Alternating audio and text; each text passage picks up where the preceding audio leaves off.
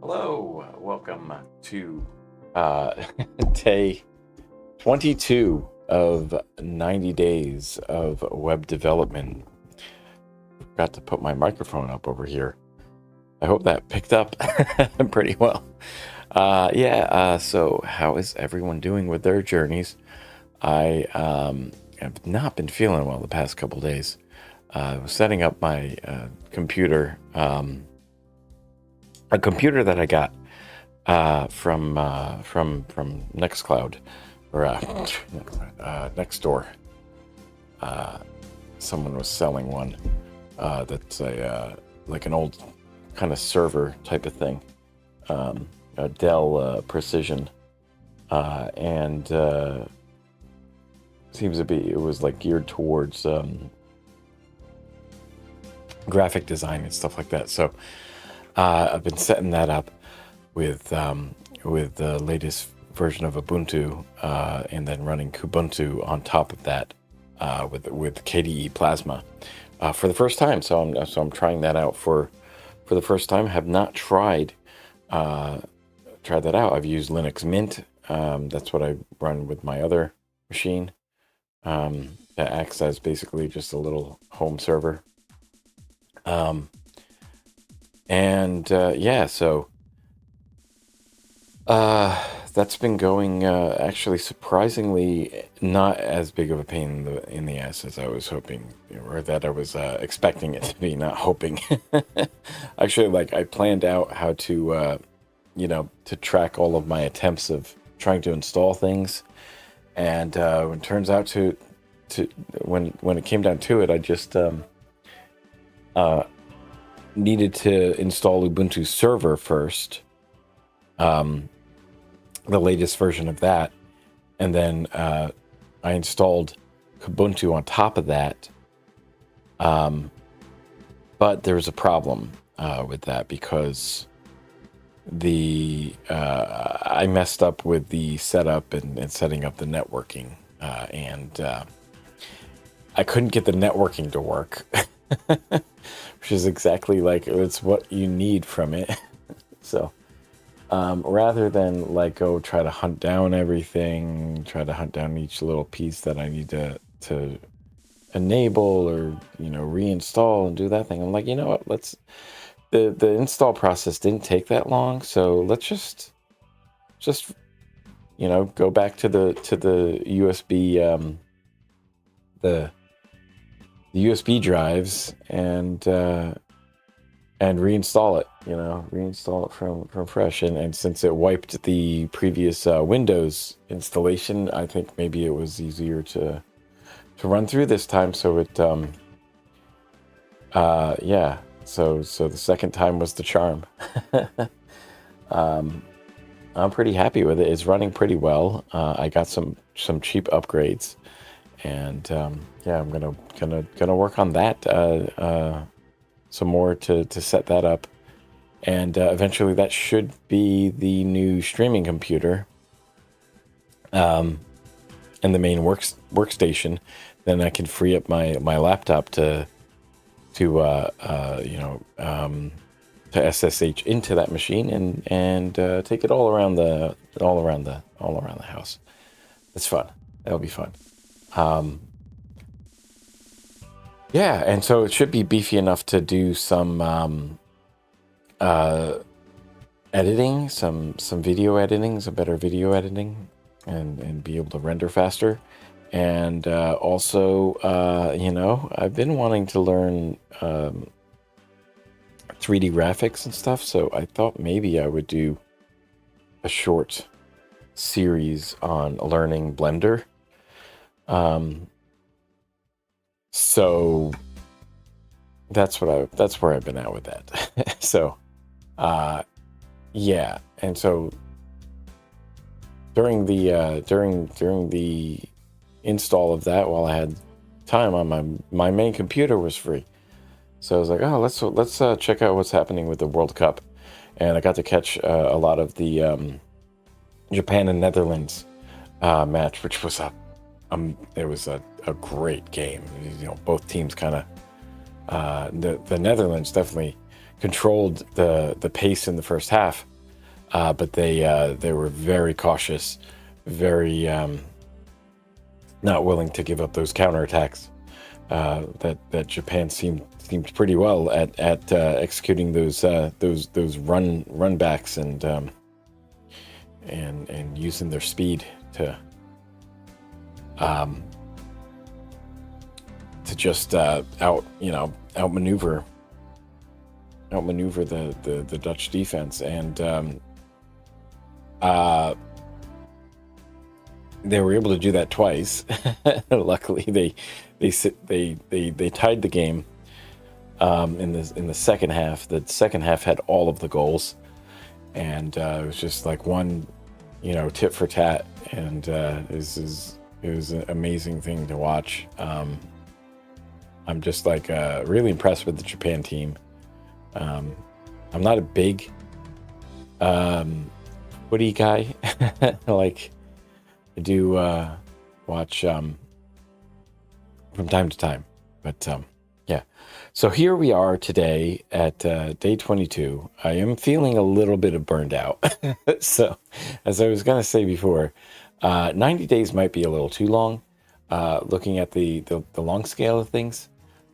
So I think the next time I do this, I'm going to do a 60-day thing and see where that is. Because looking forward, like, it's going to be for day 90, it's going to be in October, so that's a long ways away. I don't know if my brain can do that. I don't know what I was thinking. It's a big commitment. And I'm already feeling a bit of burned out trying to schedule things. I mean, we'll see what happens when I switch to Twitch. And in that way, it's not like I don't have to schedule every single live. I can just go live. So that should be good. And then I can cut the highlights and stuff and send them over to YouTube to fill out this playlist. So today, what are we doing today? Today we have a review over the responsive web design module that we did on Friday. Yep. And then we're going to do a certification project called Build a Technical Documentation Page. I have no idea what that's about, but we're going to give our best try for that. And that's going to be it. That's going to be the only content we do today. The only stuff we work on.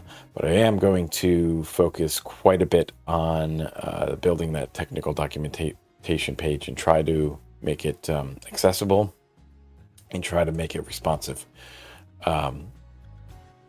on many different devices. And I might actually try testing it on my how can I do that? I was thinking I could test it on my phone or something, but I would have to like send the files over, or I would have to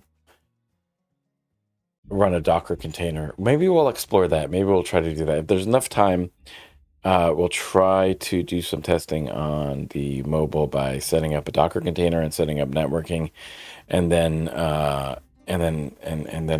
can access it from there. I don't know how to do networking inside of the computer with that to set it up for my local network. I don't think Live Server enables you to do that. I think that's only running on your local host. We'll have to check that out though. So that's what we're doing today. So let's go over to FreeCodeCamp and open up the responsive web design. We'll get our 24-minute Pomodoro timer up. And what I'll do, we got to show that though. Toggle the Pomodoro. Let's get that Pomodoro timer up. And we will hit start there. And so we do 5 Pomodoros at 24 minutes each and take a short break in between.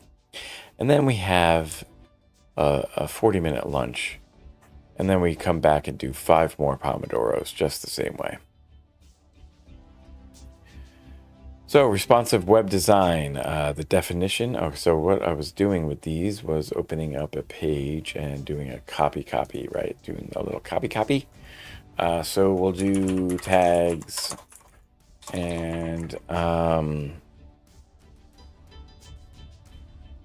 save the, what was it? CSS is what we're just doing here. Okay. And while I'm doing that, oh gosh, we are in full idiocracy mode in the US here, with that just ugly ass UFC fight thing on yesterday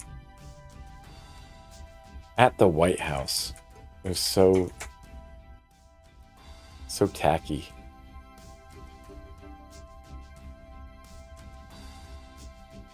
And I am not a fan of MMA. I don't think it's ethically a good sport. I don't even watch football because they refuse to handle a lot of the PTE stuff. They don't take care of their players after they're retired. And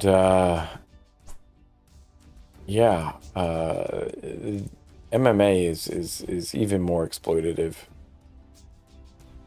Let's see, responsive web design. So here we are. The definition of responsive web design is the core principle of responsive design is adaptability.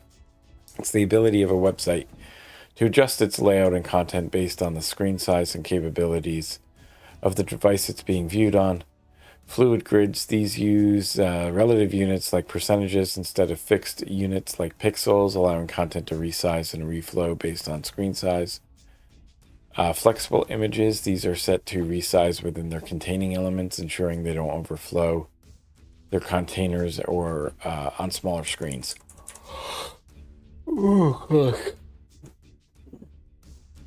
Yeah, I mentioned I had a migraine yesterday and still have tension in my neck and a headache. Oh gosh. And I was very foggy last night. And so I'm feeling the fog this morning as well. So media queries, the definition is that this allows developers to apply different styles based on the characteristics of the device, primarily the viewport width. So let's copy that HTML. I'll do that. Actually, do it like this here. Okay, and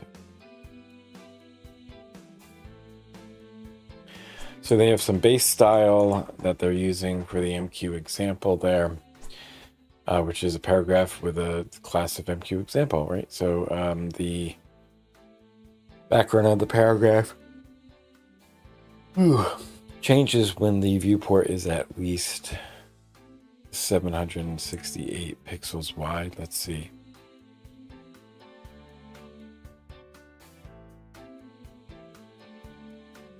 There it goes. So it changes then to a bluish curl.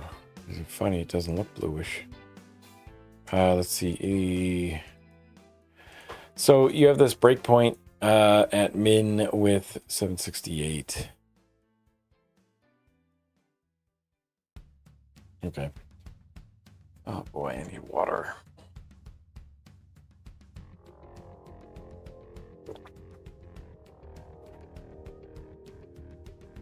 So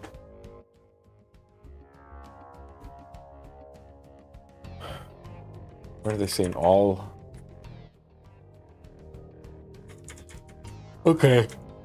So characteristics that you can use are for all media types, so that we'll set it for it's suitable for all devices. This is the Default if no media type is specified.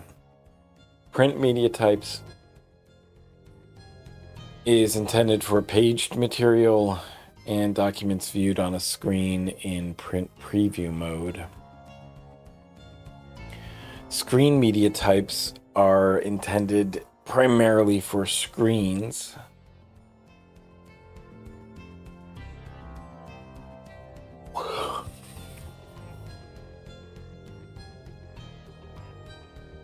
Okay, so that's what you're setting here. So you can do it for all, you can do it for print, screen, and then aspect ratio is this thing in the parentheses here. The describes the ratio between the width and height of the viewport. Here we go. Okay. Orientation.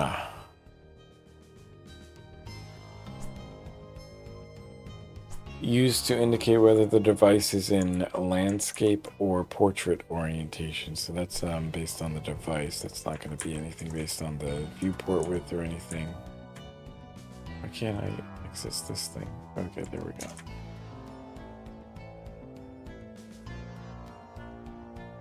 All right.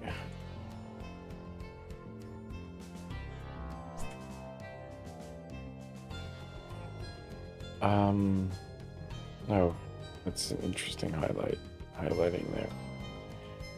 Okay.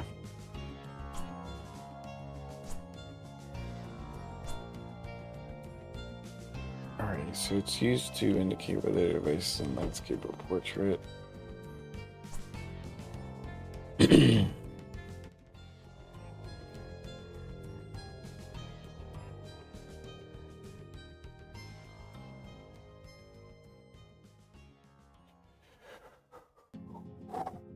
Oh, God. Yeah.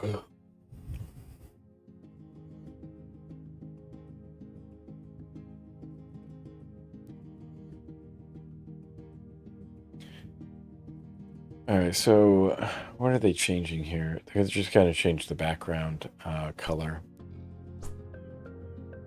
Yeah, so inside of the media query, you put the style selector and declaration there. Oh gosh.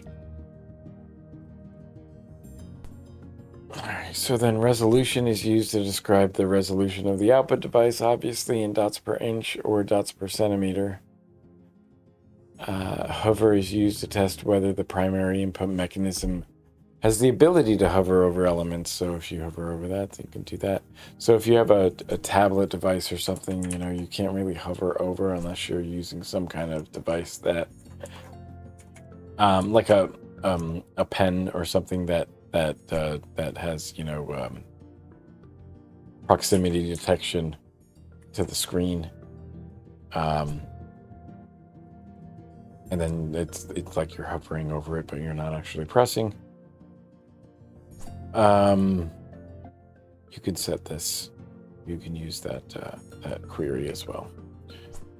And they're just changing the background color again. Prefers color scheme is used to detect if the user has requested a light or dark color theme. And that was one of the questions that was asked to me at the setup of KDE Plasma or of the Ubuntu. I think it was the Ubuntu part of that. So, yeah, they would ask whether or not you want to reduce animations and which color scheme you want, which was interesting that I didn't realize it was at the operating system level on that. But I guess that makes sense. You want to set a global setting for your whole machine, and then everything else has to respect that wish, right? So that's good design then. Media queries and logical operators. The AND operator is used to combine multiple media features, while not and only can only be used to negate or isolate media queries. Well, they can be used. I don't know. I said can only. Oh my gosh. Ooh. Having a hard time getting started this morning.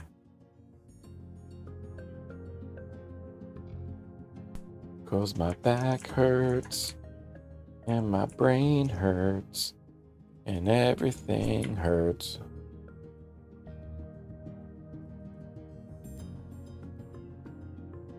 All right, what are we doing with this one? So you've got the same paragraph element and you are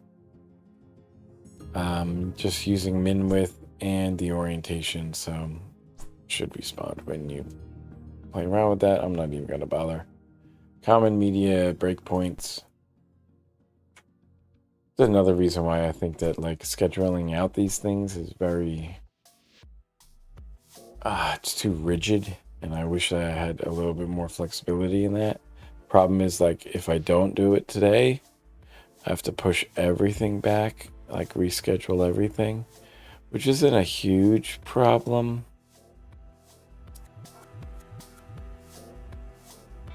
Yeah, I'm just thinking out loud. I might want to take tomorrow off and push everything back. It's just a pain. Kind of breaks the kind of like the nice natural flow of the end of this month. But we'll continue on with today. It's another reason why I think that Twitch is probably a better venue for this this type of challenge thing. Let's see. So they have white background changes to light blue when the screen and the min width is 768. It's a common breakpoint for so there's common general breakpoints you can use to target phones, tablets, and desktop screens. It's not wise to try to chase down every single possible screen size for different devices. So small devices are, up to 640 pixels. Medium devices 641 to 1024, and then large devices are 1025. Using the mobile approach, mobile first approach is you set your base styles for mobile, and then you use media queries to add features onto that, right? Development strategy, responsive web design that prioritizes creating websites for mobile devices before designing for larger screens. Yep. Okay. And that's it for the review. So you set your base style for mobile, and then you style for larger screens. I think maybe that's what we'll try to do for our extra part of the certification. And it should be good practice, at least, to try to do that. So we're gonna get this build a documentation page started here. And oops, here. I'll shrink this down a little bit. Does that still look good on the screen?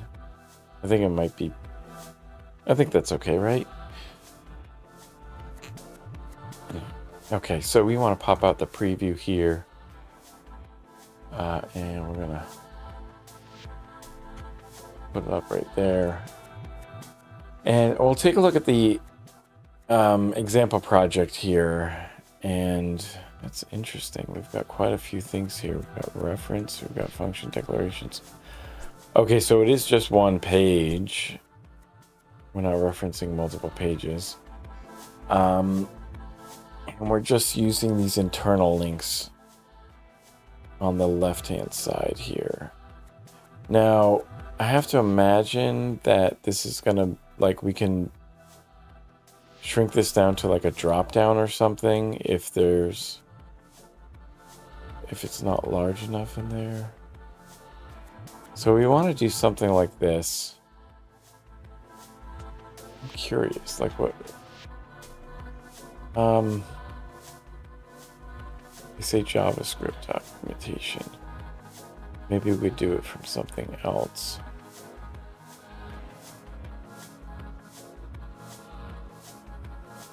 Okay, all the documentation in this page taken from the Mozilla Developer Network. The JavaScript guide. Oh, normally it would bring you there. Well, I mean, can I copy the link? Yeah. And then I can go over here.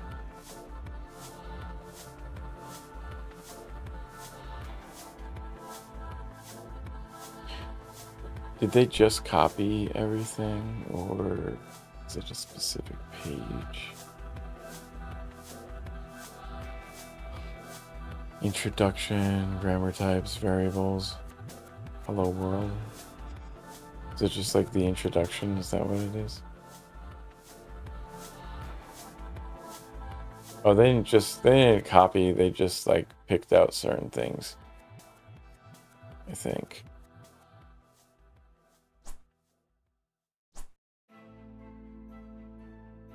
Okay.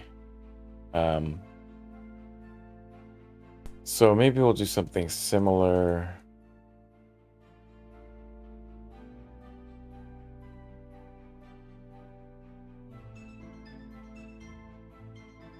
Maybe I'll just keep the spirit of this.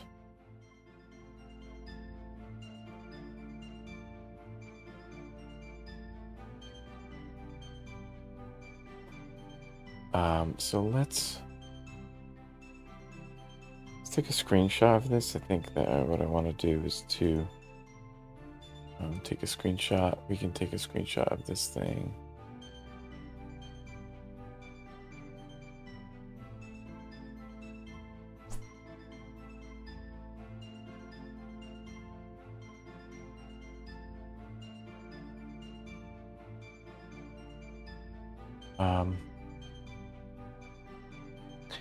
We'll copy it. We'll go over to our responsive web design.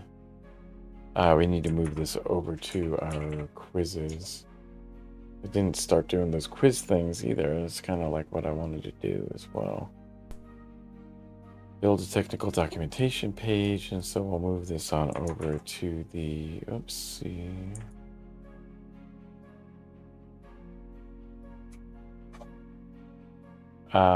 Portfolio, is that what we were doing?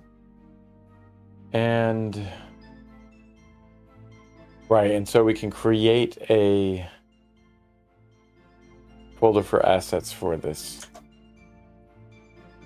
as well. But what we'll do is we'll just copy, paste this, and we'll say, see, you know what you have to do.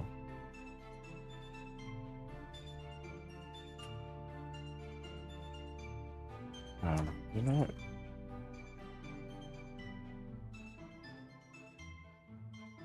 Oh, gosh, okay. Let's get rid of this search, go to the outline. We're in 90-day portfolio, and the assets should be here. There's two of them. Should get rid of one of them. Get rid of that one, probably.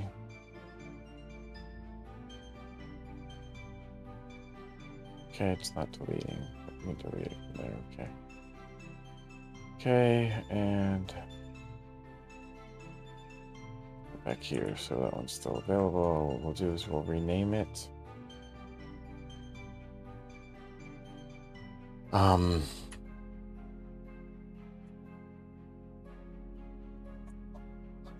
call this,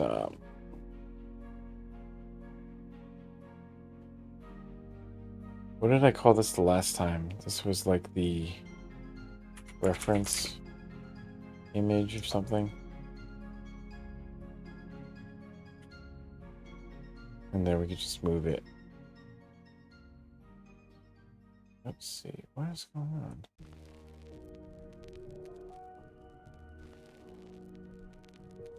Oh, I need to create a folder, of course. New folder is going to be called build a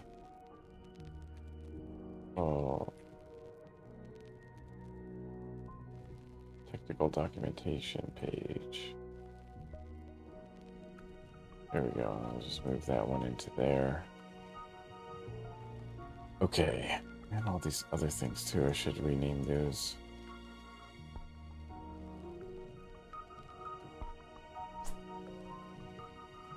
Okay. Okay. So we'll get this set up. What we want to do, have our reference. We're looking for our minimal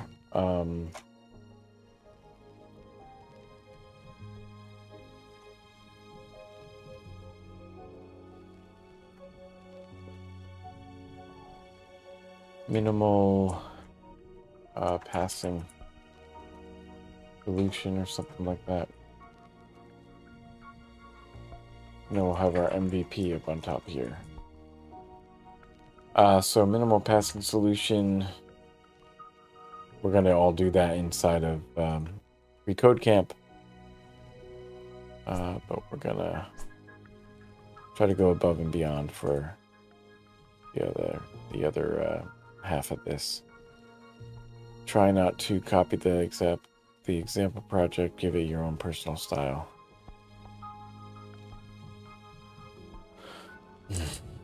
Okay, so you can see so user stories here.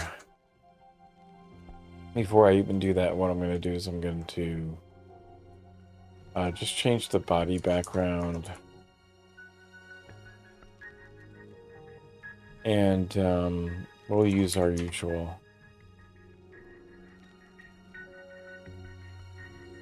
And then we have to link it to the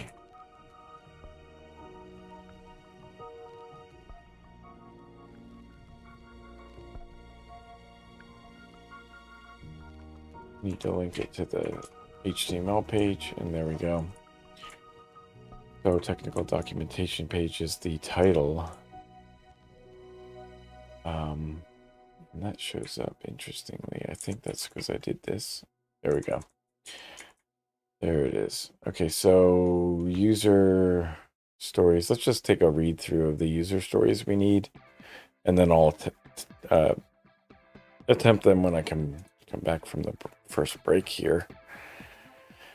You can see a main element with a corresponding ID of main doc, which contains the page's main content. Within the main doc element, you can see several section elements, each with a class of main section. There should be a minimum of 5.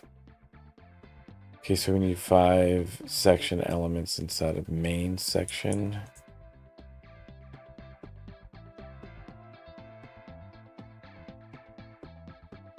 Okay. A minimum of 5 main sections inside the main doc. Okay.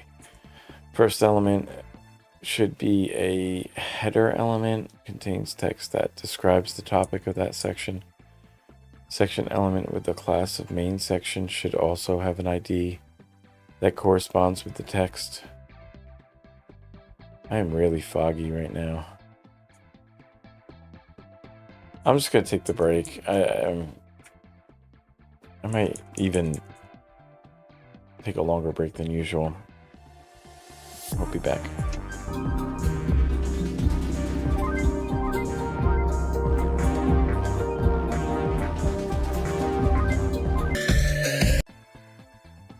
Okay, we're back and doing some strange transitions here. I don't know why it's going to fade. I don't know why it immediately goes to that. It's so weird.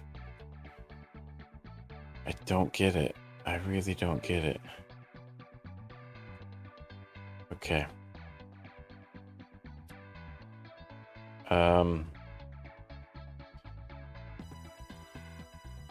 So here we are working on this here. I'm just gonna go one by one here. Let's see.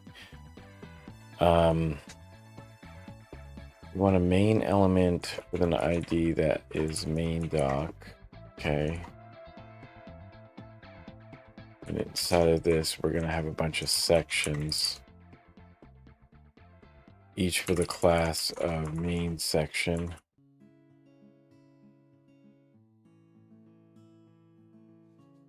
And so we'll just copy that 4 times, so we'll get 5 total.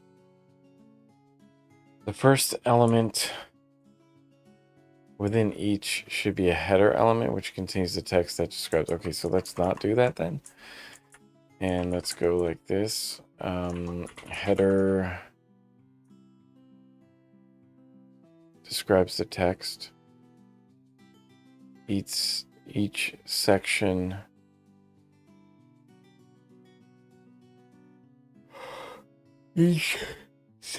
element with the class of main section should have an ID that corresponds with the text of each header.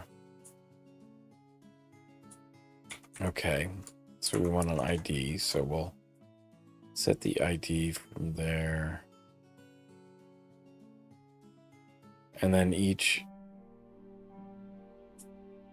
main section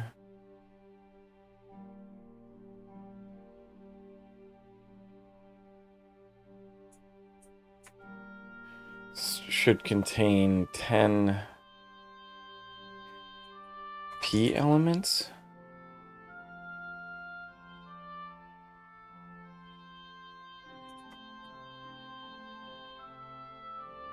Okay.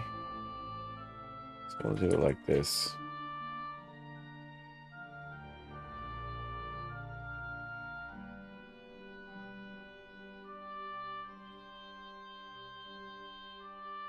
Okay, and then 5 code elements.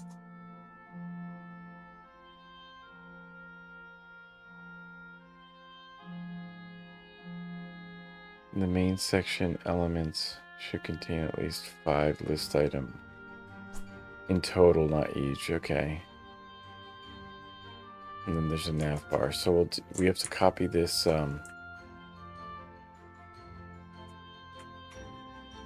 5 times. 1, 2, 3, 4. So we have 5 total. Oh my gosh, there's gonna be a lot of typing, isn't it? Okay. So the header thing here, I think what I might want to do is to do like my, yeah.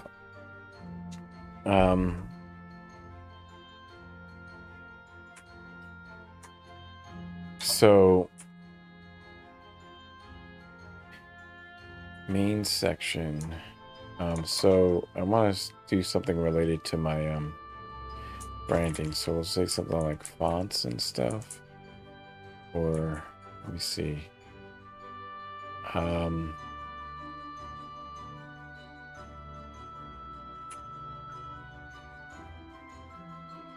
Say like background information or something.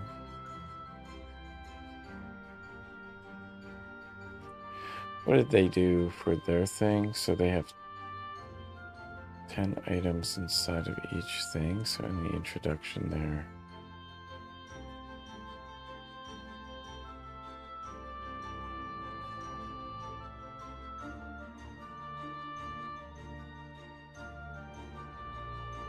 Oh, it should be 10 total, not in each. Okay, so we can break it up into like 2 a piece at least. And then there's a code element for each one. Okay.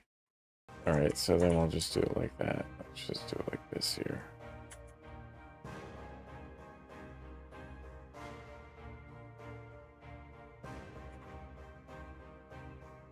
Does help to read, doesn't it?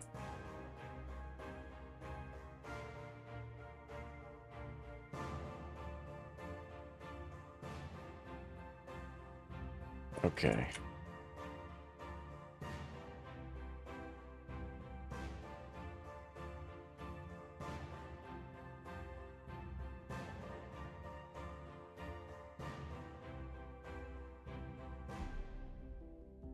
Okay.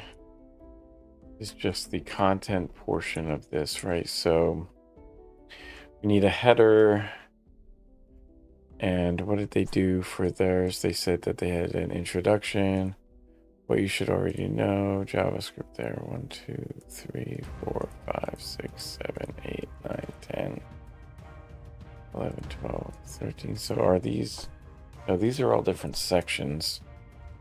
They have more than 5. 1, 2, 3, 4, 5. What can I do with my stuff? So let me see.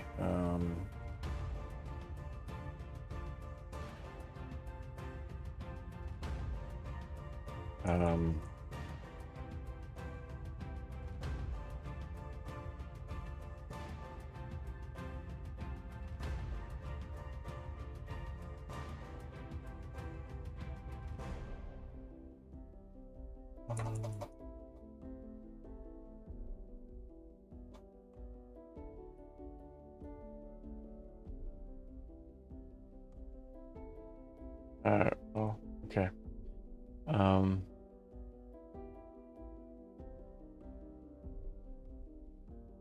Yeah, I think what we should do, we're gonna break this down into I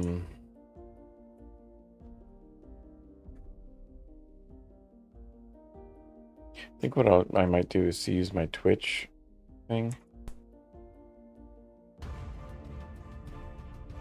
Where are my Twitch?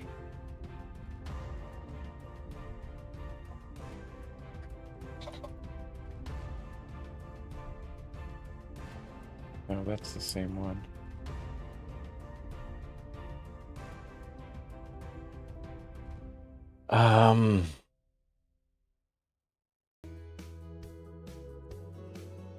There were other things that I had.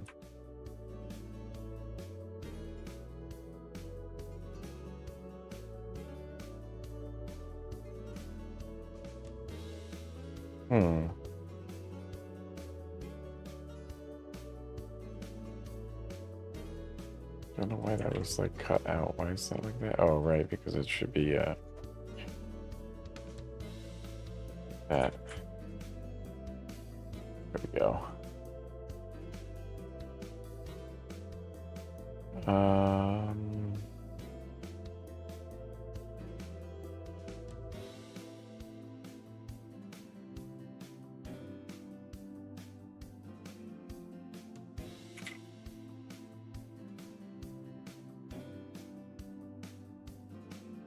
Oh, here it is. I did some stuff for the Twitch thing. So I did change this to be kept an underscore for this. So we're gonna do that.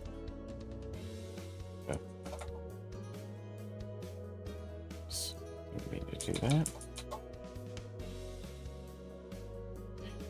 Okay.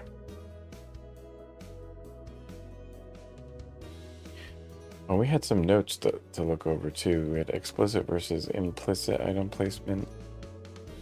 Right, with the grid layout, where the explicit grid is grid layout defined in CSS with columns and rows. We'll touch more on the grid layout tomorrow.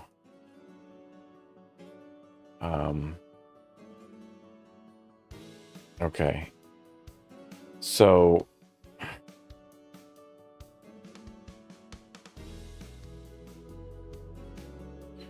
from here, what do we want to do? We want to put in some information about myself here. So what I have, I like my story about me. Let's do that. Let's do it that way.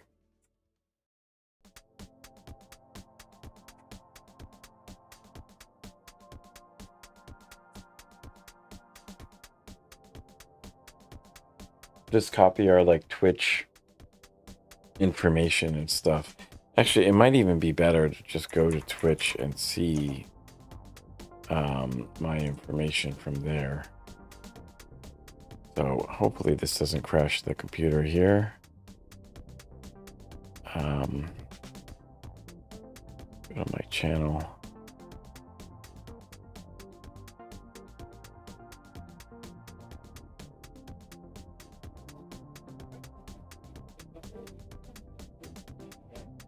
Okay, there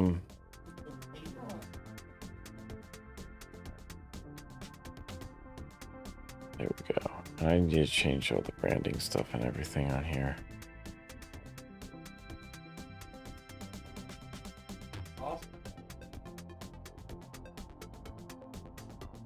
Okay, where's the about me stuff here? Right, here we go. What we'll do is we'll put this stuff here. So,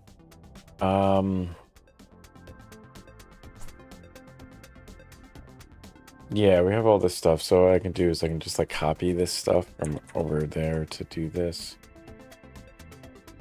So here we can do like stream info.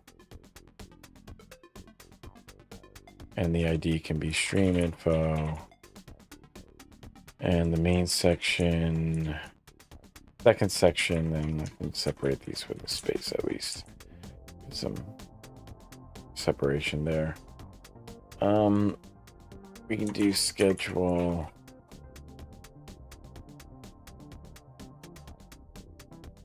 Schedule there.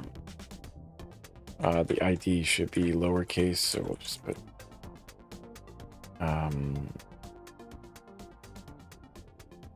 schedule there.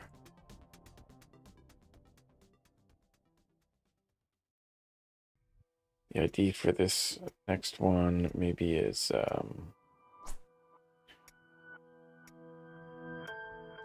the shout outs. And then for the next one we have music. Should save this frequently too.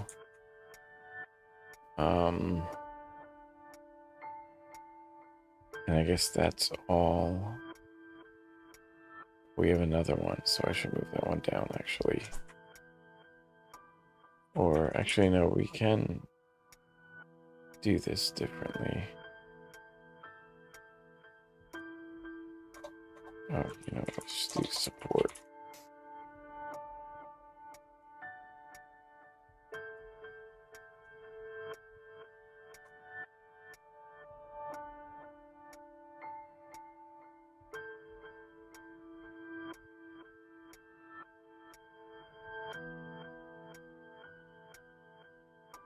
Oh my god, I'm doing the wrong thing. Oh gosh. What am I doing? I was just moving it down.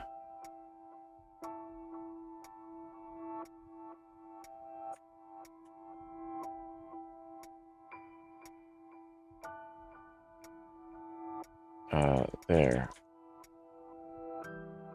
I am not with it today. Not with it at all. Okay, so main section.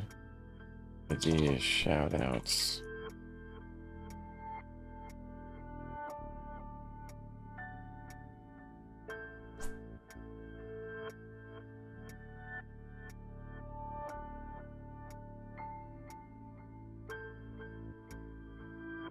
Okay, and then from here we do music.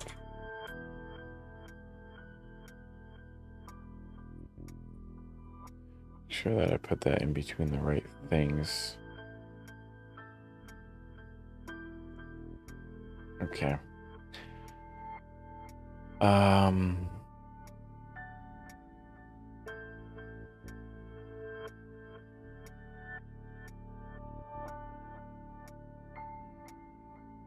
Oh, they want it to be like this. Any spaces should be underscores. So they want us to actually...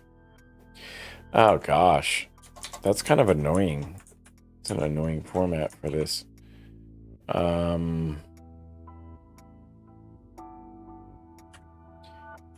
they want it to be capitalized?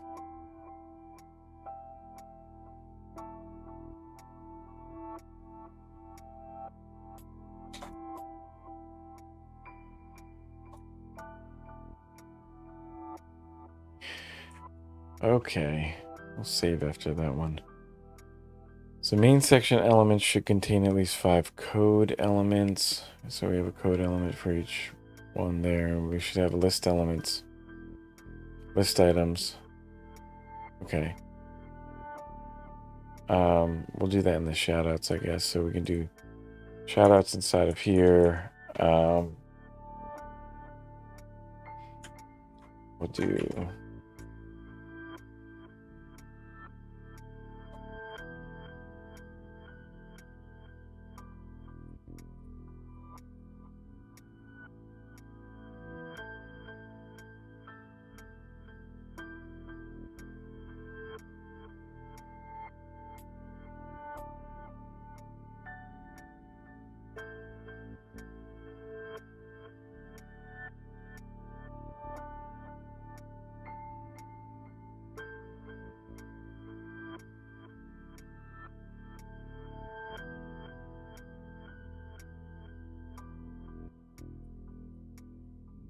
And so we'll do something inside of here. What I can do.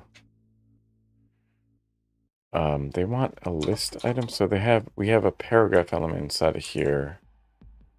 And then we want a bunch of list items here. So we want an unordered list. And I'll put the list here. Oh, you know what? We need to...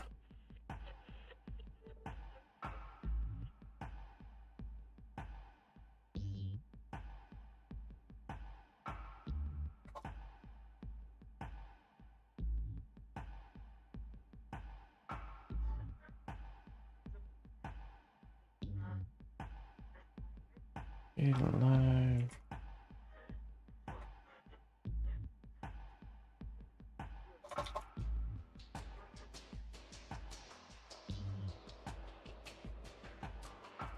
Escape GIMP.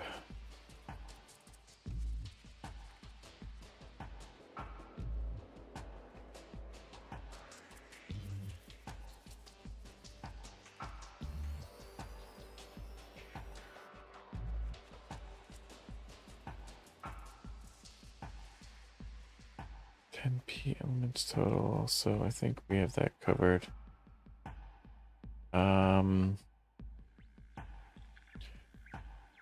Where are we now?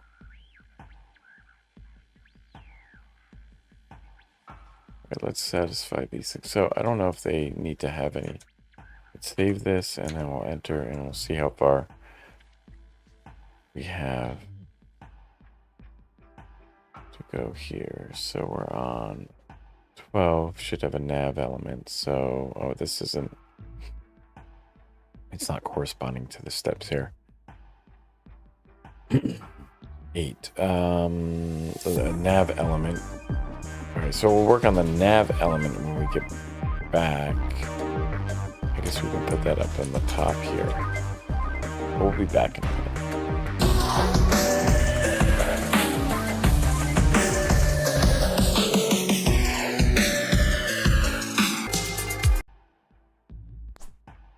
What is going on with that transition? I don't get it. Something screwy. I don't know how to fix it either. Oh my gosh.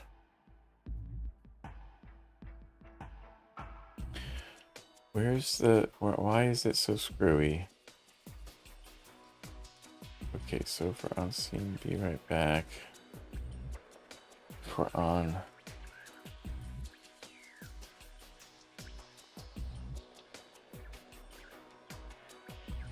Oh, I think I see. I think it's going over to there. Yeah. Because we're on the preview window, because we're on this thing and the cursor's not been over there. So that's what it's doing.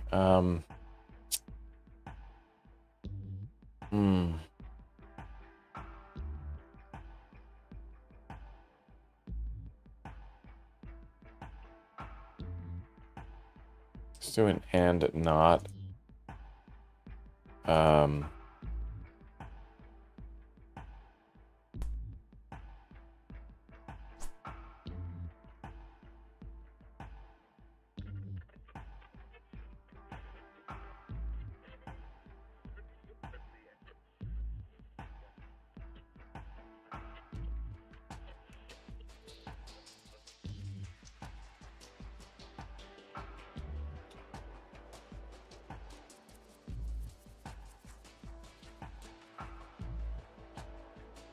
And not current scene BRB. Maybe that'll fix it. I still don't understand why it's switching to fade.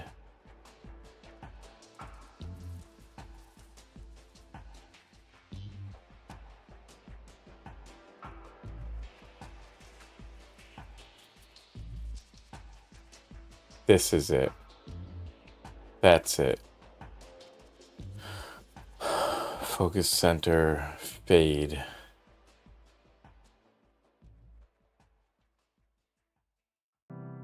That's what it is. It's using that one.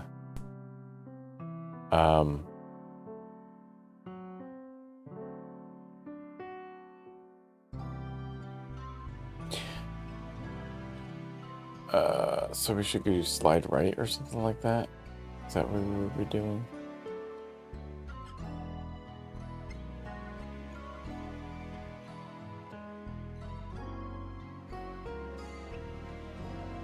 I think it's slide right is what we want.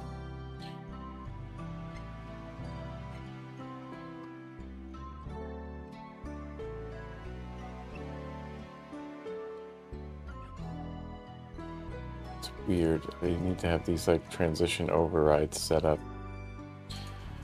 Okay. All right, so we need the nav bar. Yeah, nav element. And it's going to have an ID of nav bar. And it should have a header element.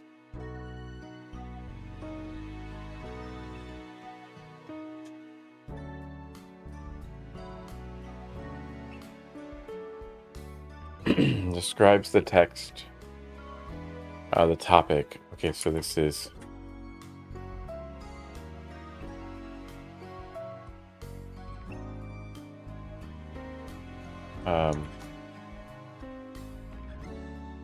about page. That's what we'll call this there. So we'll have all that other stuff and whatnot here. Okay, so the nav bar should have link elements. A class of nav link. And I guess you can just go like that, or no, we want to close them.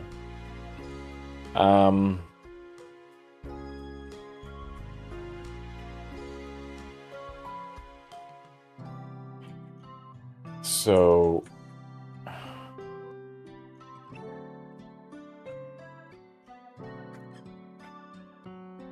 stream info.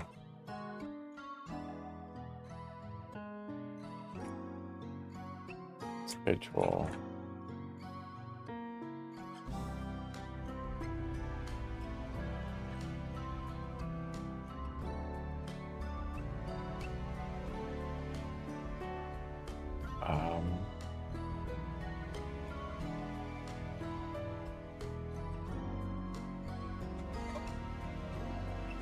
Support me, something like that.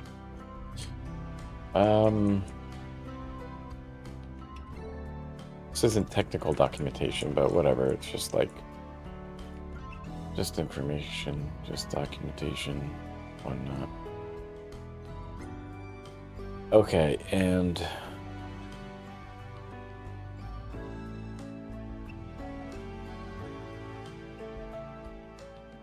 should be one for every element.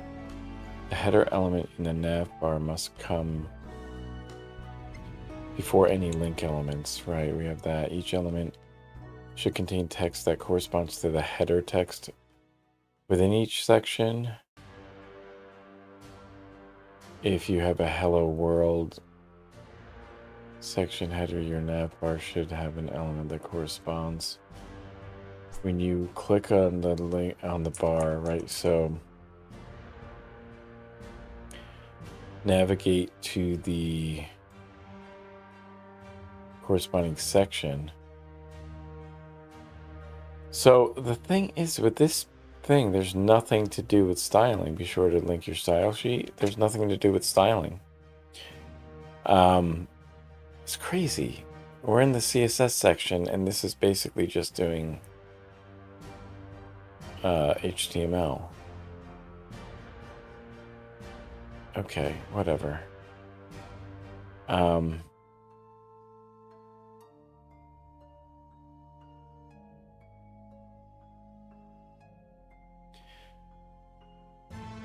Okay, so the link needs to have an href of, I think it's like here with the ID, right? So the ID was like stream info, I think. And then so if I go to stream info, it should bring me down to that section, but whatever. It's not not large enough to do that. So we'll do schedule, hash schedule.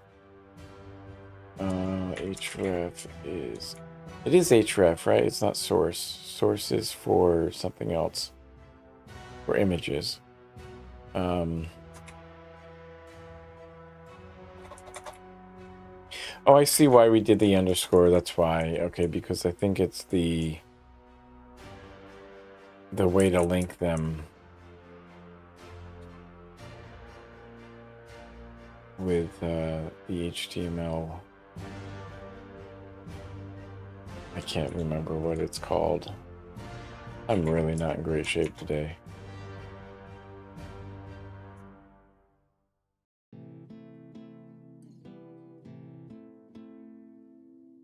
There we go. So we can go to support me, and then that should, it would like go down to that page.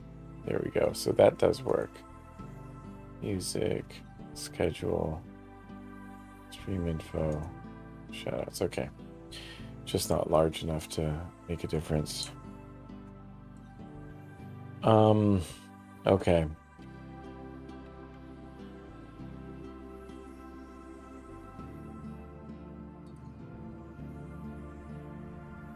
And then there's like one that you just need to make a media query. Okay. Nav link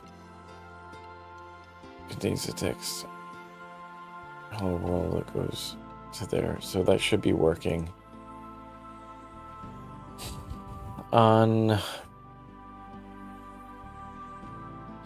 regular size devices, the element with ID navbar should be shown on the left side of the screen.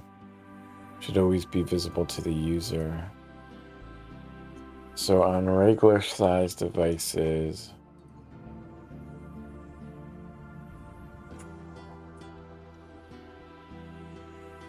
on a screen, and min width I think was 1024 pixels. We need to put that in parentheses.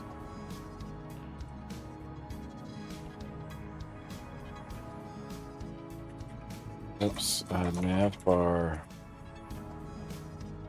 should be shown on the left side of the screen. It should always be visible. So to be always visible,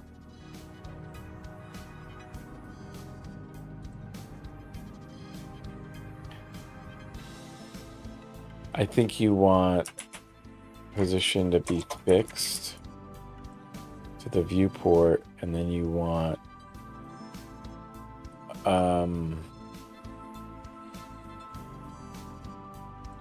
float left or something like that. I don't remember.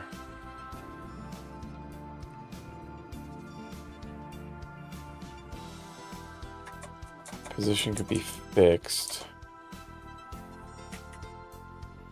Always visible on the user, so it should be fixed. Display can be flex, and we'll do flex flow as column, and we'll do wrap.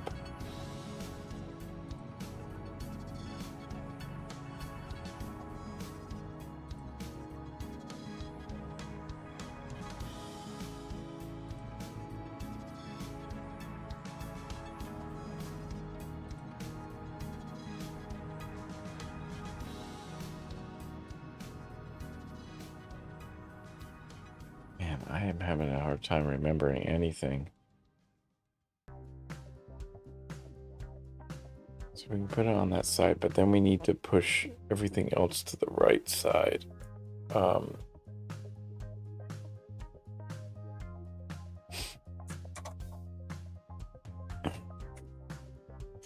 We haven't done grid yet, so that doesn't make sense, but we should do... How do we do, is it float or is it something else? Float,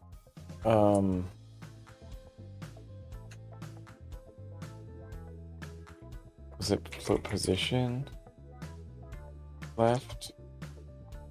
What was it called again? My gosh, I'm having a hard time remembering anything. So with floats, what did we do? We did floats on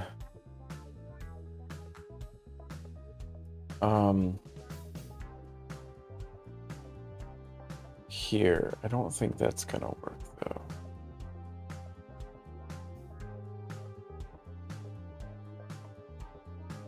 Let me check those things off. We did those.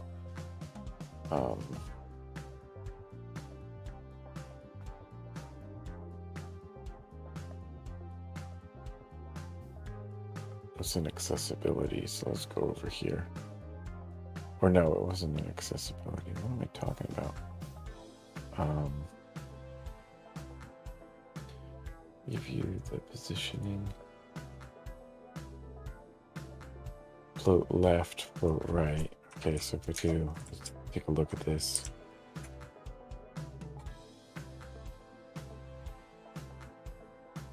Well, float should work. I think we should just have the float, or the position should be sticky, or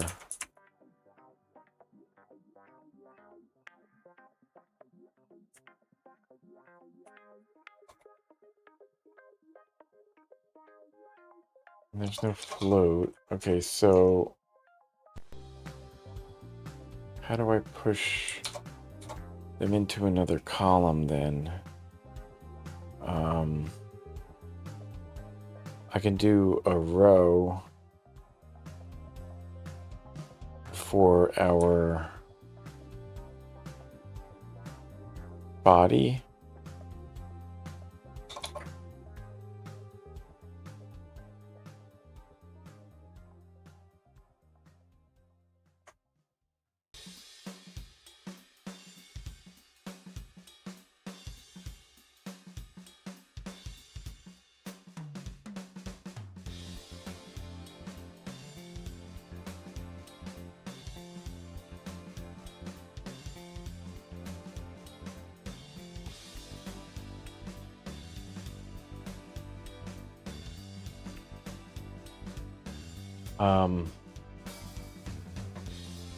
Display flex.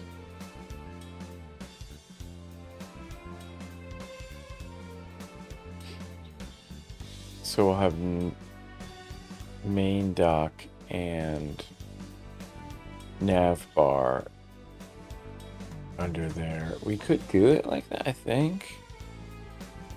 Problem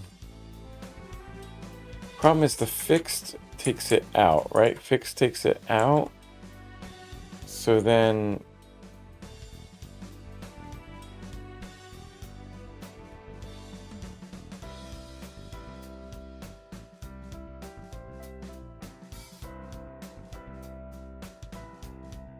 remove from the normal document flow. That's the problem. It's the problem there. Okay. What if we did it like that?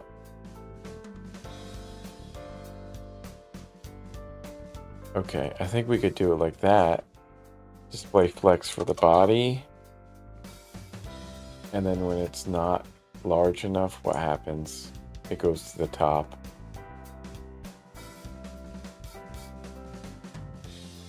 Okay.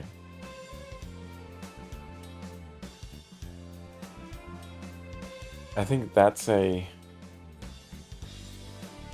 solution then, right? You do need to add more content, but I think that the layout might work. Let's see if that works. It does, and that passes. Okay, so that's our minimum. That's our minimum. And then we'll flesh this out more using a better IDE. Okay, so where are we? We're under technical documentation. So minimal passing solution, what we should do is save that as a file. My gosh, my brain is so fucked right now. Okay, so let's go open up a terminal. And oops. Okay, and then so from in here,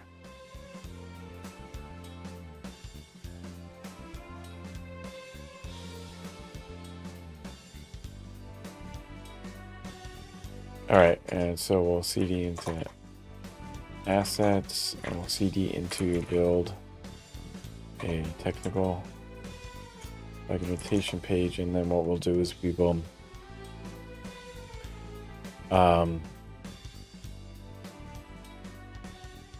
yeah, I think what we'll do is just do Codium here. Or first what we should do is touch index. So we'll call this min index HTML and min styles CSS. Okay, and then we can run Codium from here, I think. Do we have so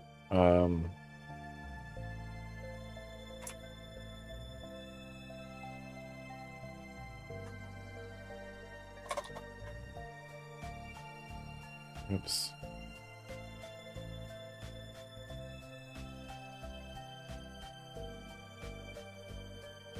What about assets?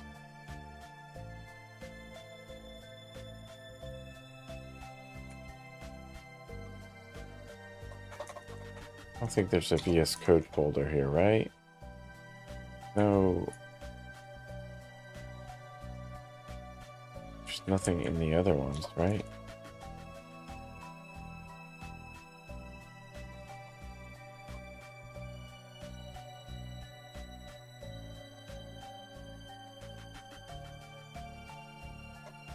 Egypt playing cards. Yeah, so I guess there's nothing in there, so we can just do Codium here. And see what we're up to here.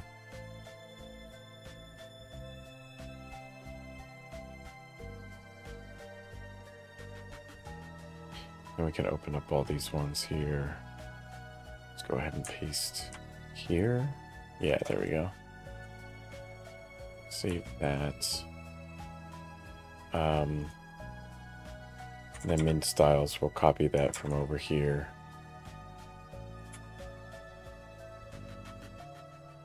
There we go. We can even start up our live server and go on over back to here. And so we'll just submit and continue. Support them later. Ask us later. There we go. Okay, so then on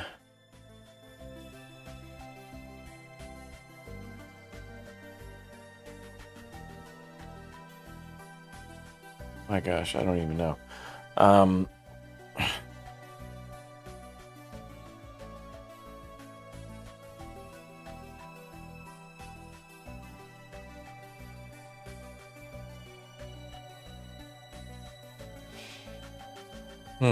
Okay, on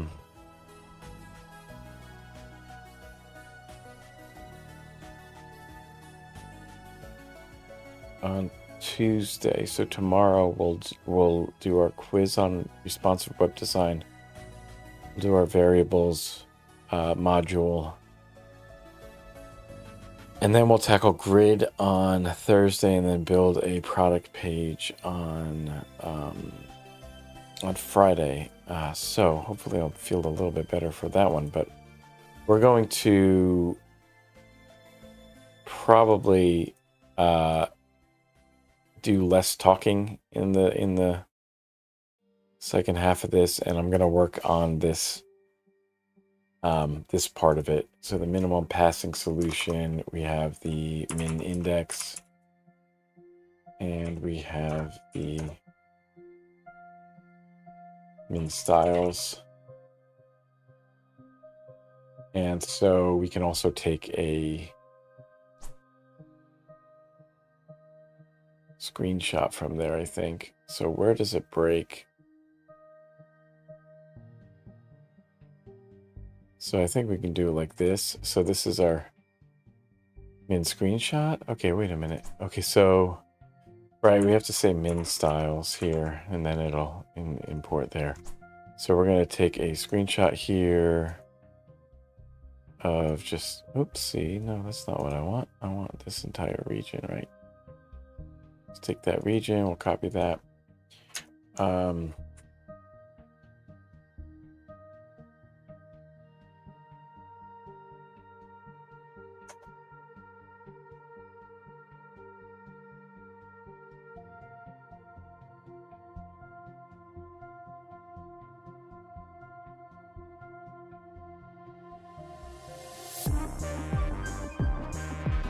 When it's large enough, we'll do that. So we'll take a break and come back and work on this then. I should change the names of these things here. Here we go.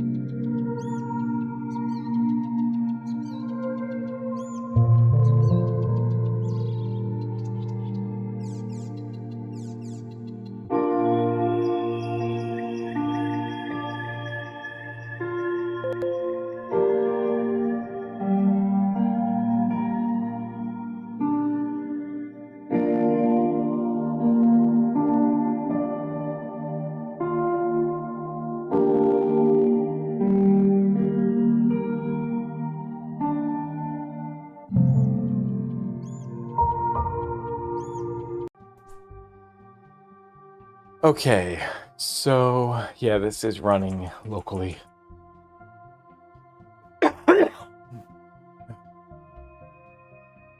um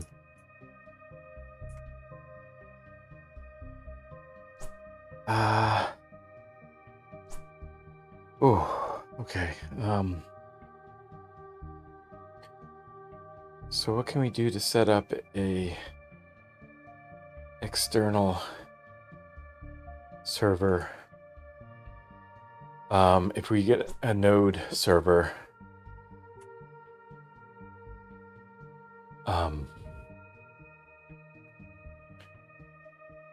okay,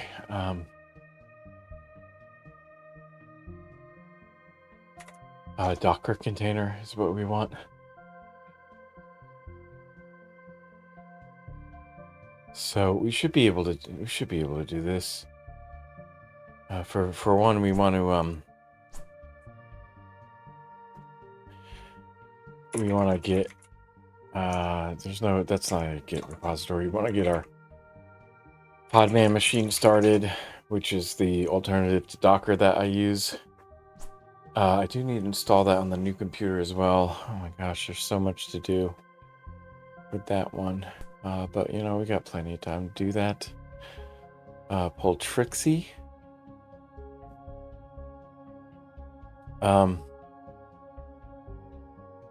Server side and networking applications. How do I get like a basic server?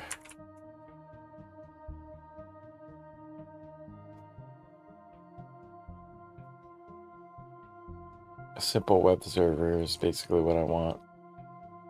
Come on, dude, stop that. And you have the Nginx. We can just use Nginx. Okay, that's one. And they're using Alpine for that. I kind of don't love that, but that's okay.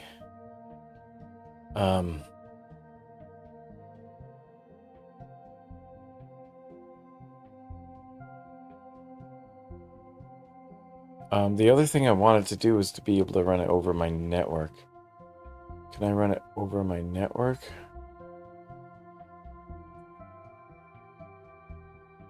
There's that Apache one.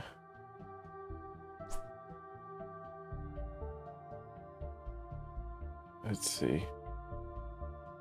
Can this run?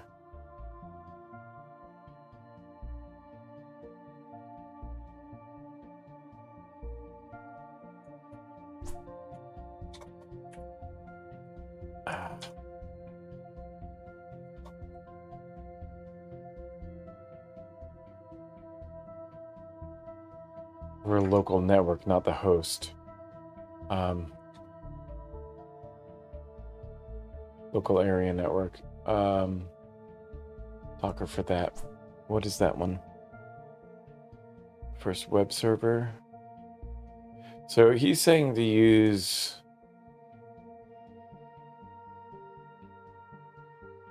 Nginx. I don't know if that's going to work because I think Nginx is just going to run it locally.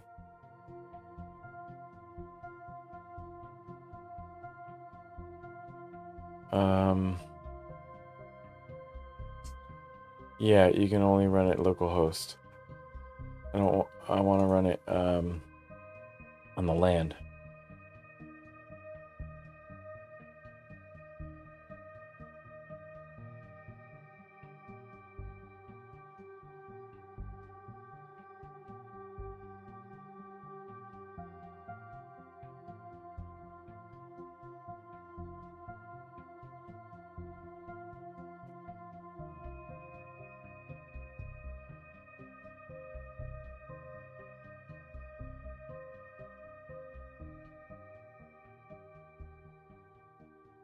So I want to be able to access it with my phone and be able to see the differences.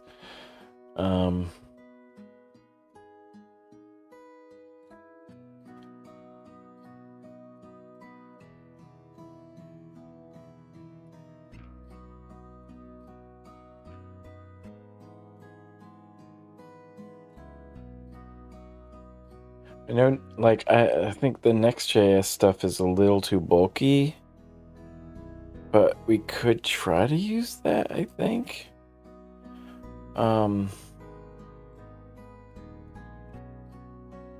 It's a little bulky for what I want to do here.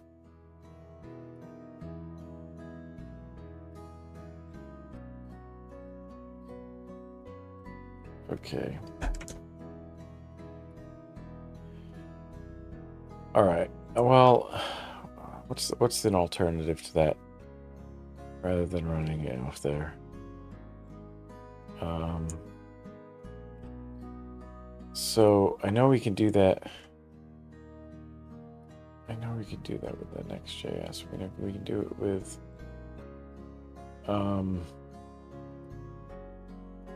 shoot.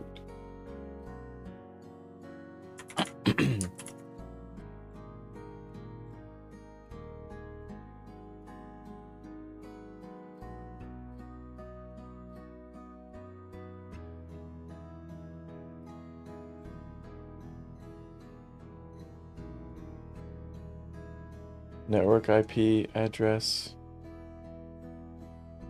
Okay, so node might work as well. Ports blocked by the router. And then I can add right, port forwarding.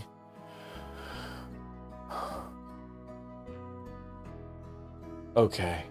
That's what I do. That's what I do. Okay, so then I add port forwarding on here. Yeah. So let's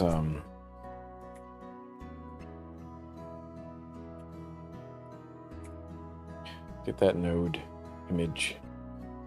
Containerize a node image. I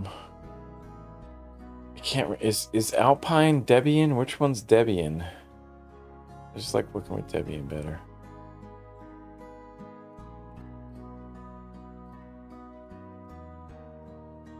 Is Alpine Debian?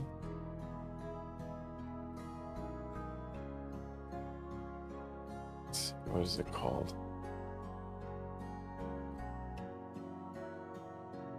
No, it's not. That's not Debian. You need APT. Is it Bookworm? Is that what it was? It's also the Slim.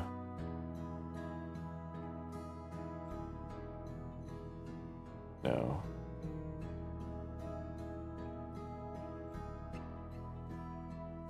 Trixie?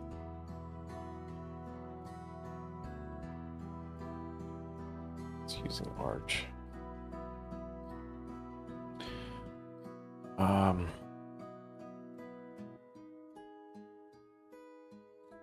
Which one is Debian?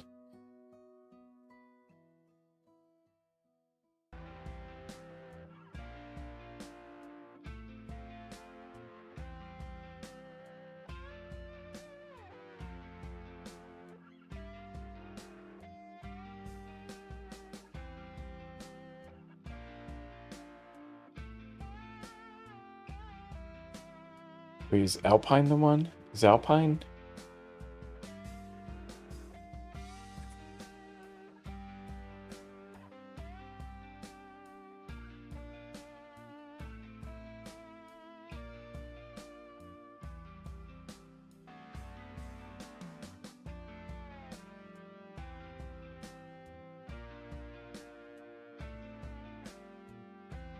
Alpine is resource constrained. Personal feature rich. I guess we could just run the Alpine one.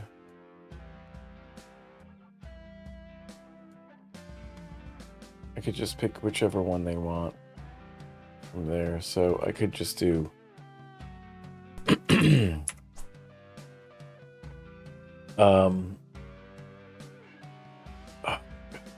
this again. We want to run it interactively with that, and we want to remove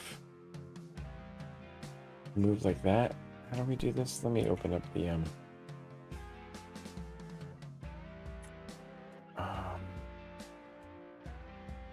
pod command node container thing. How did I run that?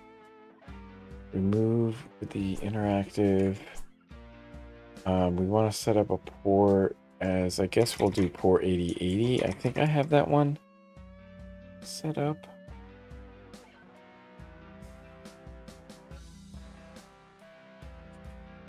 And then we'll have the full local path was this one. I think what I have to do though, actually I have to go into WSL. And then from inside here,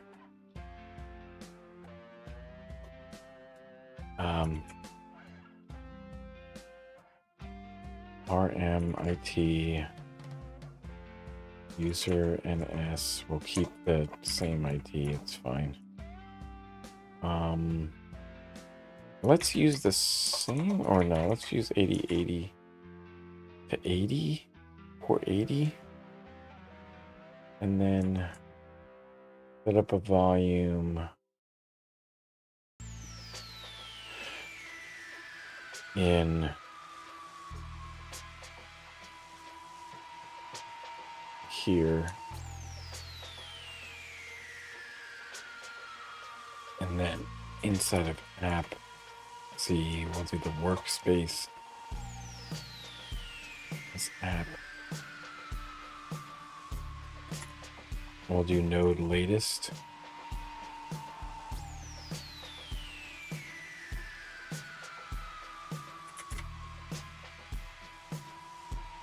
PM run dev. Requested access is denied.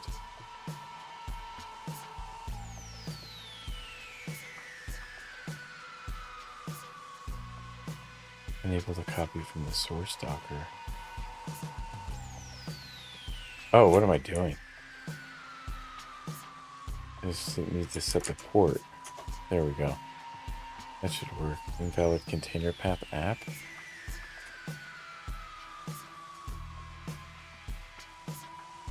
Oh, I need the backslash.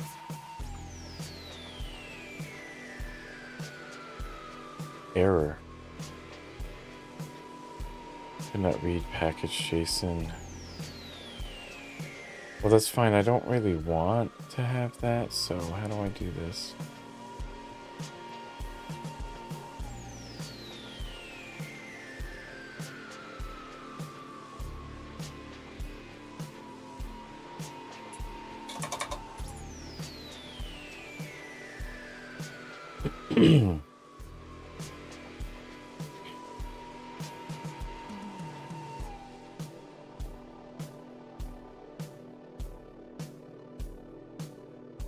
Because I don't have npm, is that why? I don't have npm installed, I don't think. Not being able to find the file. The other thing I can do, rather than running it there, is okay, wait a minute, what was that?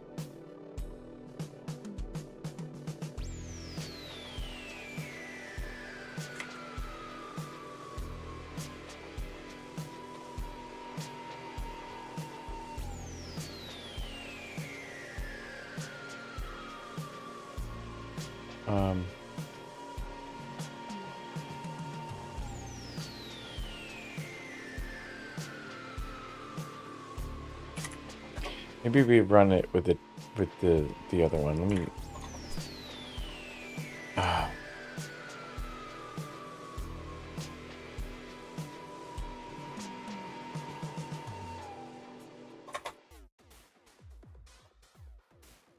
There are some that.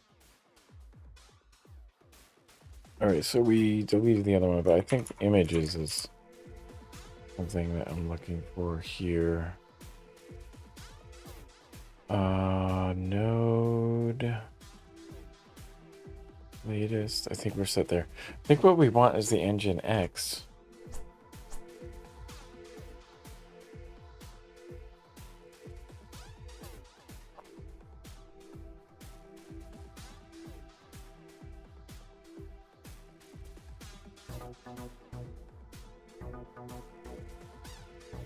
Right, and so we want to run the engine X. We can give it a name too, but that's fine. So rather than doing it with engine X or with node, we can do it with engine X. And then what do we want to run when we get in there is maybe in bash.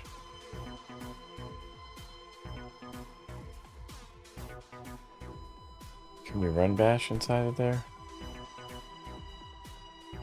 What does D mean? Runs the container in detached mode. Oh, right, okay. Writing manifest to image destination, so we're inside of here.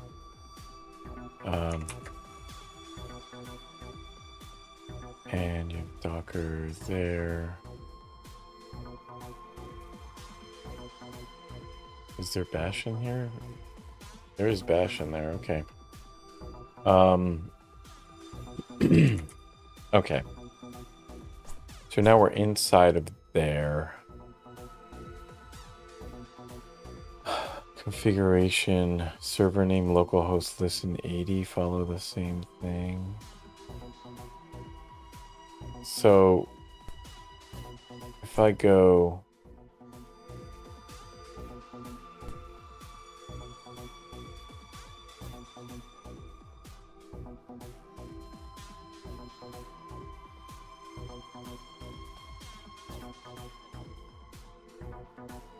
SSL. Oh, well, we don't need that though. That's fine.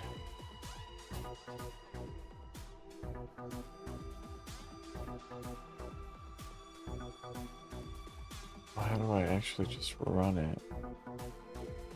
Is it running?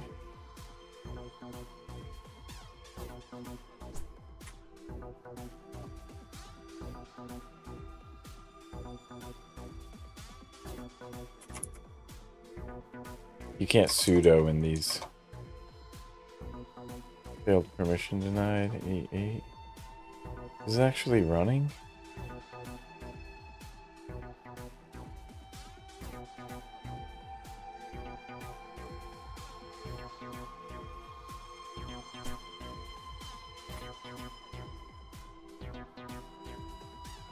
No.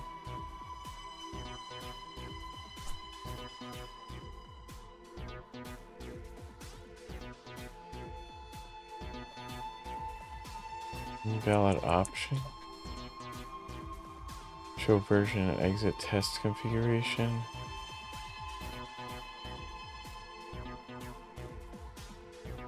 Signal. Send signal to a master process at prefix path. File in global directives. Never used Nginx. I don't know why I'm doing this.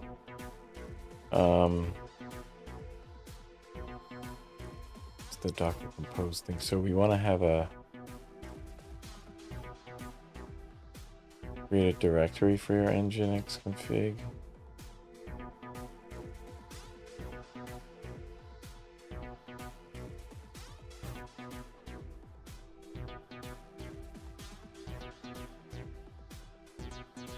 Okay.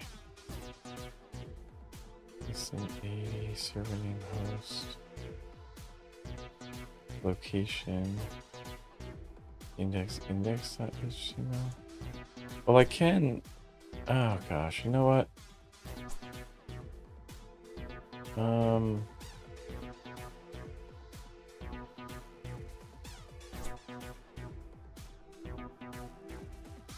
Let's add another station. What we'll do is we'll do copying min index to just index.html, and then we'll copy min styles to styles.css. There we go. So from there we can do this, I think.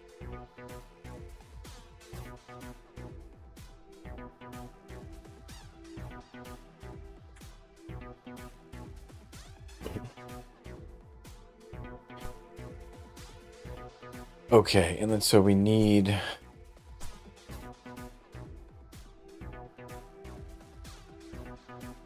inside of our thing here with custom configuration. Oh, I see. Okay. So we can just make a folder inside of here. Even if we do it here, I bet it will work, right? Make directory. And why does it say P? What does that P flag mean? Parents? No error if existing. Make parent directories as needed with their file modes unaffected. Okay, interesting.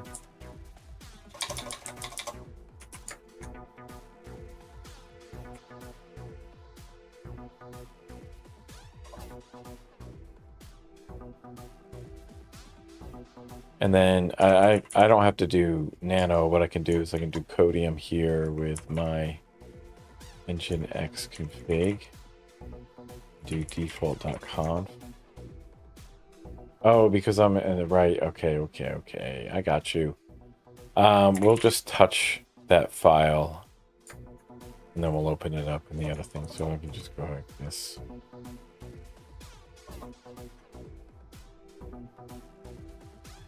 Then inside of here, that file exists now.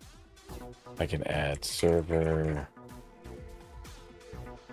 listen 80. Server name is localhost. Location. Root is user nginx. HTML. Index is index. HTML. Okay. Then I can run this container without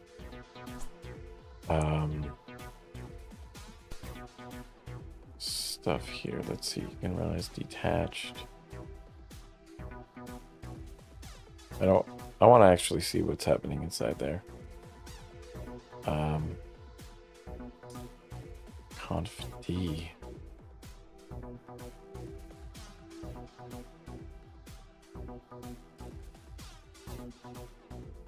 So they're setting up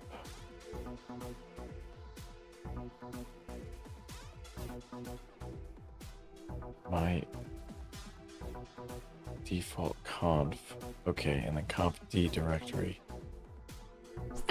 So we have that, and then we're going to do another. Or actually, let me see if this works the way that they're saying it here. The volume going to be here. So it's actually going to be here, my nginx config.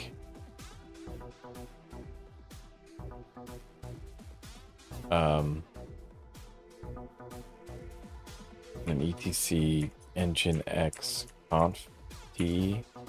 Nginx is the image that we're pulling, which should already exist. So did I do this right? My nginx config looks right. Let's just see if this works. Permission failed. All right, we'll try when we get back.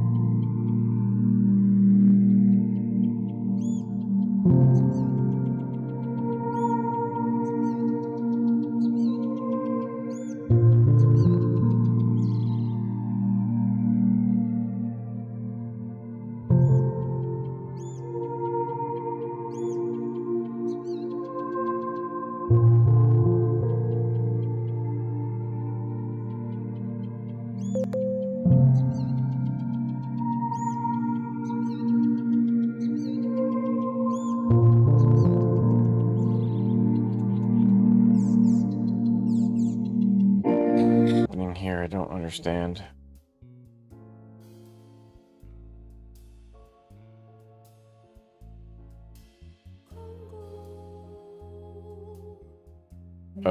What the heck is going on here? Every time I click on something.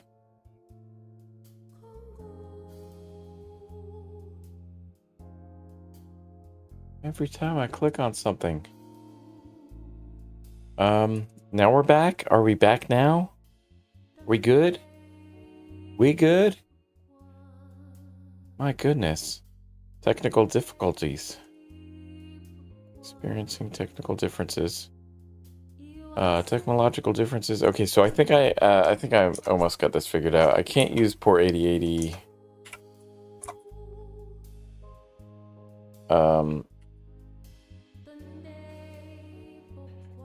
Port 8080 isn't available to me.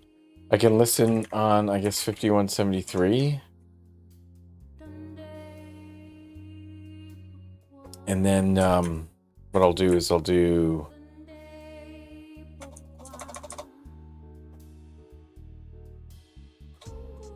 because I know that one should be open. And then I might be able to run this on a different thing. So that might be working. It's just a matter of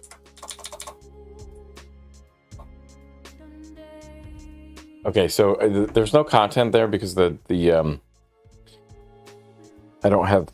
didn't copy over the index files into the container. So I might be able to get to this on my phone. 10. Let's see, because it's the 10.0.0.0. and then the local number, and then P173.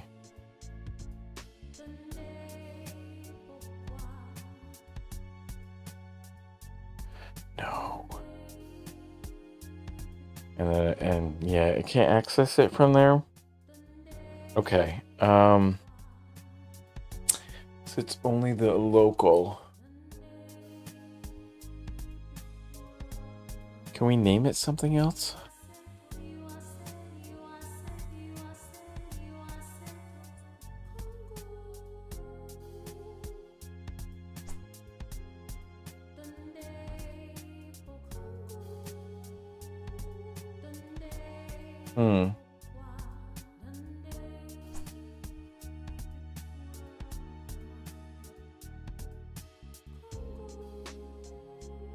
Why is it not doing that?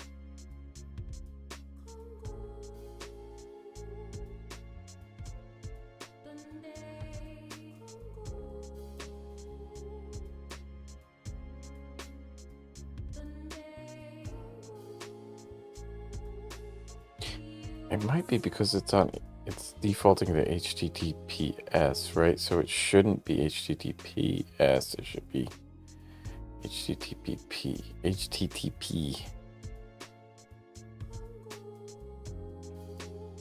So it's not working there. How do I get it to work?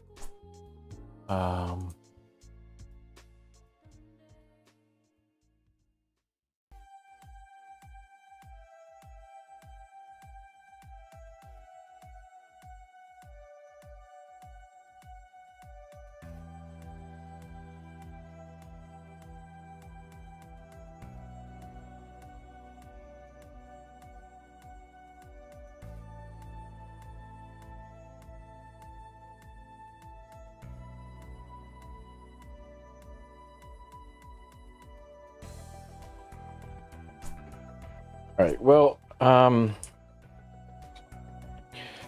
outside of that, I think what we can do is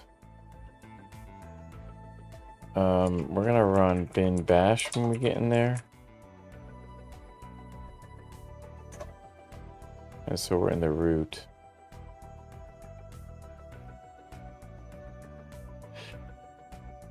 Oh, where is this though? Okay, so we're not carrying over the user. That's fine, but what about user? Oh, because we don't have, okay, right. User, let's take a look at. user engine X. There's no such thing.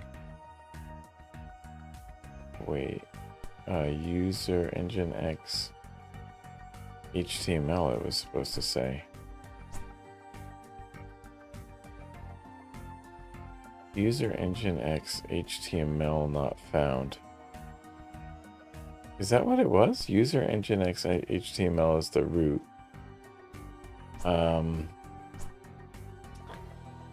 Okay, and there's nothing there.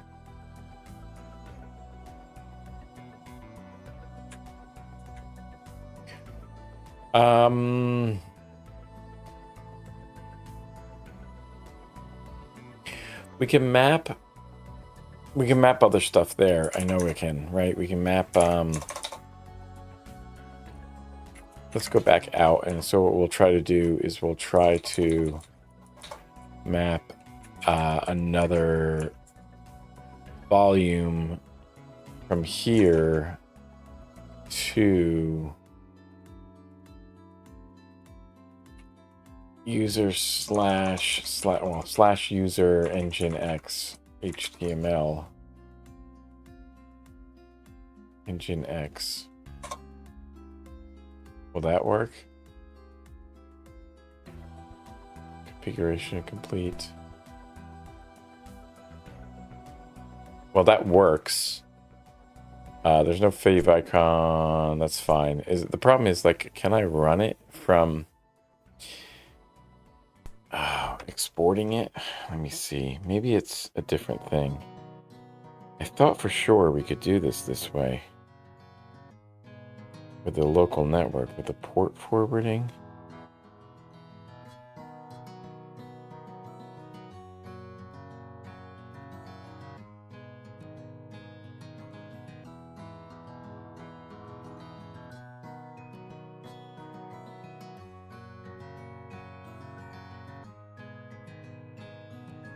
So it times out there. Okay. Could not be loaded. Error, connection timed out.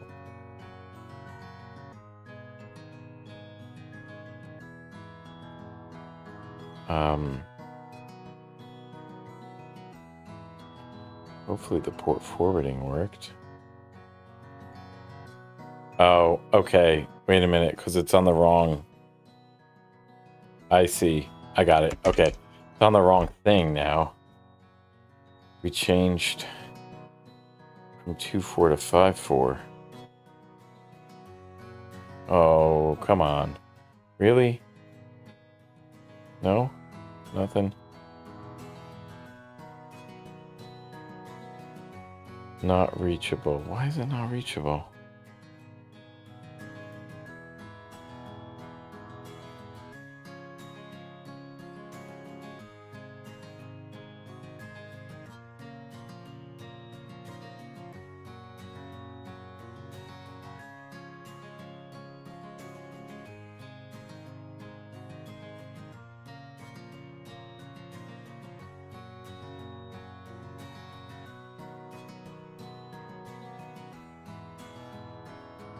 How to unblock requests? Are there requests that I'm not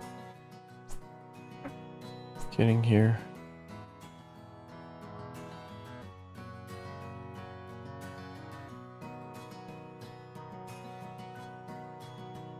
If your device uses Mac randomization, you need to delete and reset the rule. I think that's the reason why this thing got all fucked up though, so let me see.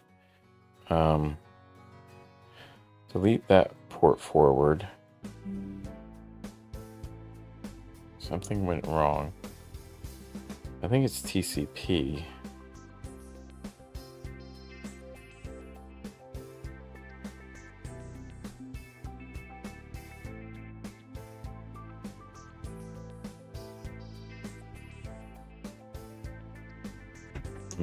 Okay.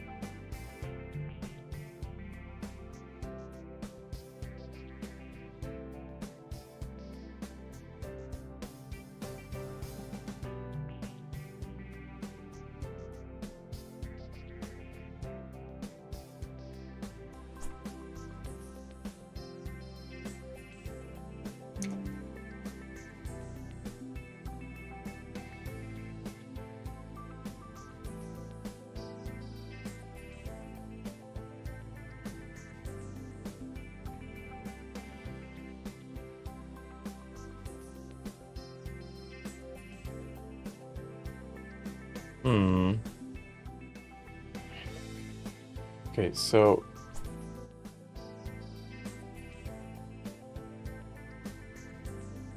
this is it here. If I use the local host, if I use, oh, it's using min index though. Okay, that's weird. Oh wait, that's from my live server. Duh. Okay, I'm gonna turn the live server off actually, and what I'll do is access 0.24 and then 5173. See if I can access there. Because localhost, I can access. I just can't access it over the other one. Oh, because it's not. It's 54. Is it 54? No, can't establish a connection there. So, what is going on? So did it change again?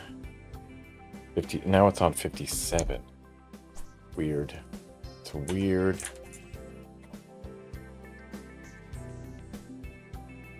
Unable to connect. So maybe temporarily or too busy. Check in a few moments. Usually if your computer network is protected by firewall.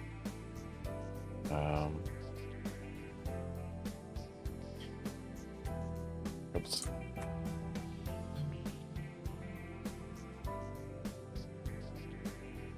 Not from internet. I just want it from local.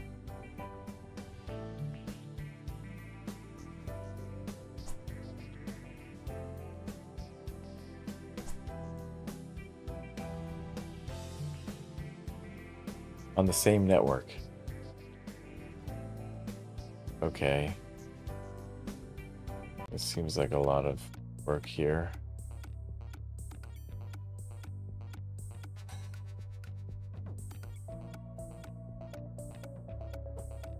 Okay, so they're saying listen.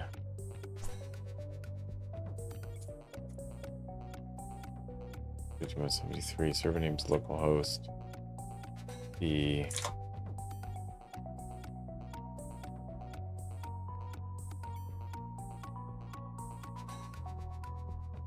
root is there, but they're saying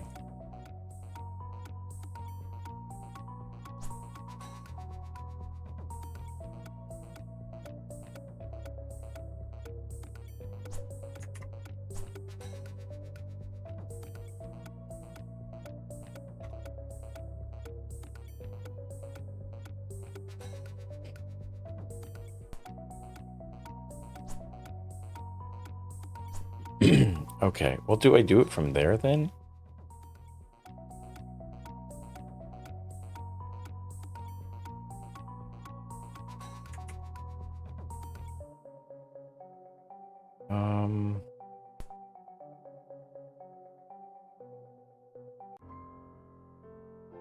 Broadcasting at 172. Is that what it is? Is it the broadcast thing?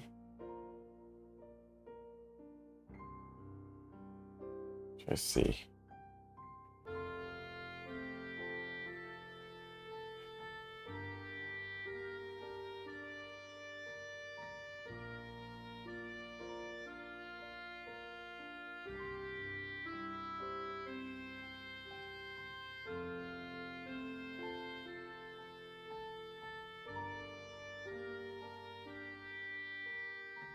No, that's not it.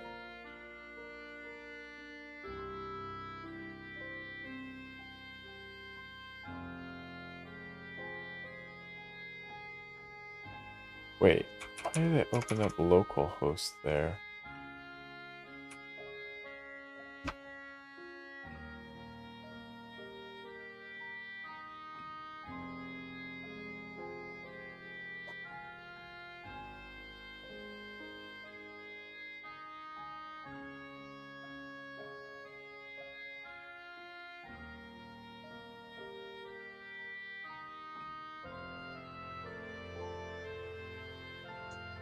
It kept assigning a different IP address for this. That's why. It's so weird.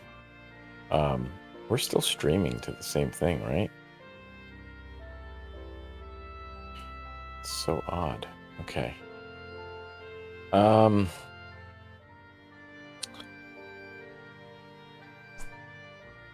So what about...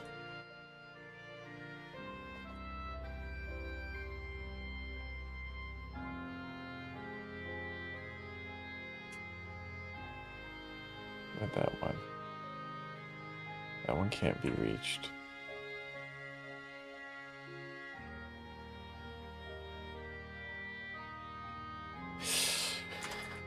Oh, that's not the right one. That's okay. That's going everywhere. Okay.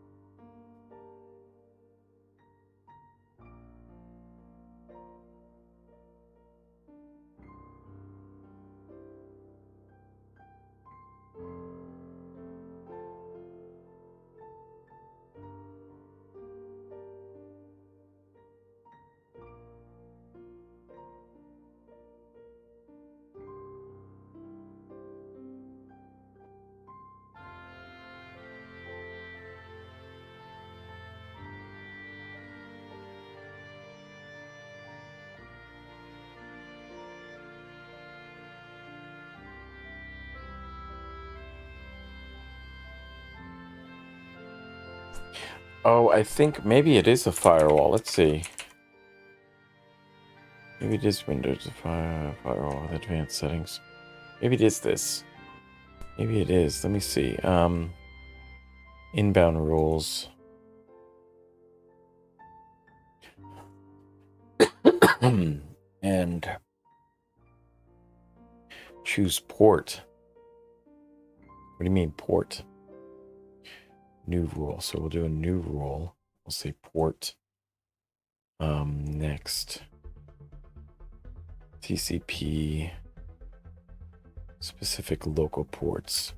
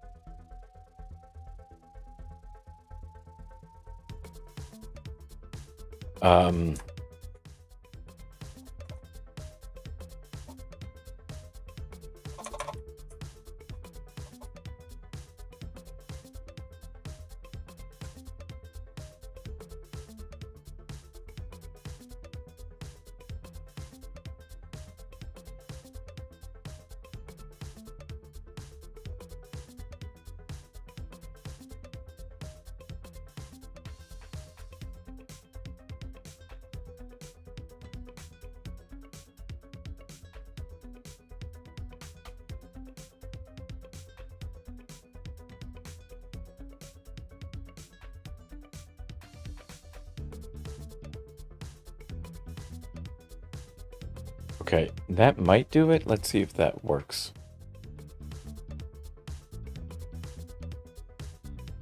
And we'll do it from here. So I know that it's got to be 157 now. Is that what it is? No, it's not it. That's not it. That's not it.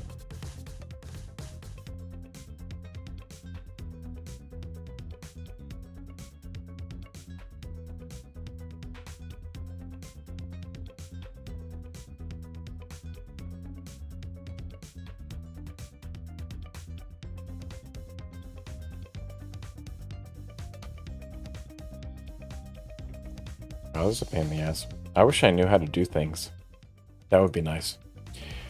If I can't figure this out, I'm just going to style it locally. And then just use the resizing. The other option we can use is we can use the development tools and then see what it would look like. I just would like to see what it looks like on my phone. I don't want to access over the internet. I just want to access over LAN. Port forwarding for Windows.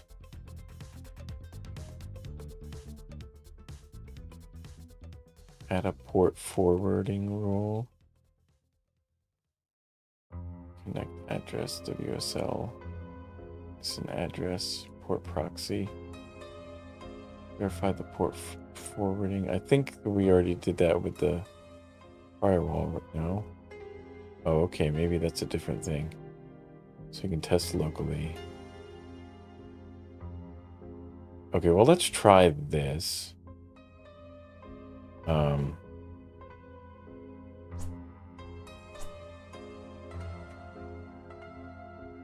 So our connect address.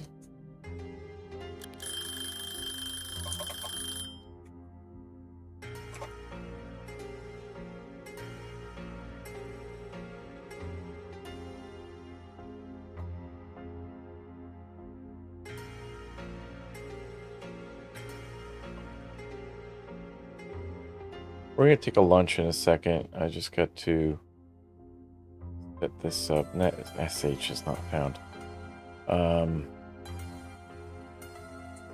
Do that on a separate thing. Let's see.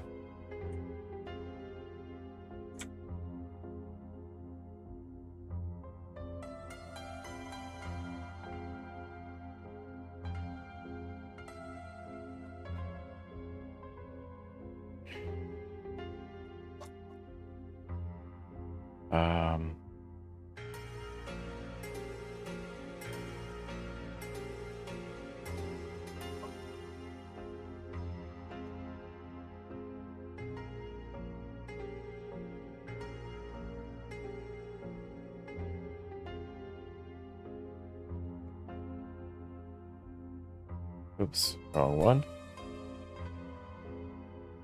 Okay.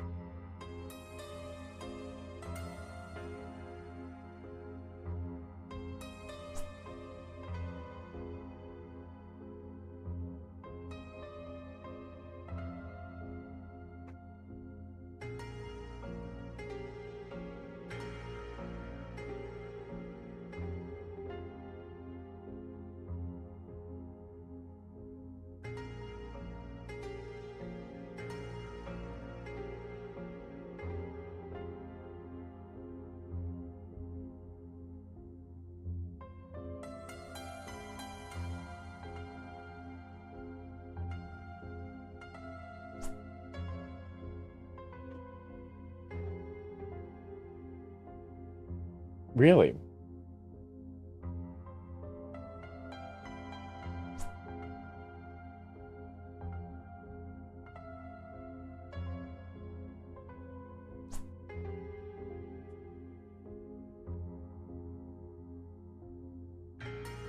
All right, so that's not working. We're going to take a lunch.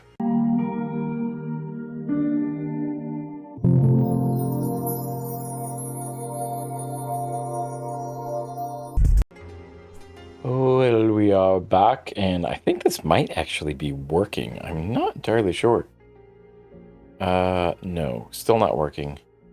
Somehow forwarding from there, strangely enough. Now I'm confused. Wait a minute.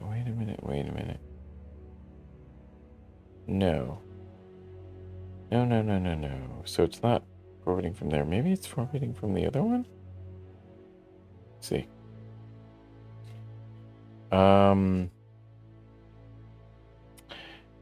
Wait.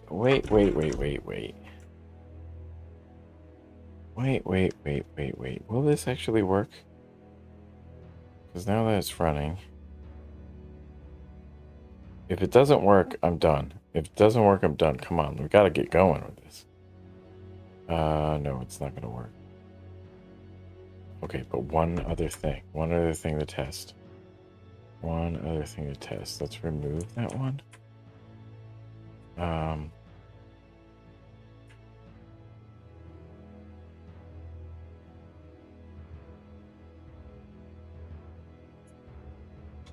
Can I remove?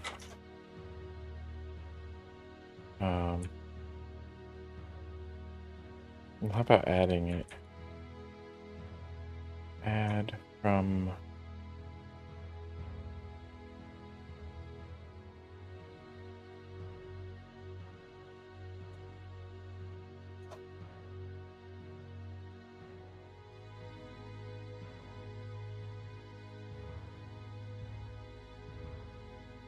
Okay. Well, that's just the one. Okay, we'll try that one. Go back. There was one other thing that I think we needed to do with this, which was to... No, what was it?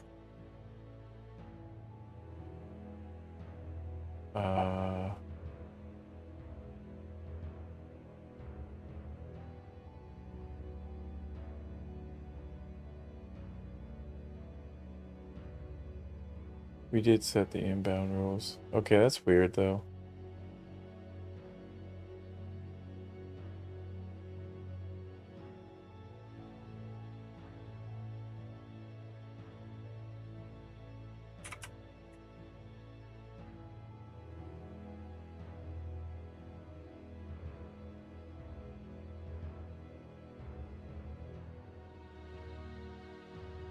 Oh, wait, no, now it's 54. Now it's on 54. What the hell, man?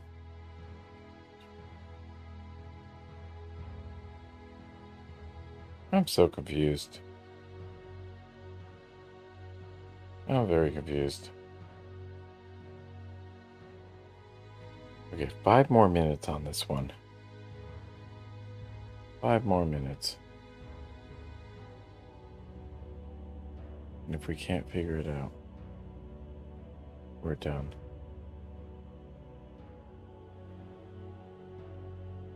Ethernet adapter is 54, really?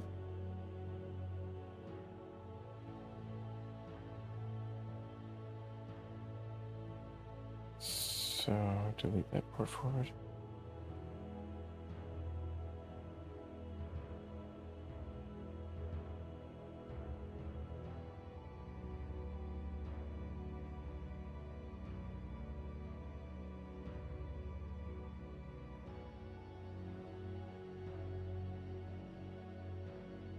Okay, it's weird.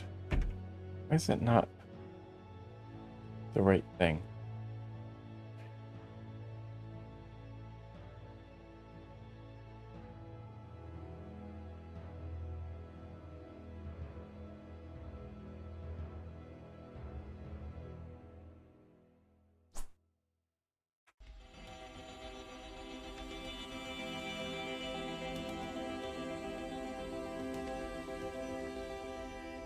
Ah, okay.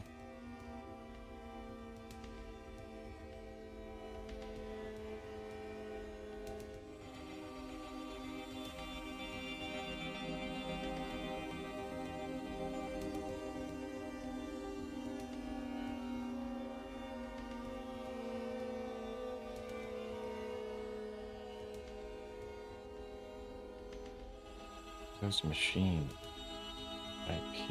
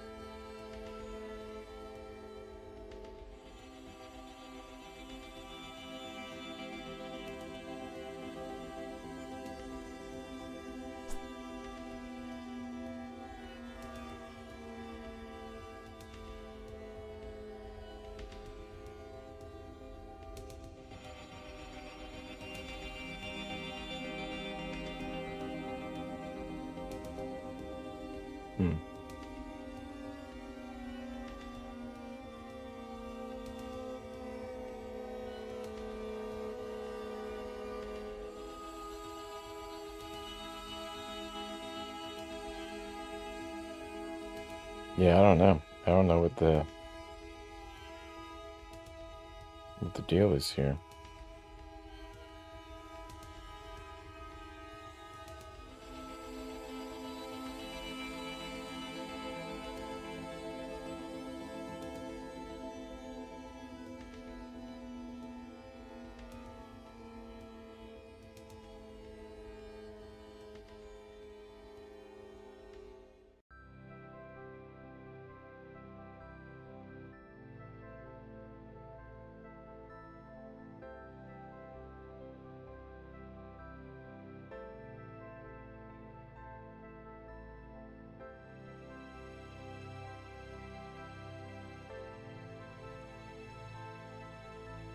Okay.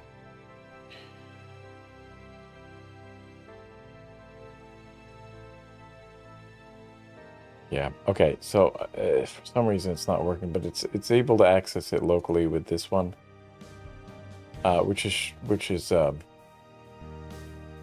bizarre to me. So now it can't access, but it was accessing before.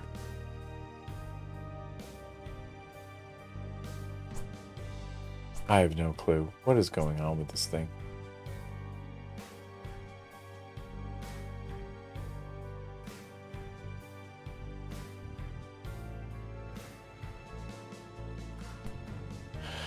Okay. So I'm gonna scrap this and go back to the live server thing. That's a shame. We'll have to spend a day like working through Nginx. I did want to do like a 30 days or 60 days of networking, so maybe that will be the next thing I do. I don't know. Don't really know. So we're gonna nuke this stuff. So Podman PS with all and Podman images. We might have an Nginx one. We'll just remove that one. Podman RMI Nginx.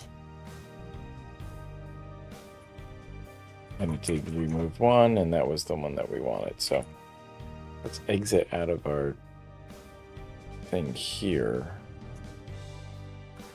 Okay. All right, and then we'll just start the live server from there, but we'll remove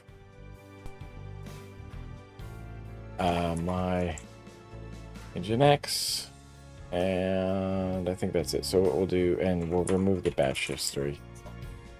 Now, we'll just run the live server from here, and date there. Okay. So there we go. So for some reason we don't have our styles available to us. We don't have our fonts available to us or something. Oh, right. Well, we do want to add that. So what we'll do is we'll do body. So for headers, I think we'll do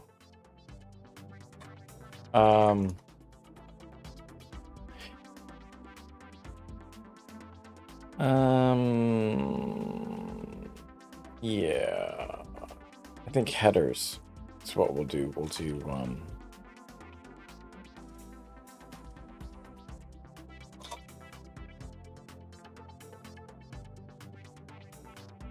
doesn't change anything. Strange. I don't know why we have to import that into here.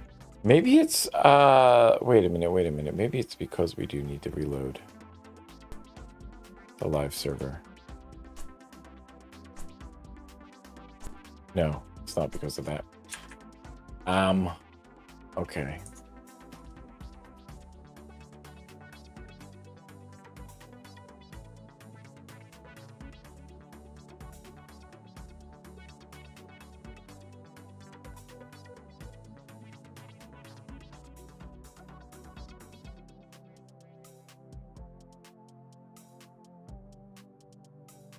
That's not it. How do you get that one?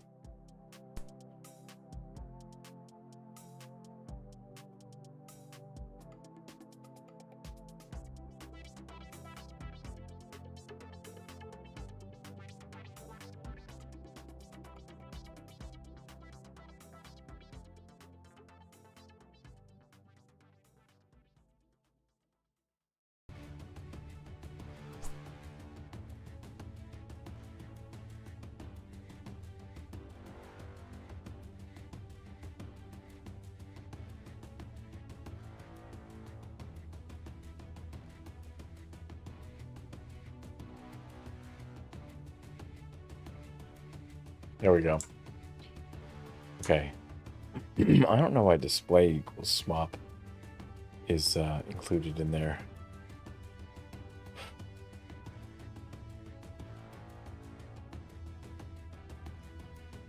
Okay. So, actually just pop this out and put this over to the other side like we usually do. We'll do that there.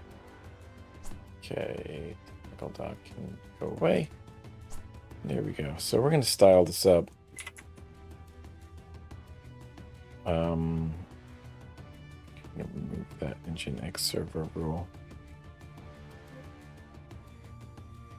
Delete that rule, I think. Actually, let's...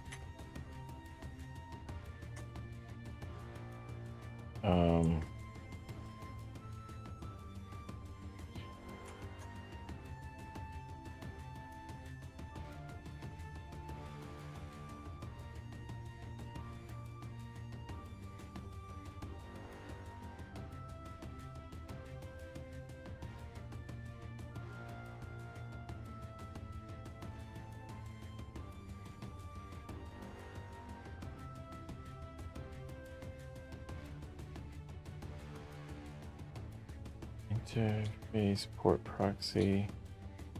What was the other thing where we could remove stuff?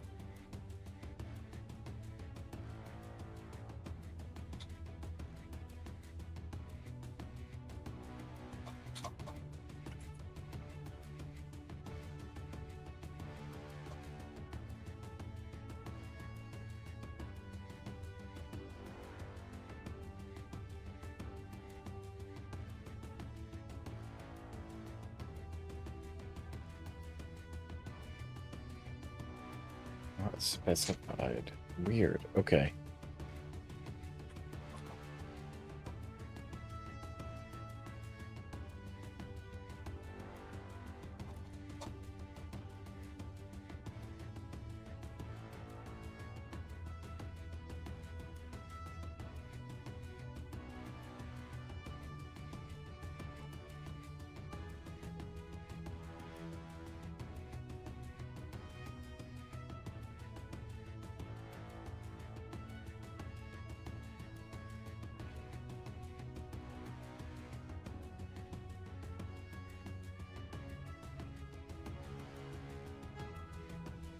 Okay, where are we? So we're here. What we're gonna do is we're gonna change the way we view these things. I don't know why we're on the zoom in. What we're gonna do is we're going to set the gonna hit F12, and what we'll do is view this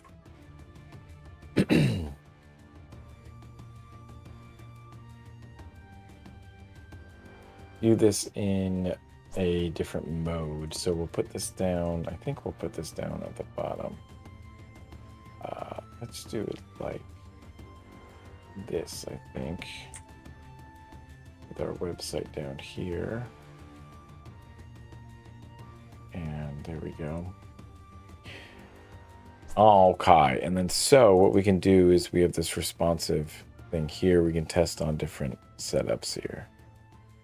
So on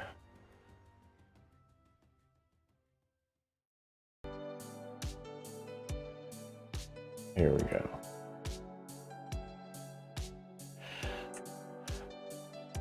And we can zoom in and just make sure that we can see everything then. Okay. And there we go. And we also want to import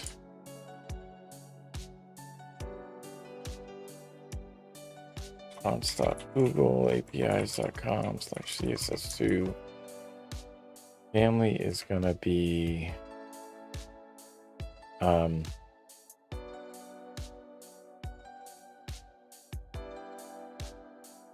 various sans, and I think I like that one, and we'll save that. And what we'll do is we'll set the other body texts, I think, for that. So we'll set all children of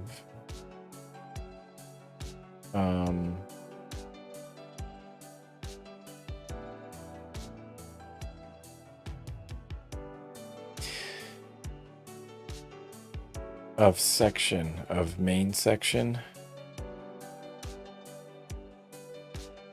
So all children of main section. So we'll say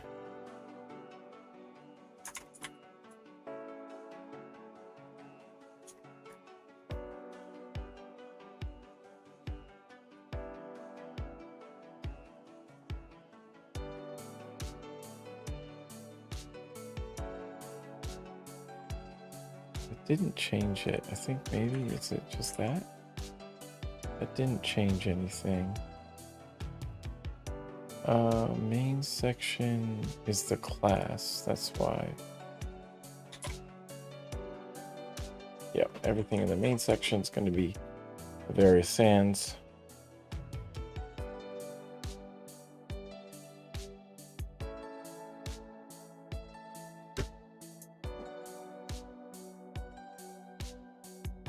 So we'll test this on Galaxy S20, Galaxy Note, Kindle Fire. Okay. And we're zoomed into 200. So we do want to have a larger font size. So I'm thinking, with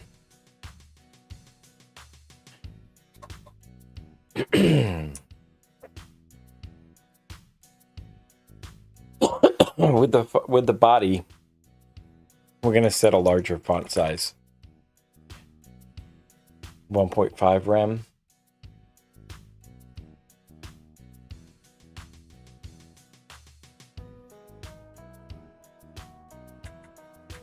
Because I think 2 is going to be too much. No, not too bad, actually. Not too bad. Not too bad. Okay. So...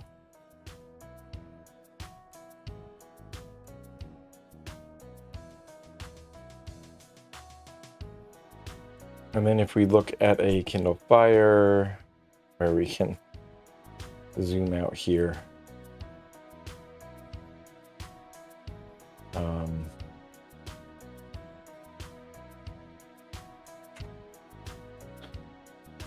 Kindle Fire 800 by that. So can you change the, oh, you can change the, yeah, okay, I see.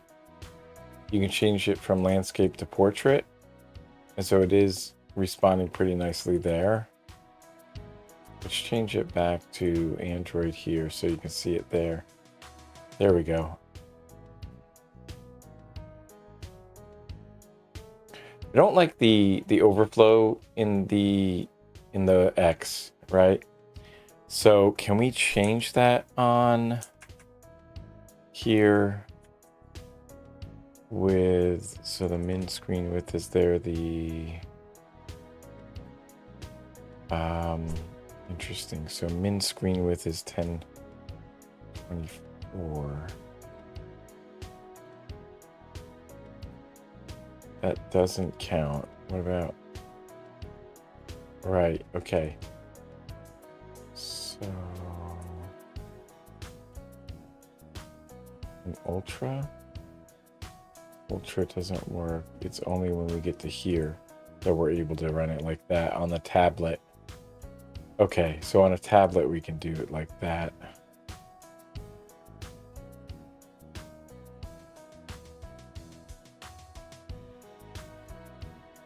I'm thinking that we would want this to come into effect for just larger devices.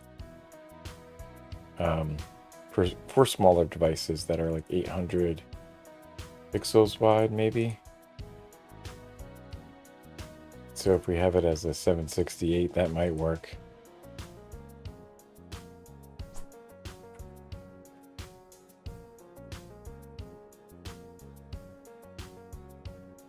So that's interesting. It does show up over there. That's if the width is 768. I don't understand, because we're increasing the rem. Is that why? Because of the font size? That doesn't affect the total scaling.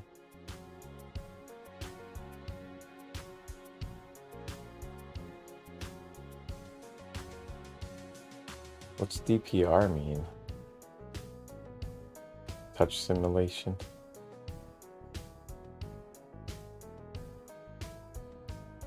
Left align viewport. That's cool. Reload when touch simulation is toggled. Reload when user agent is changed.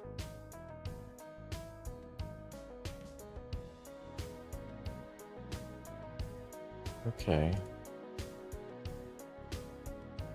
iPad will work.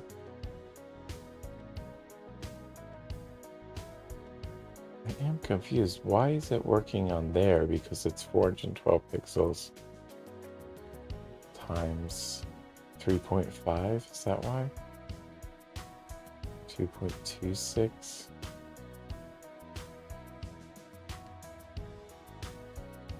Times 4, Galaxy 4, 360 times 4 is 12. This won't work for that though. Yeah. What does this 4 mean?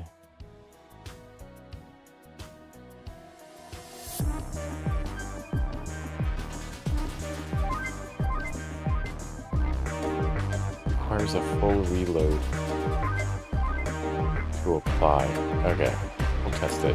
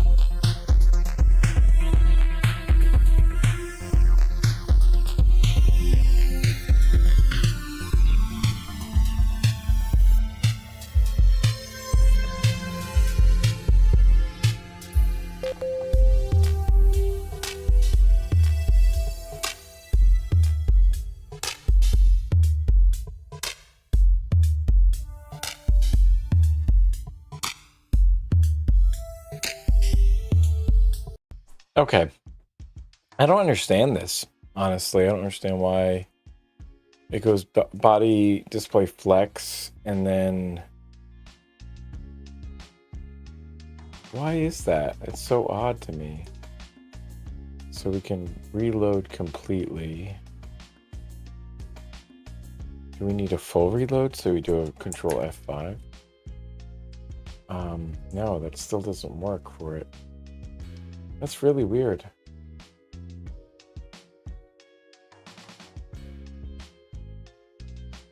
Galaxy Note, Chrome desktop, Firefox desktop, Firefox for Android.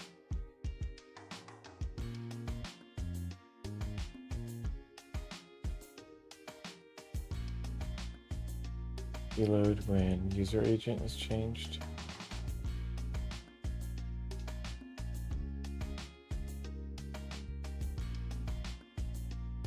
Okay, that's so weird. So that's 800. I'm shrinking it there, but it's not affecting.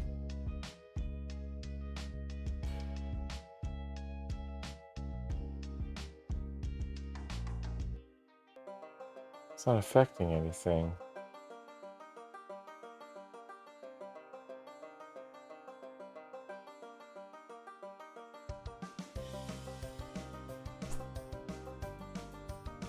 So weird. Why does it do it for the other setup? It does it for this 1024. So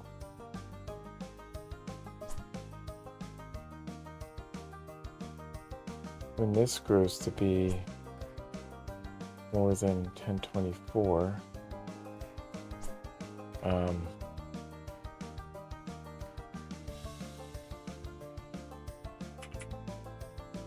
so if we do 1920 to 1080, now it works.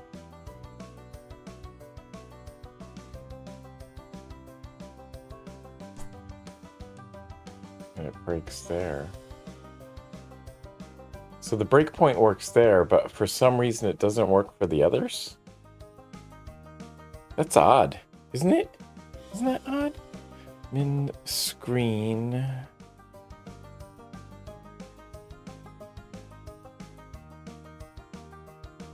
And the min width is 1024. So we just did a review on this and I feel like I completely spaced it. Positioning, not accessibility. It's on responsive web design. We can check that off actually.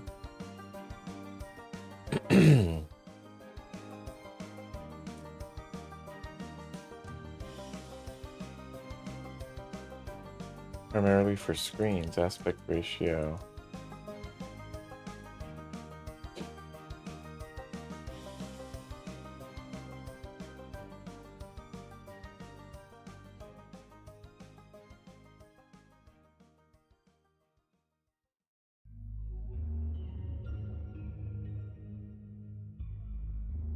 I'm confused. Anyway, what do we want to do? I think we want to change. We have our 3 fonts that we have. So it's HTTPS fonts.google apis CSS family. We're gonna look for caveat brush. And what we'll do,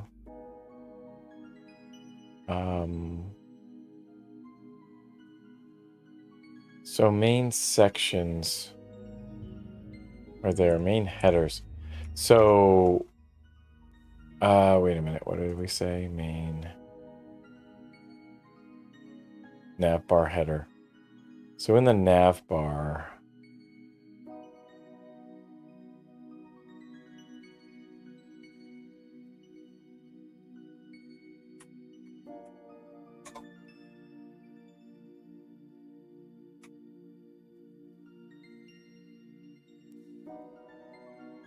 navbar header there. The other headers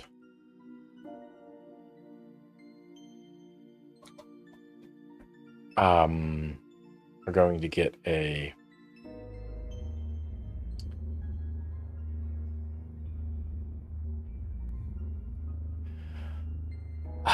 actually no, because they're not headers, they're links, right? So the links, navbar, links.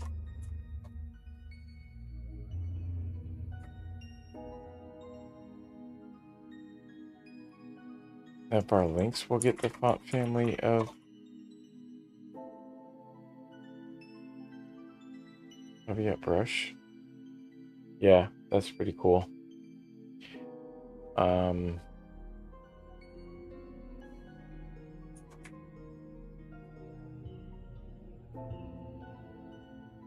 Okay. And what we want here is we want to get rid of the text decoration for that.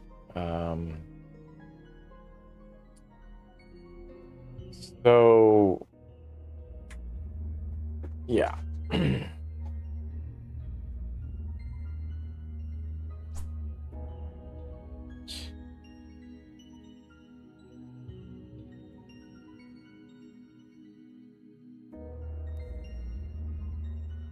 Okay.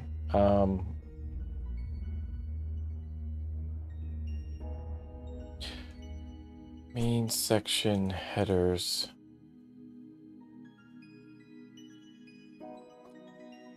Oops. These are going to have a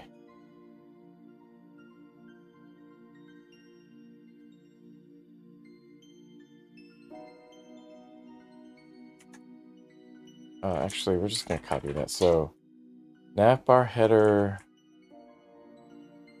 and those headers are going to have that. Okay.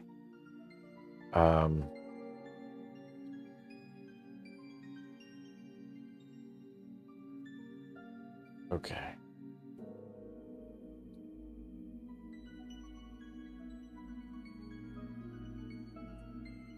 In my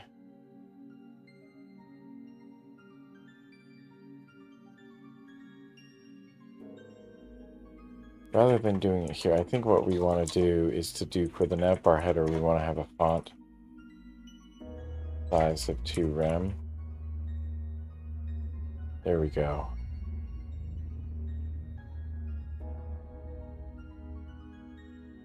Actually, maybe like 1.8, maybe.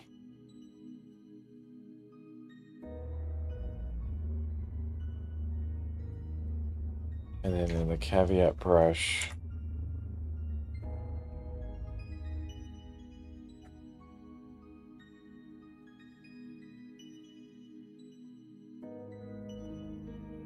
stream info, schedule, and then that looks pretty good.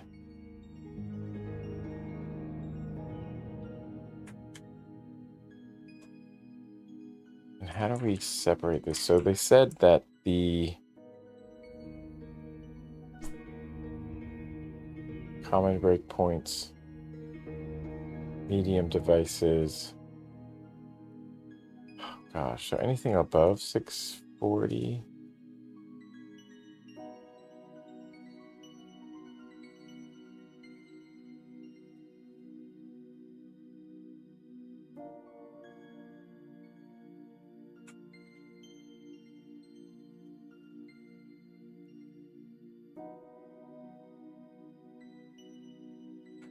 So the min width of the screen, is that what we're testing? I don't understand this, because if I do 768 and I do it like that, and then if I do 1024, it goes to the side there.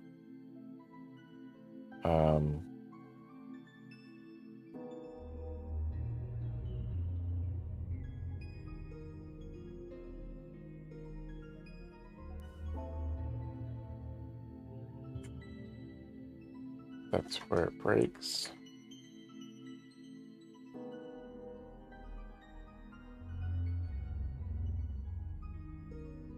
Okay.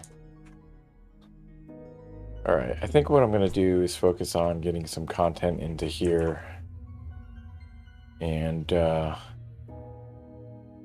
copying that.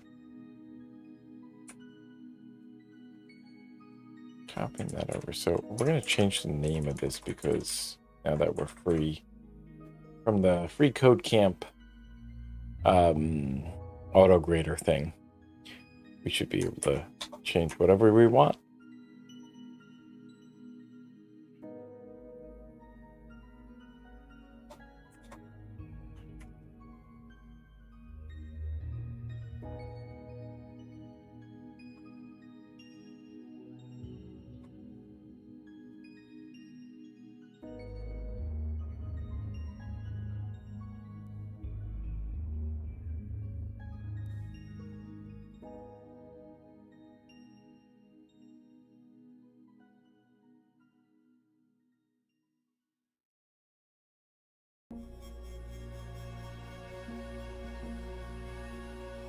Okay, so I want to kind of copy all of this stuff. Stream info, we can take all of this, I think.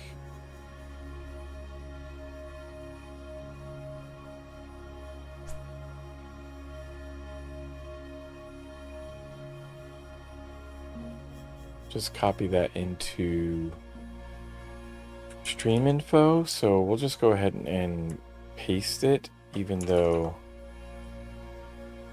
at the end of each thing, we can do a new paragraph there. The about me thing is what I can do here.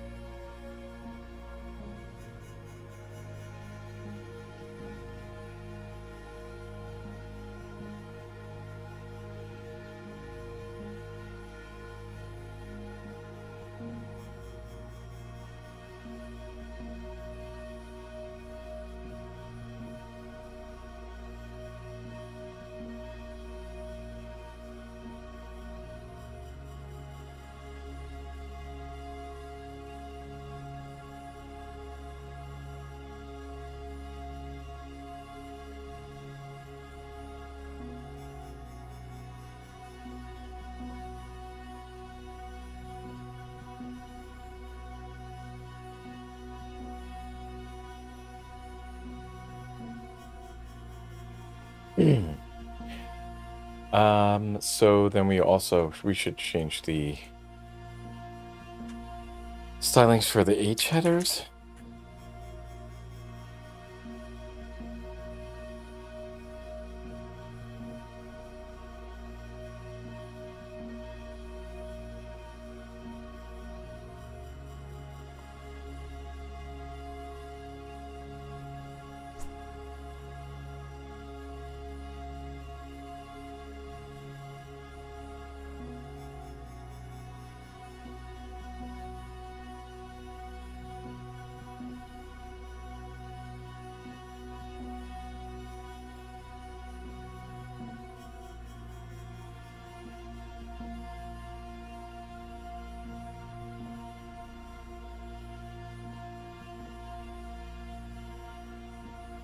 Yeah, okay.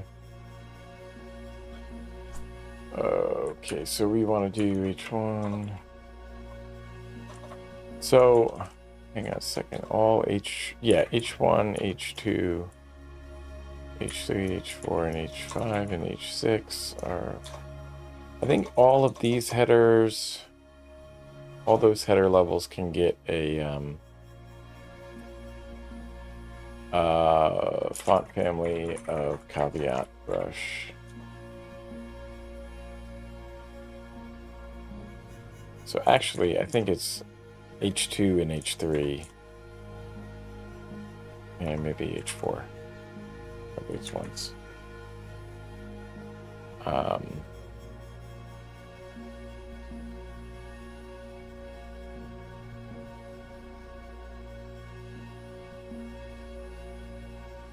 Should set a min width for the navigation bar, I think. The min width. So nav bar is inside of body. And body is a... Wait a minute. What happened to the... Oh, the flex is on there.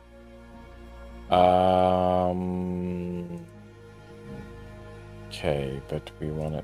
Let's see, what do we do when we are under that? It's block layout normally. So...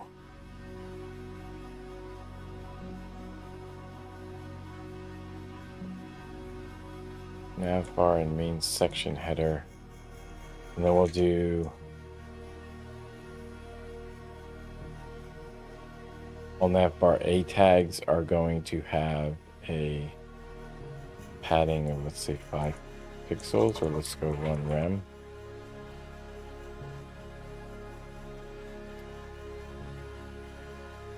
I think that sounds good. And then in the responsive design, there's spacing in between them there. I think that's maybe too much. I think what we want is maybe 0.5 rem on there.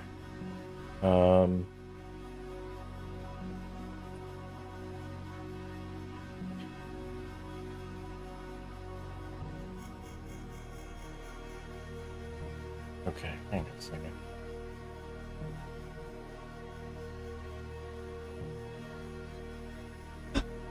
Oh, we gotta start that up again.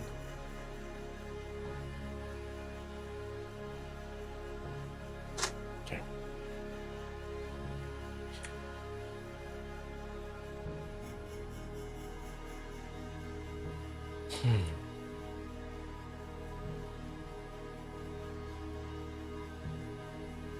Okay, so we're gonna just copy a bunch of stuff. Do I have my schedule up on there? So we'll copy that.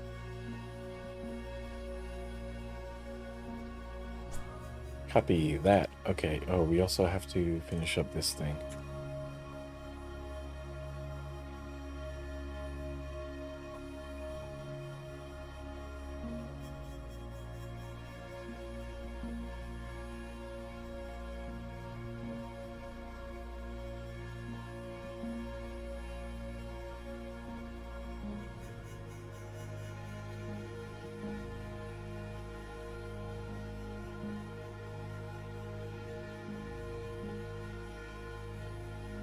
And they wanted some code snippets or something. I don't know why we would want to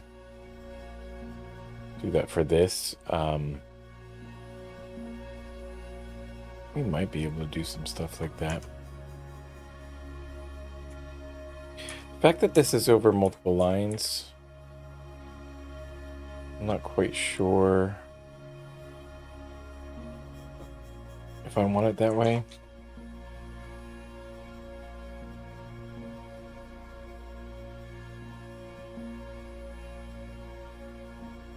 This didn't copy well, so let's go ahead and get that one. So,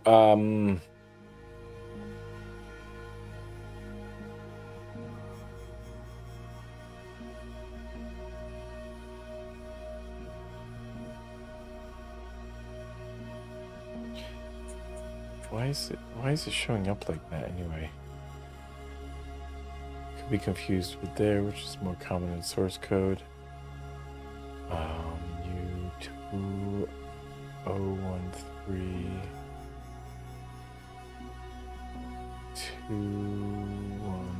2013. How do I set that again? The hex code.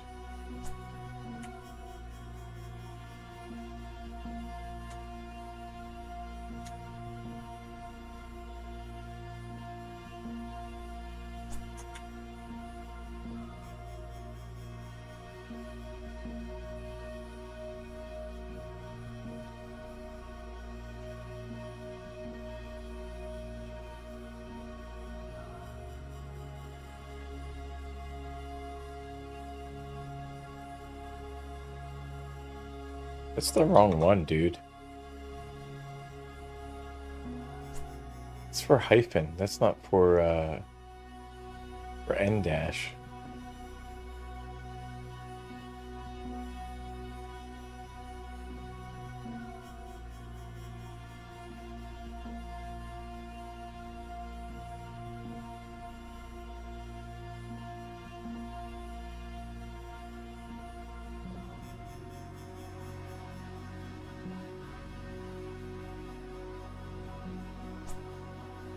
.2013 is the right one, so you can do it as a hex code, so you can do it as N dash. Oh, that's fun. Okay. So you can do N dash, you can do M dash, and CSS code is /2013. Nice. Okay.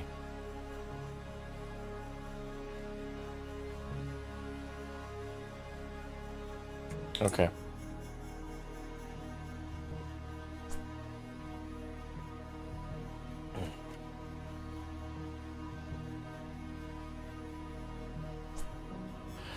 So I'm thinking that paragraphs, we want to have a max width on these things. So actually with our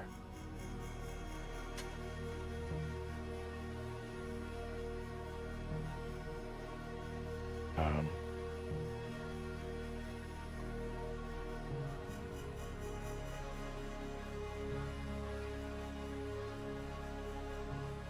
90 characters is what we can do. We can also center this stuff, so we can do like a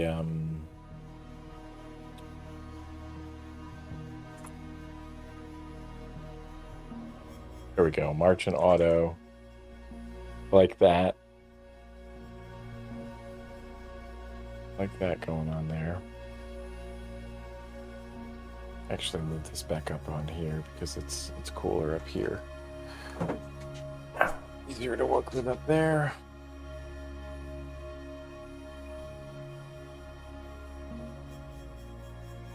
Did I copy something and do the wrong thing? Nope. Okay, there we go. So in our schedule,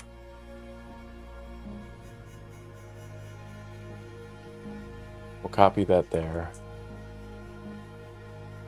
And we'll have a thing here. What we can do is we can actually put in a table here. I know that. We can do a table. We have done tables, right?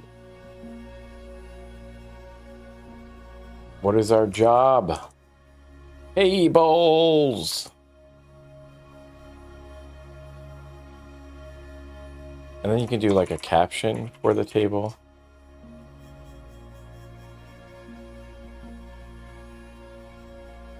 If it's the first thing.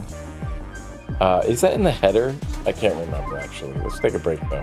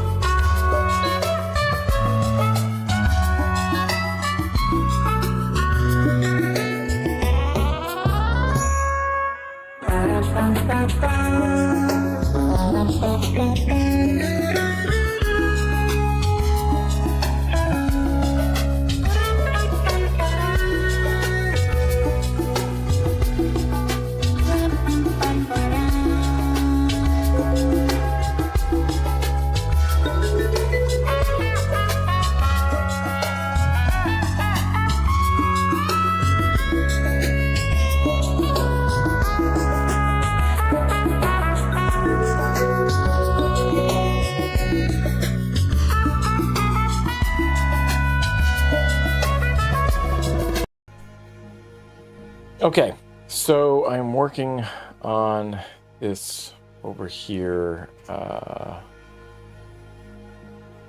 Styling this page here.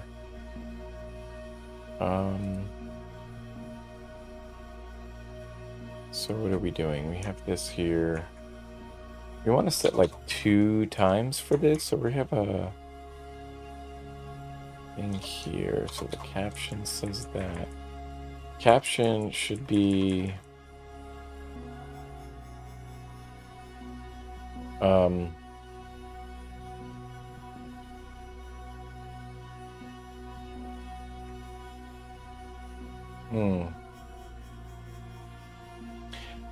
I wonder, can I do multiple? Can you do multiple table headers?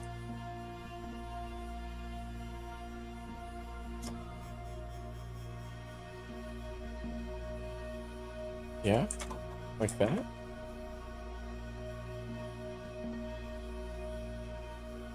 Weird. Okay, so the caption's there. All times there.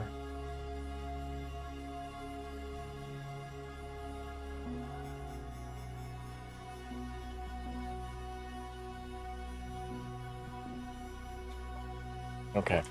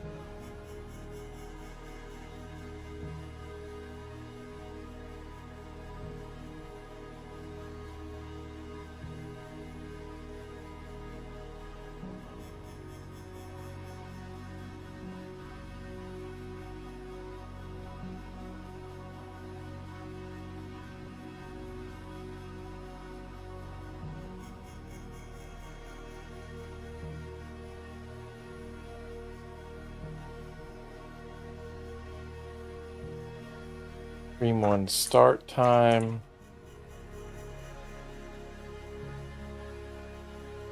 Stream 2 start time.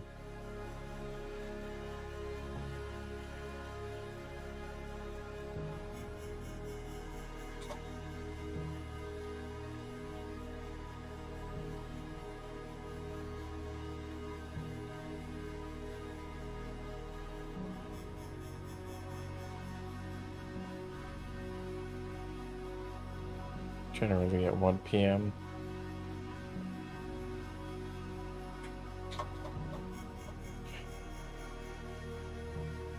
Okay.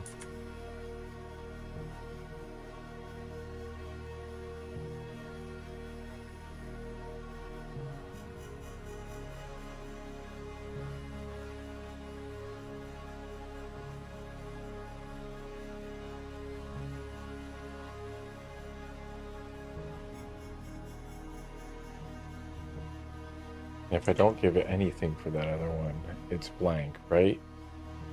Okay. You do want to do like table wrap and stuff on that one.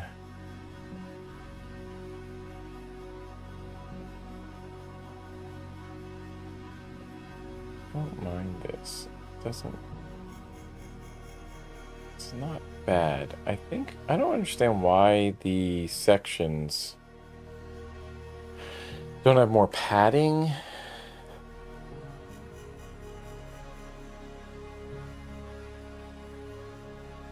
So we can go down to schedule.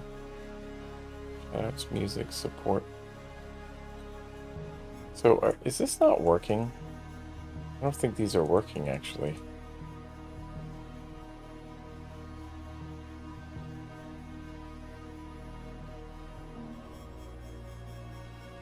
Is the navigation not working? Touch simulation is toggled. Screenshot of the viewport.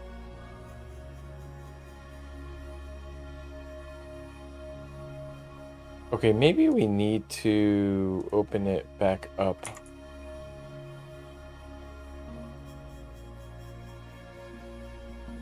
Right here? That's 5,500. Not 5,000. Here it is. Okay.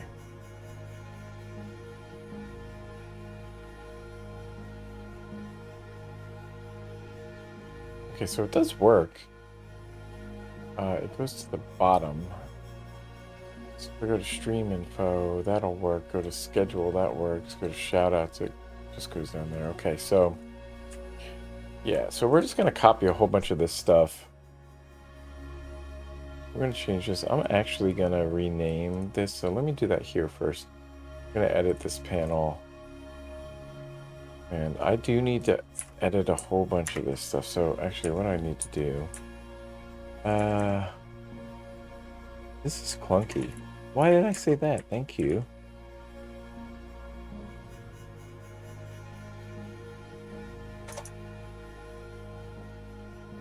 Oops, sorry, I did not mean to do that. Oops. Oops, come on, man. Much upon me. You see me crying, but girl, I can't stay. Where the fuck did I have that? Music support me, we had that here.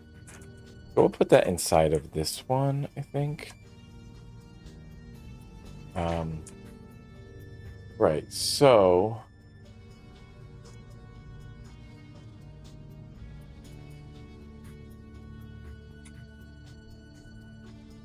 okay, /P will end that.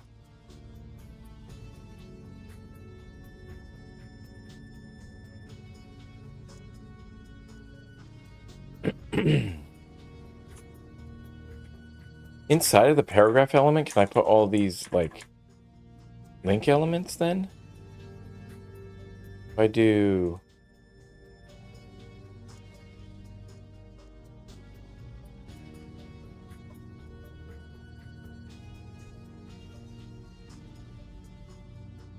Oops. Could have done this in one fell swoop, but that's okay.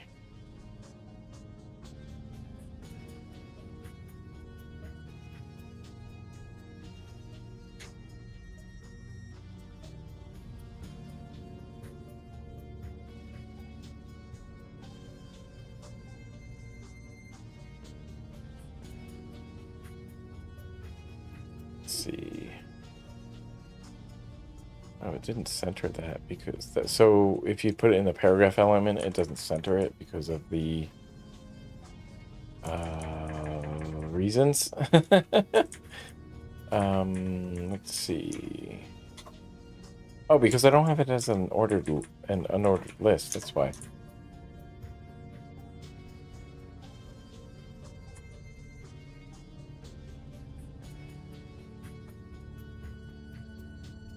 There we go. Now it does that.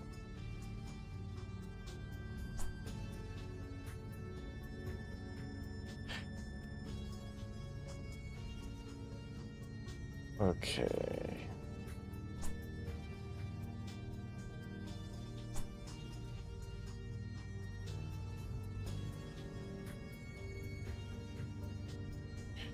If there's enough space, we get that side view there.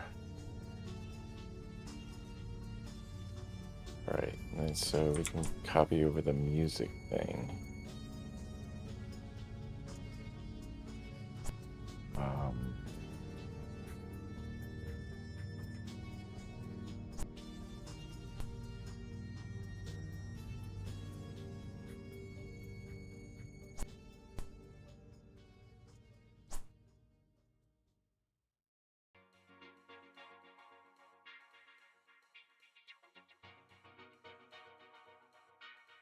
Yes, we'll do P/P.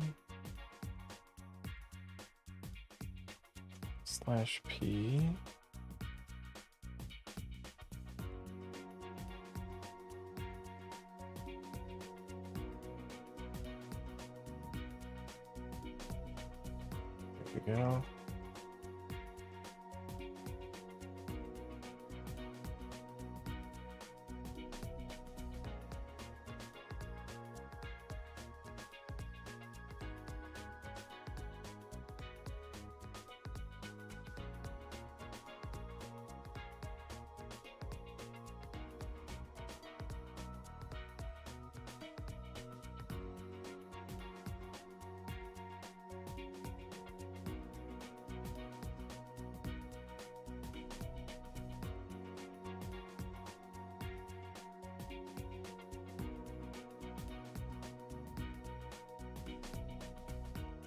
Okay.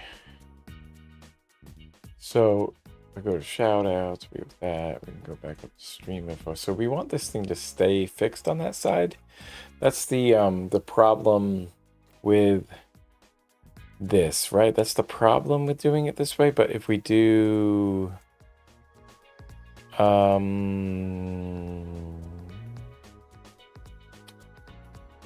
if I set a navbar to have column wrap,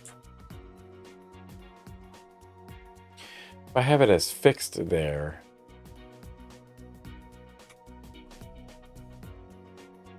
on that side,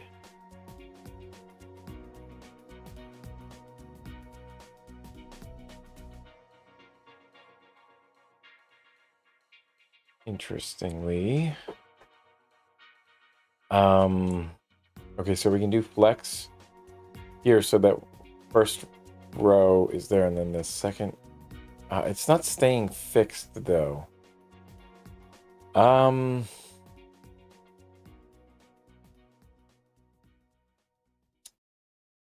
Why is that not staying fixed?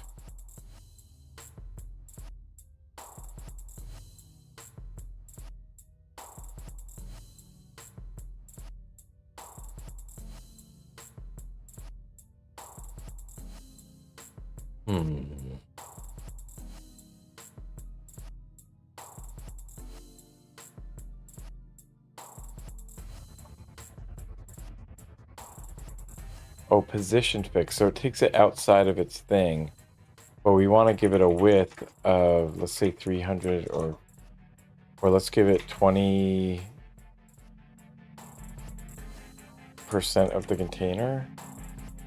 Oh gosh. Okay, but it's not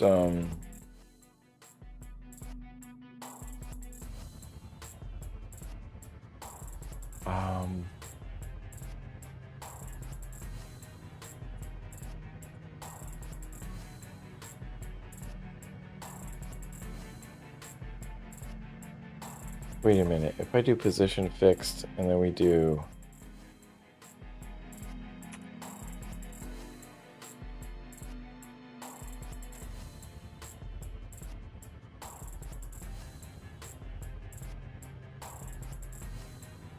column wrap. Yeah, that still does that. That still works okay. It's just that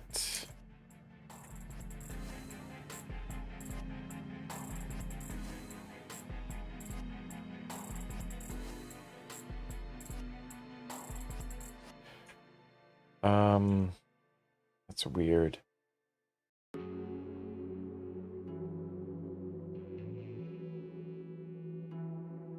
That will keep it up in there. It's just the position. Oh gosh. Okay, so we have the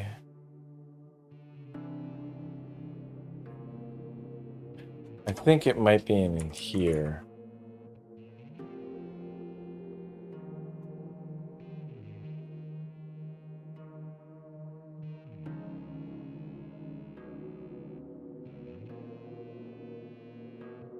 What is it called? I think it's just flex. Flex is a 1-1 20% of the viewport. No, that's not gonna work. Does that have to be a fixed thing? No. Nav bar, but then the other thing is the main section.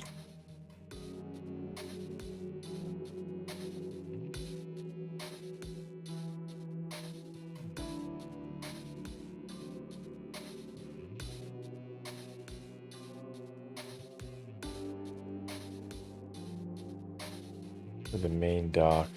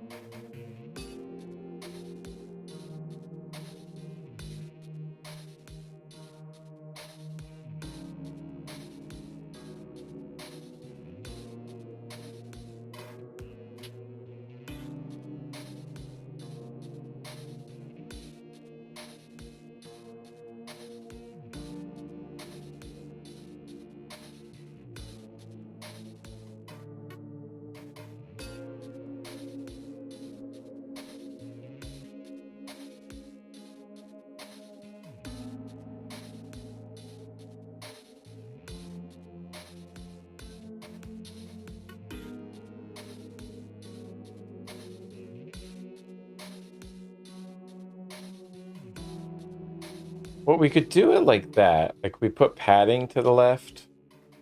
So I wonder if we could do it that way. If we do 20% of the viewport, we could do it that way, and then we could do I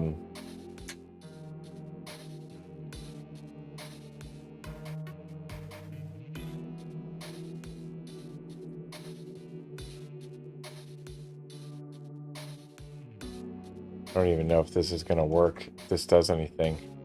If we get rid of that, does that do anything then?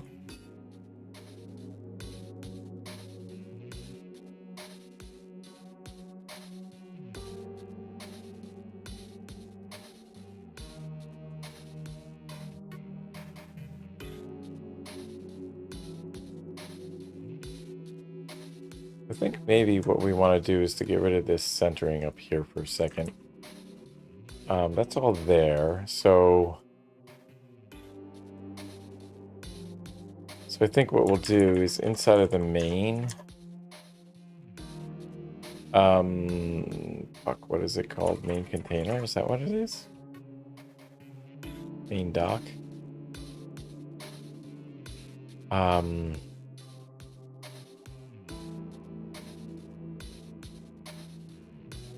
That doesn't change anything. Well, that's interesting. So the body does, because the body is doing...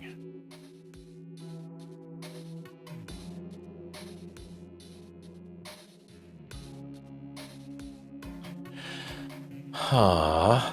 Okay.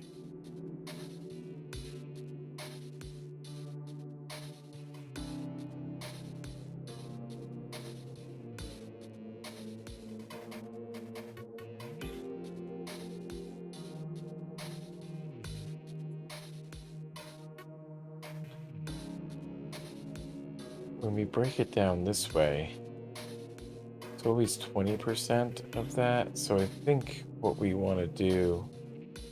Oh gosh, it's so interesting that... Okay, I can't... make it any worse than this.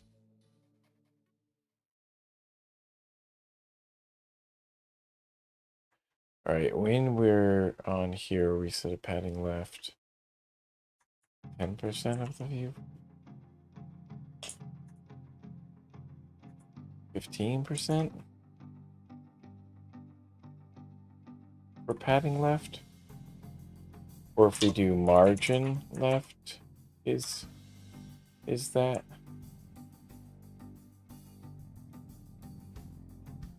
Or if we do, because number of pixels is not going to work either. We want it to be relative to the other thing, don't we?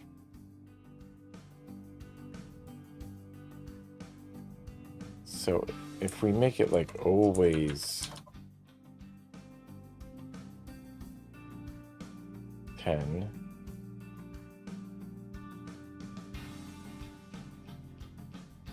so weird. Isn't that gonna work?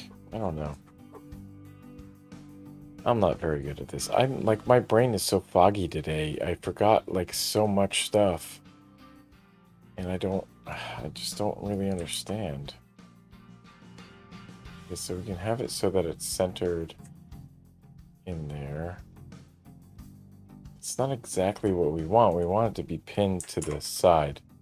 So I think what we want to do is to position this fixed, and we want it to go top 0, left 0, and then that sets it like that, right? And then when we zoom in, margins there. Can we do margin auto there? We can. That's nice, actually. But it shrinks it too much. So based on the screen size, how are we doing this? The total number of characters, basically. So maybe we should do it by something else. This is the full viewport width, but maybe we should just change it by having...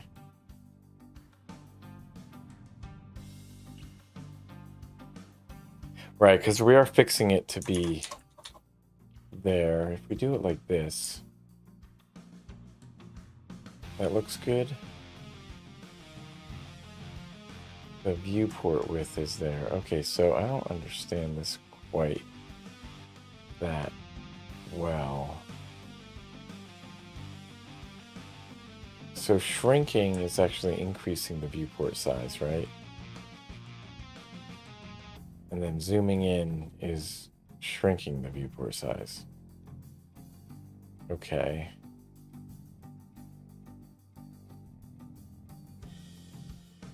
Now...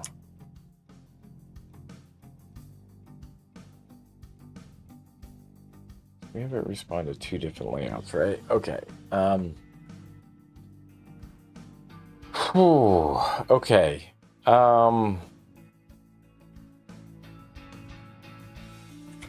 When we get large enough, I think what we actually want is to increase the font size by 2 rem, basically. Stream info. Interesting, because we do override that stuff. Okay, we'll be back.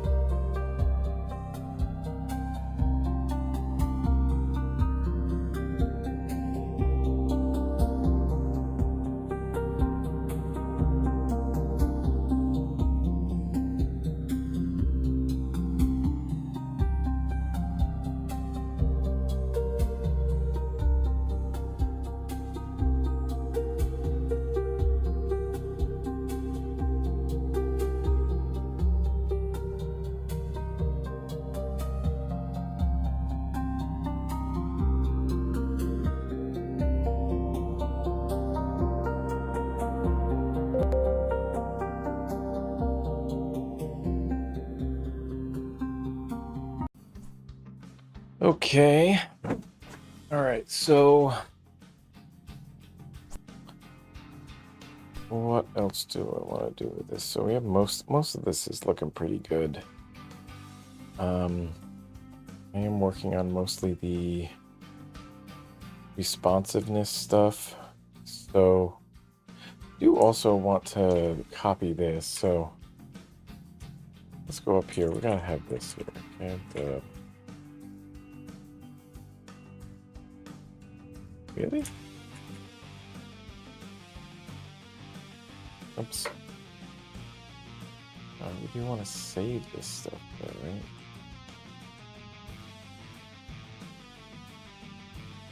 But we do need to submit that. There we go. Submit that change. So I'll make sure that there's nothing that you need to submit here. They don't let you inject HTML into their website. What a shame. Okay. This is a pretty nifty thing that they have here. This panels.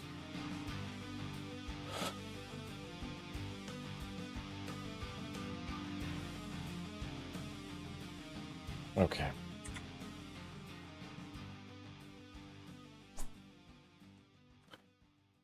So the way that I have this laid out, let's go ahead and turn that off for a second. So it's stream info, it's schedule, it's shoutouts. Well, it's also traffic lights is second. But the other thing I want to do, get rid of these superfluous things here.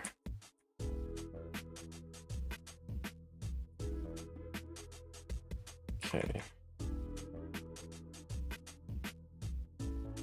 Might affect the styling actually.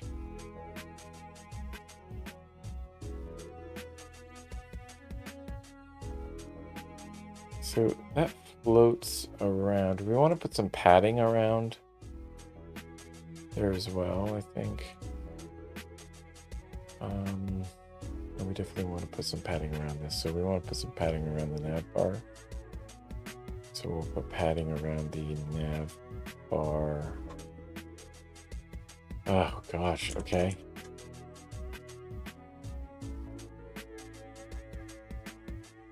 Um, 1% padding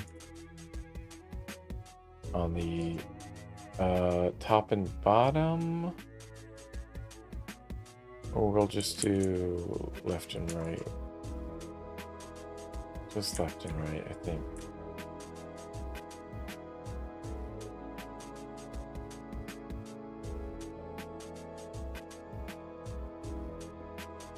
So, this is what's so weird to me because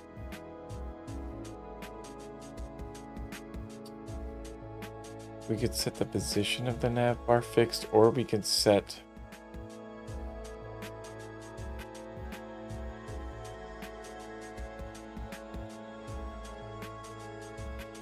if I set it relative, it keeps it within the document flow. If you set it absolute, it takes it out, but then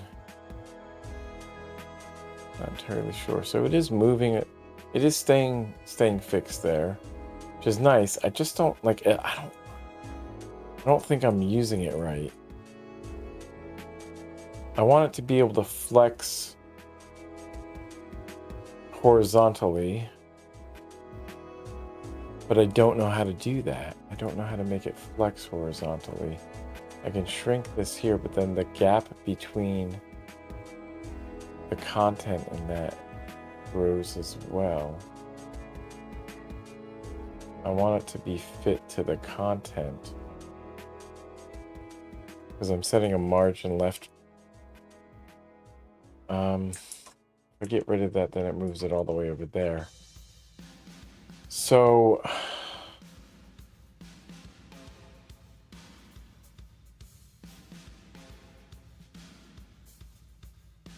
I feel like what I need to have is like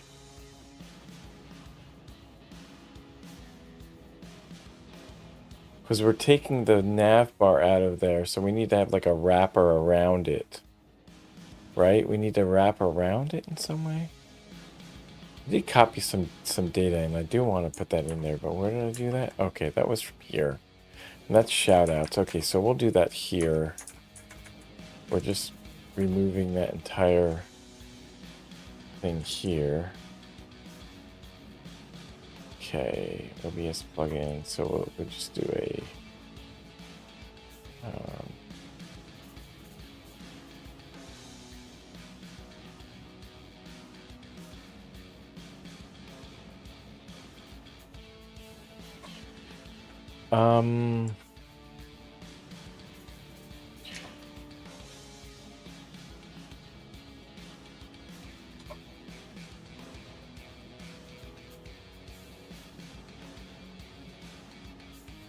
a paragraph here. Order list, and then for each one of these things.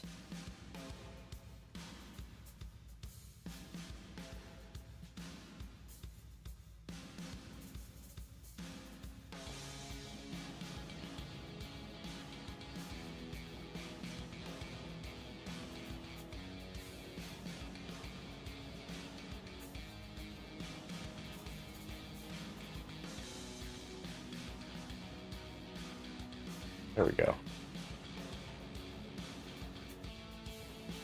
Oh, shooty. Haha.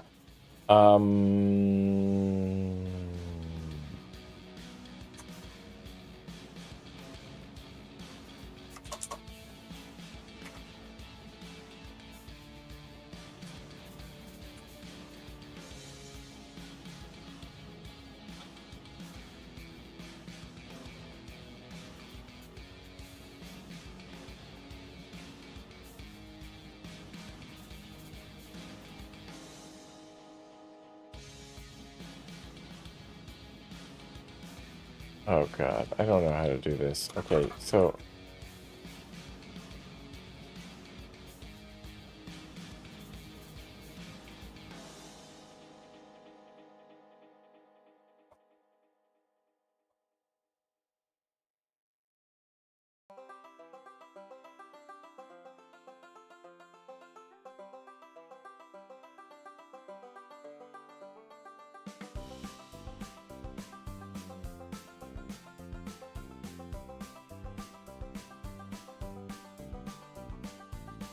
go. Okay.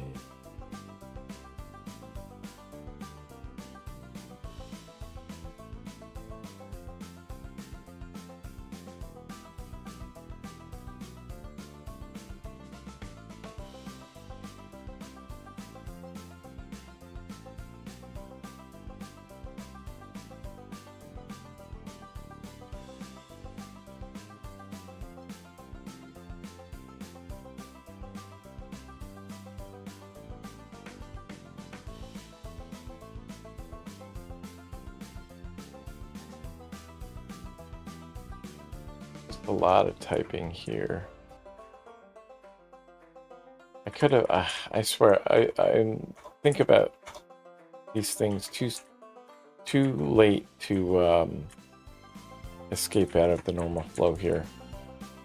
I do this, copy that. What I could have done.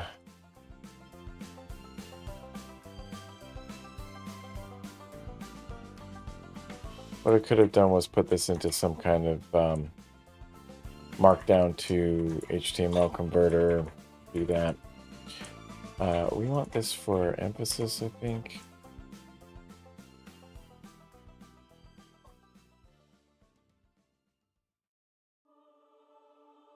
It's not emphasis, it's bold, that's what it is. Or strong, is that what it is? Okay.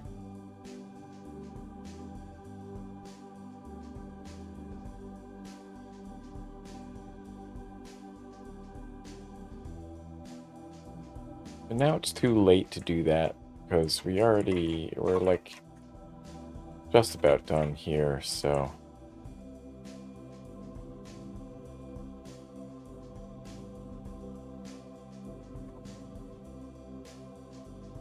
Just about done with that one. And And I guess... Did I miss one? I think that was it. That was it. Okay.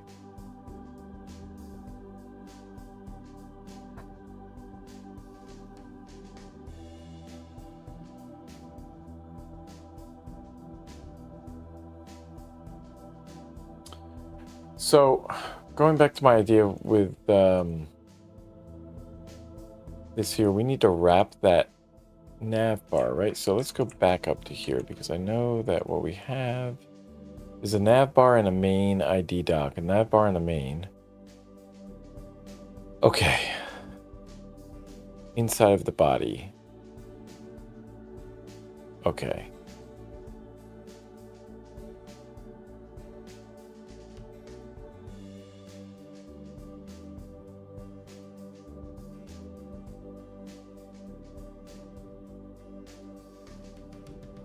Inside of the nav bar is where we have our content, headers, and these things.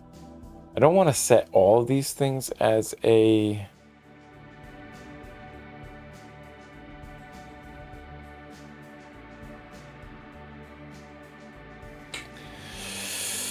I don't want to set all of those. Do we want to have a div for those elements?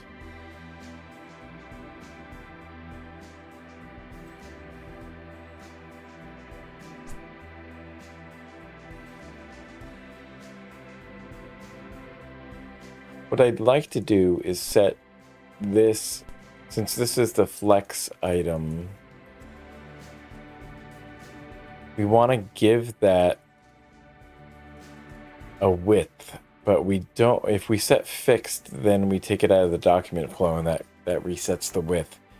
So I want something that goes either around this nav item or wraps around the contents inside.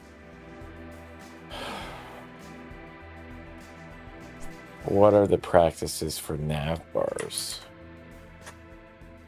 What's the practices here? You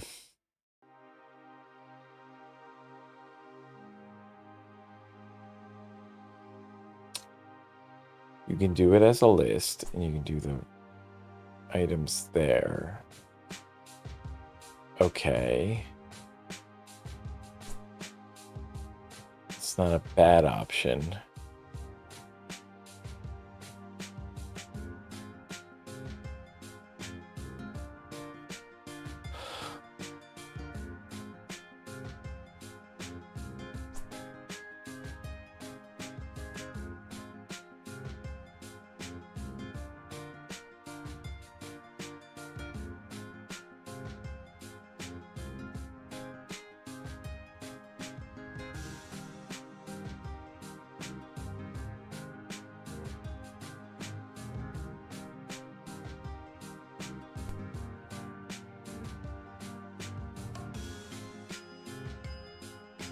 Oops, we want fixed position.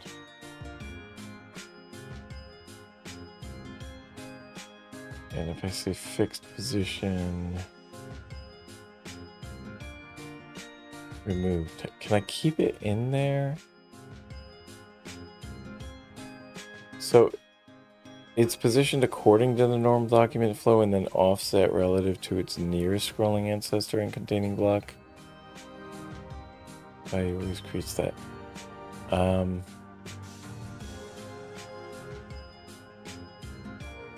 Does not affect the positioning of any other elements. So maybe that's what we want. So rather than doing it as a fixed, maybe we want sticky. And then we can take away this margin property. And then when we scroll, increase and reduce that. So what is going on there though? Because then the flex, we're allowing it to flex.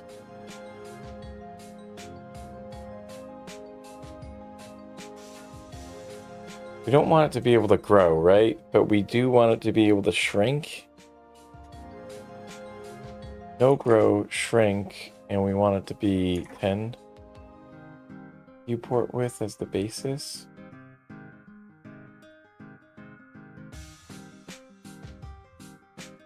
Don't want it to grow, but we want it to shrink. Basis is not working. If I do 200 pixels, it doesn't work. Do 10 characters. No.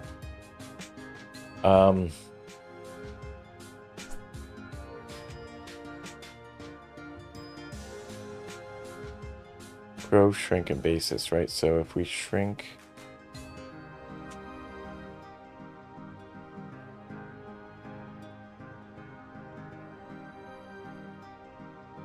so we want it to grow to 1. No, that doesn't work.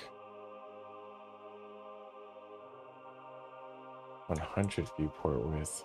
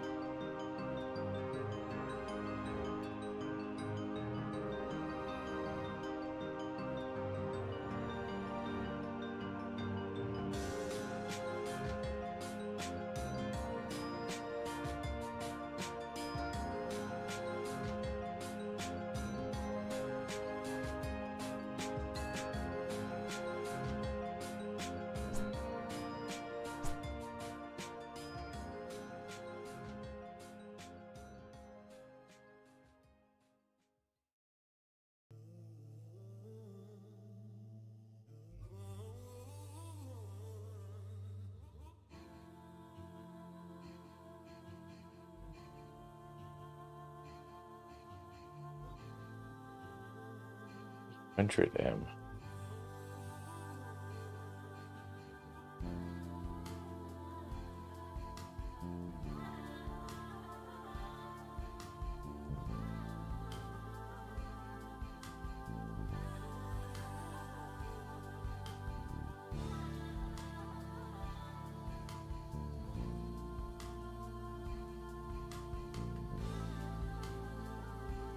It's definitely not 50% the viewport width. But percentage. 50 percentage doesn't work. So weird. Why doesn't it work? So we want the position to be sticky, which means that if we increase here, it doesn't stay sticky though. Position doesn't stay fixed, so we do need to keep it there. Well, okay, wait a minute. What am I doing?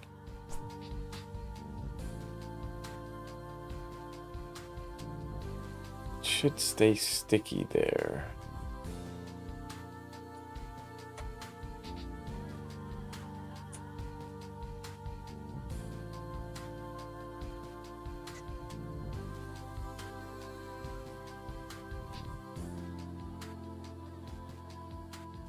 Oh gosh. I'm just flailing.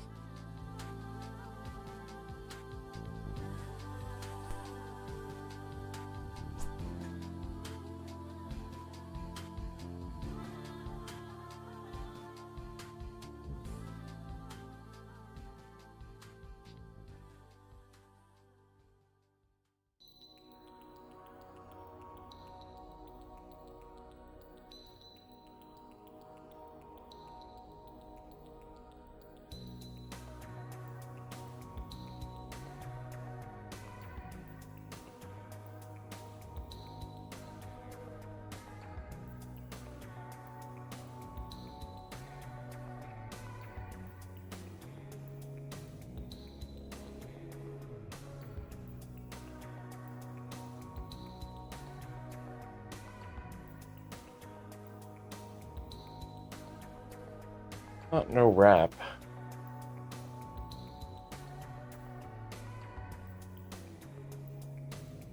But that is the property we want there. We do want to set that.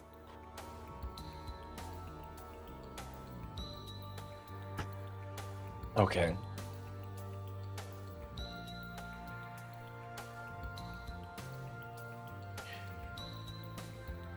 All right, we are running out of time here. I do like that it's scaling though. I do like that it scales that way if you set it for sticky. The problem is, how do I set it for sticky and then have it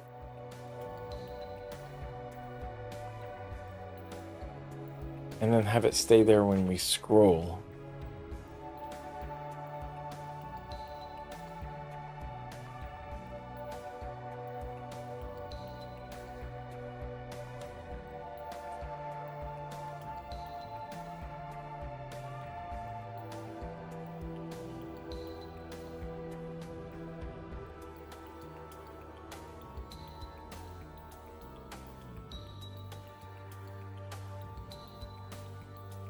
Doesn't stay sticky there.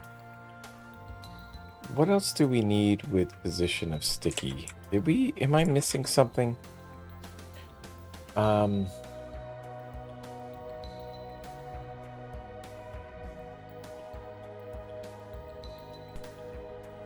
of 6, positioned sticky element.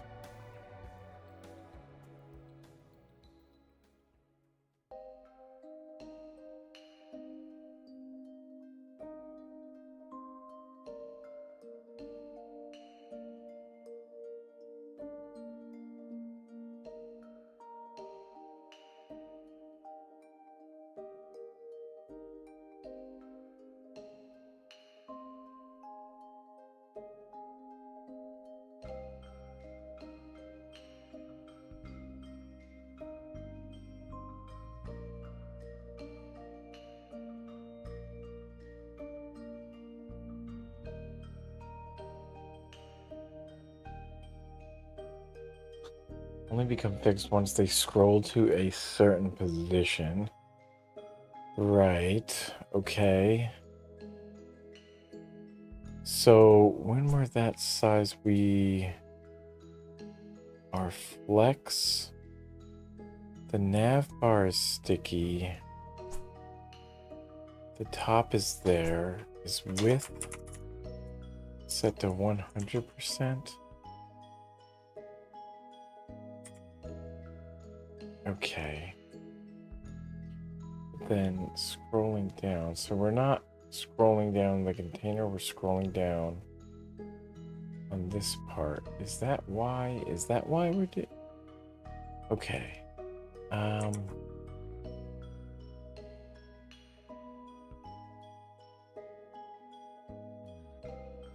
What if I get rid of these things?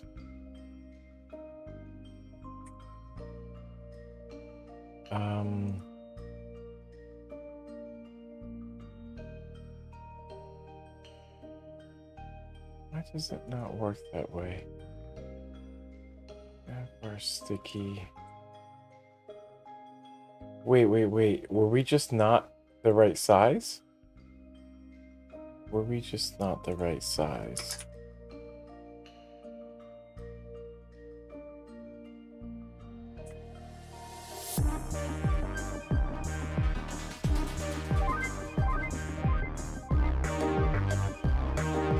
Alright, we're gonna take a break.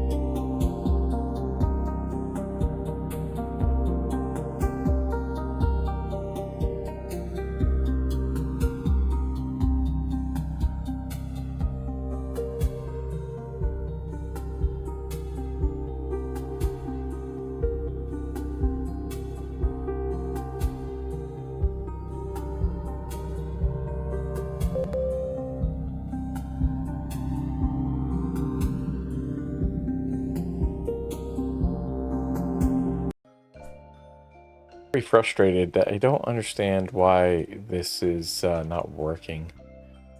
I just don't get it. I don't get it. So the width is 100% of the container. Sticky is there. And it stays the same size. Oh, wait, no, it doesn't. I'm looking at the wrong thing. There's more that highlights there. So I'm thinking, okay, do I have like padding on that or something? So I think what we want to do, we do want to say, oh gosh, okay.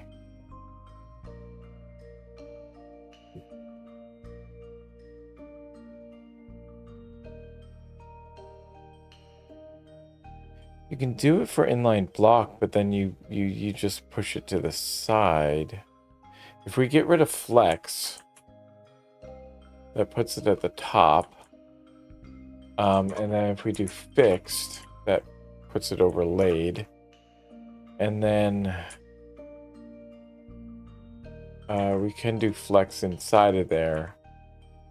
Just a matter of pushing the other stuff. So main dock.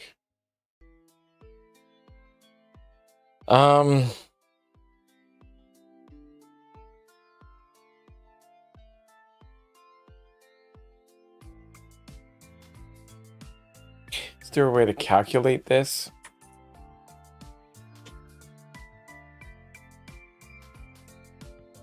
We can calculate maybe the margin based on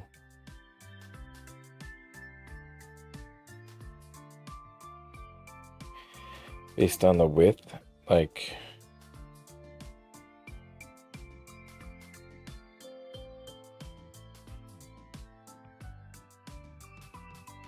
so.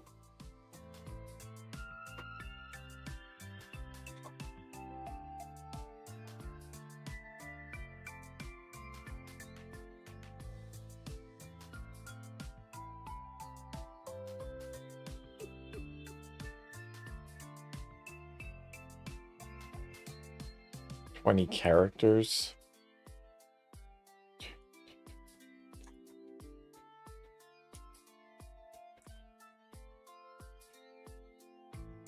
And then that kind of keeps it the same.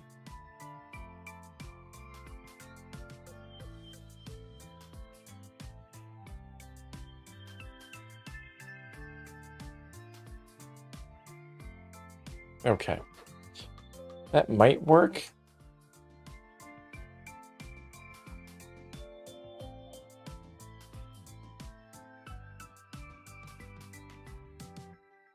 That might work.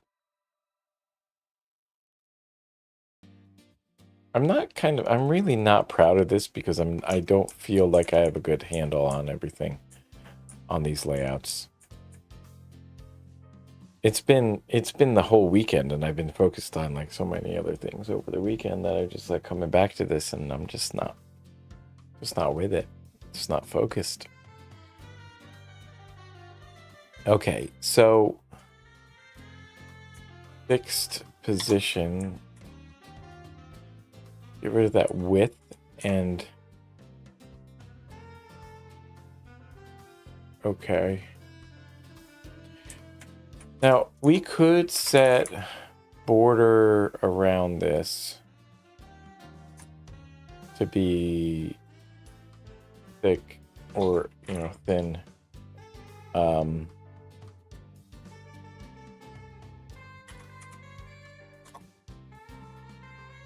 Solid gray.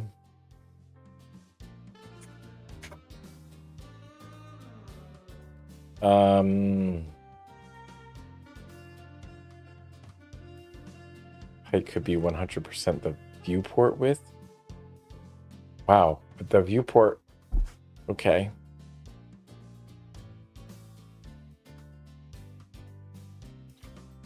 Height 100%. Maybe.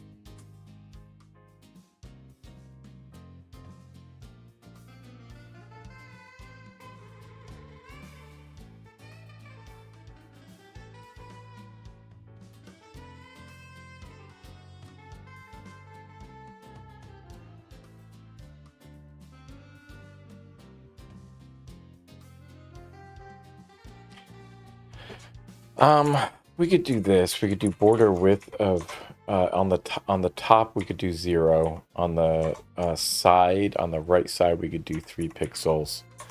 On the bottom, we could do 3 pixels, and on the other side, we can do it like that. And then we can do border color of gray.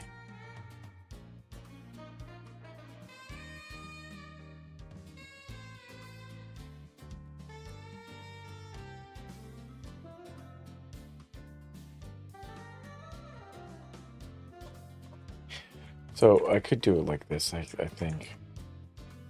Yeah. That does... Yeah, that does reset it. So we could set the...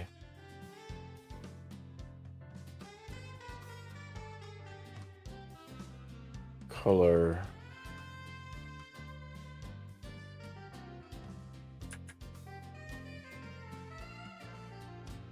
border style solid.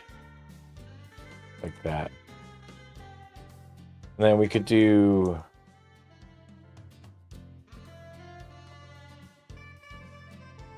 nav bar for the items.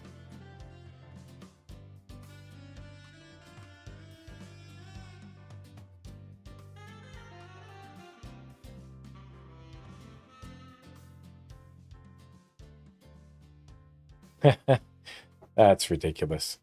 That's ridiculous looking.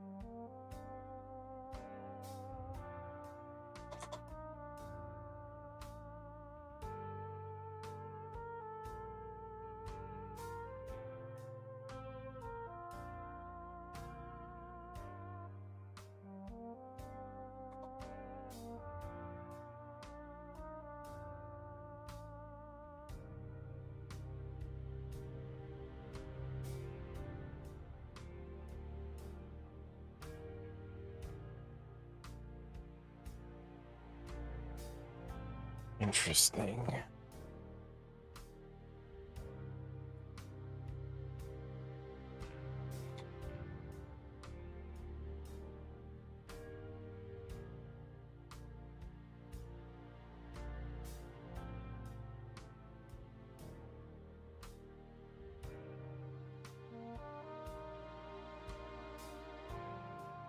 Yeah, so that doesn't really work. I guess what we could do is we could do something like an after. And since we were just doing styling, doesn't matter. We could have put a space and then we could put a width of 100 pixels or 100%. And we could do a border bottom of 3 pixels, solid blue. That doesn't work.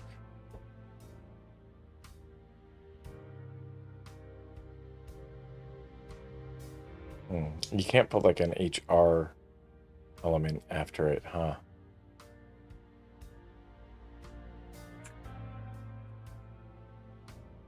Yeah.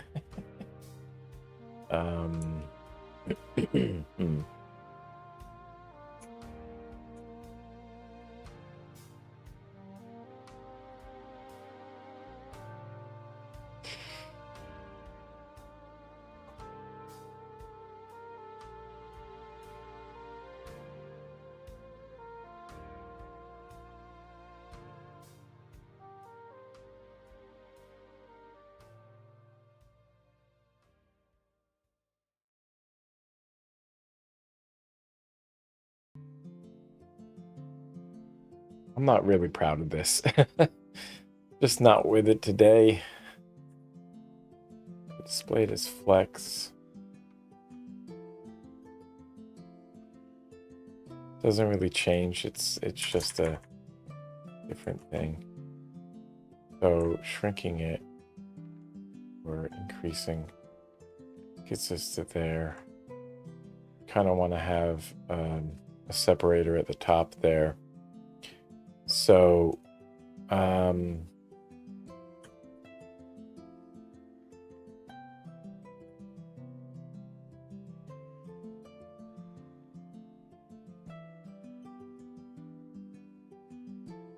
so solid blue line underneath there. We can do, with the main dock, we can put a margin, or we can do some padding of 1 rem all around, maybe 2 rem. And that looks pretty cool.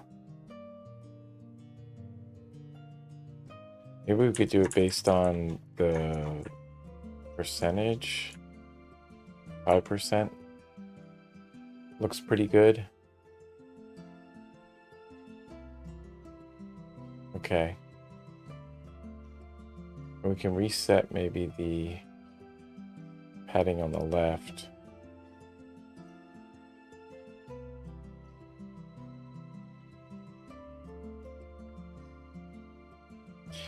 What we could do with nav bar here in this position, we could do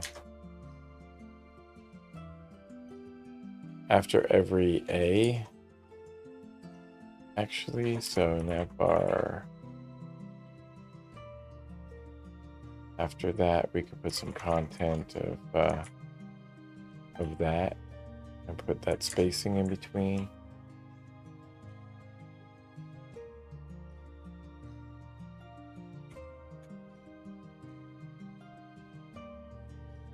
We could do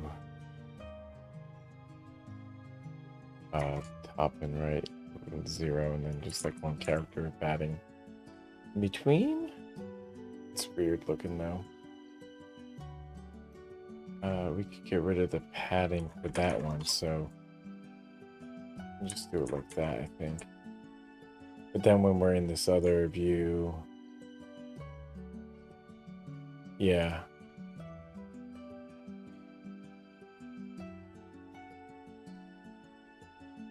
I don't like it.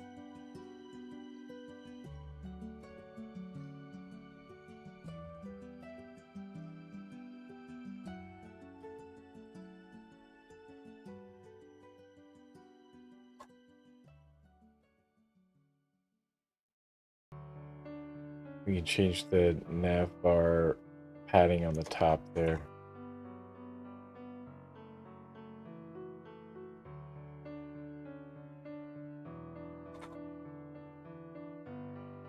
So that when we bring down there, okay, well that's not exactly what I want. 0.1. You can set the padding as 0, but I think what we actually want is top and bottom of, maybe we just want like a percentage around. No.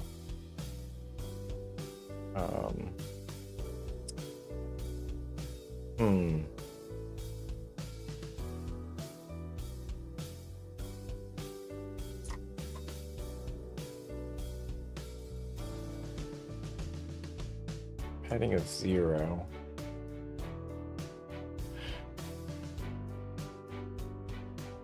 Maybe on the entire nav bar we can have some padding. I think that's probably what we want. We probably want some padding all around to be 1% maybe. There we go. That looks pretty good actually.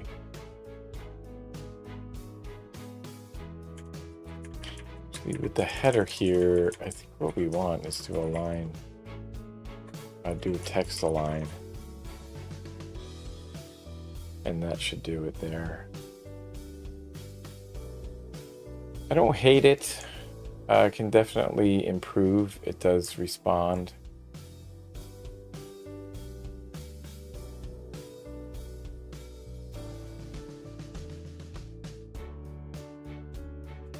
So we can do that blue color. I think what we would like to do is to have our separate blue color. So we'll do a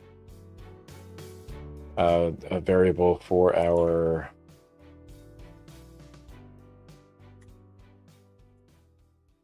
dark blue.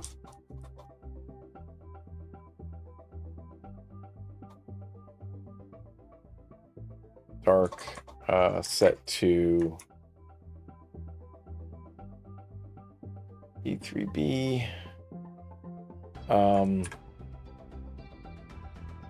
Light set to DAEBFF.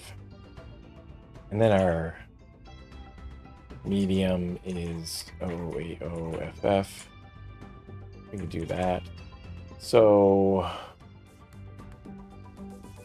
we do a lot of linkage stuff. I wanted to do a lot of accessibility stuff, but I guess I'm not going to be able to get around to that. At least not today. But I think this could be something that I come back to. It is nice.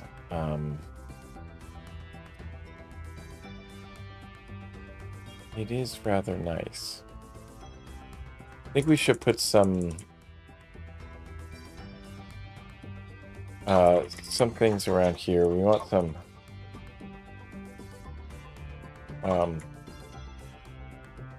padding on the top. Just like an M of padding on the top, maybe. There we go.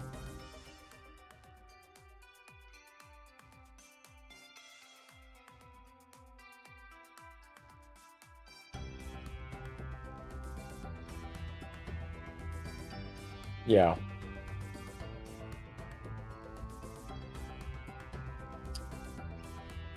Okay.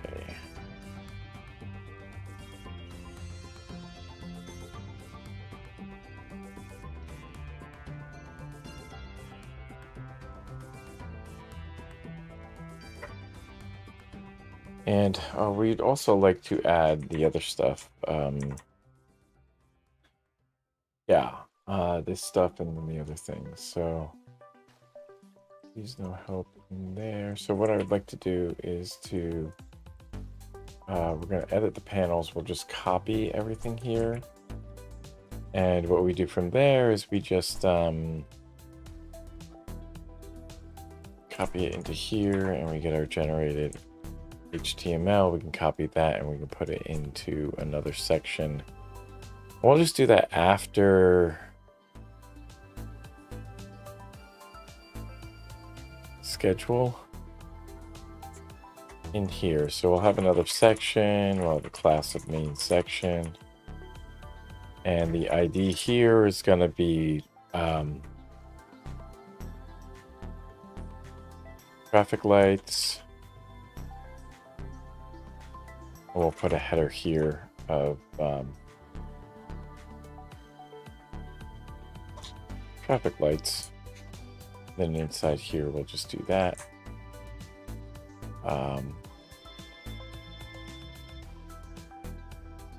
Let's take a look at what that looks like. There we go. So the traffic lights, please don't help exceeding with that. And then we'll add something onto the nav bar for that. So after we add there, we need to add something on the nav bar. So after here, well, we'll just copy one down from there.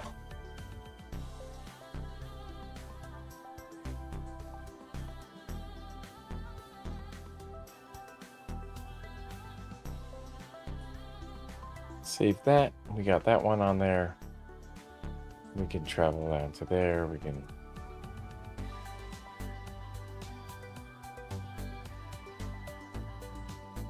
do that stuff. That's pretty cool.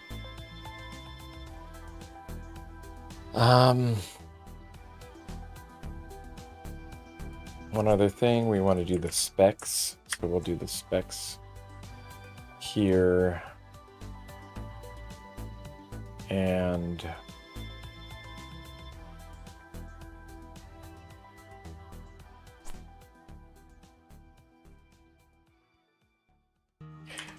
we'll add specs down here. Shoutouts there. We'll do shoutouts. So we'll do specs maybe down here. Oops, just copy that.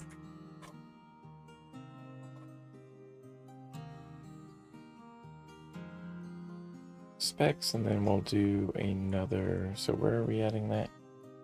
That's above music.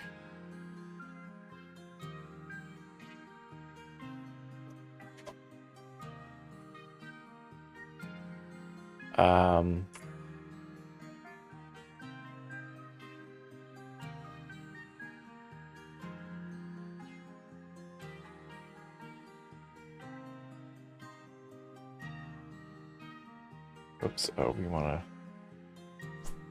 paste that into there, copy that from here. And go. We'll see how that looks. Here we go. We got specs. Go down to specs. So I have a link there that we want to fix there. So let's fix this here.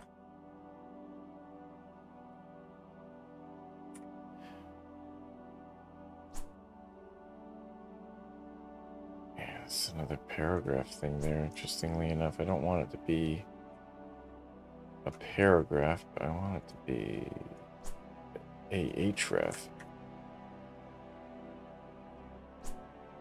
There we go. And so that should fix there. I don't know why it jumps to the next line. Why is that?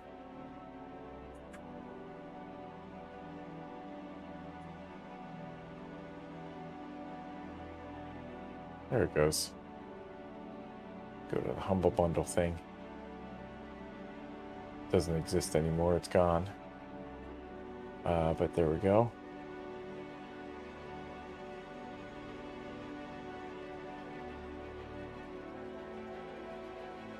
Should do links for Ko-fi bits and subscriptions and that stuff. That'd be nice. You want to start to, what other things do I have? I have 1 minute. With 1 minute remaining, what else can I do to this? Let's I don't have enough time. But with the TR elements.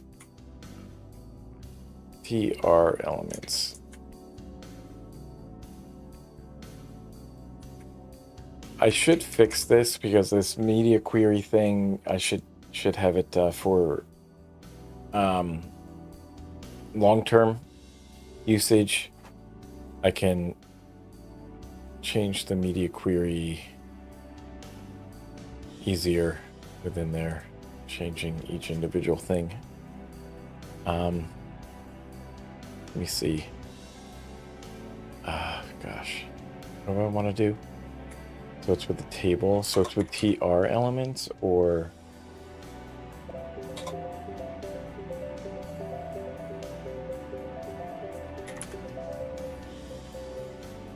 gap or padding.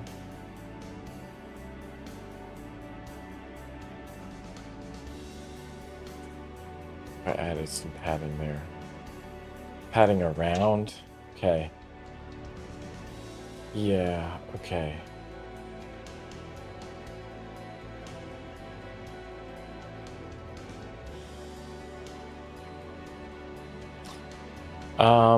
Inside a table.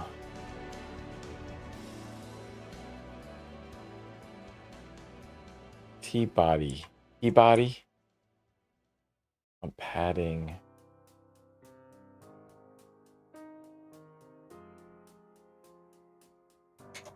And then, okay, so what I want to do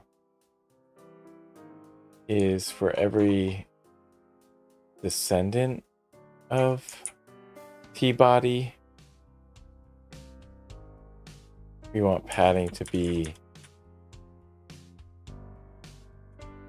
inherit, but okay, so if I do this,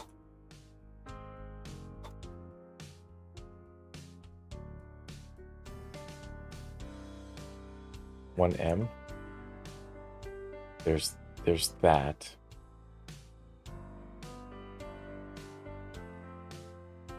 Inherit. Can inherit from there. That's nice.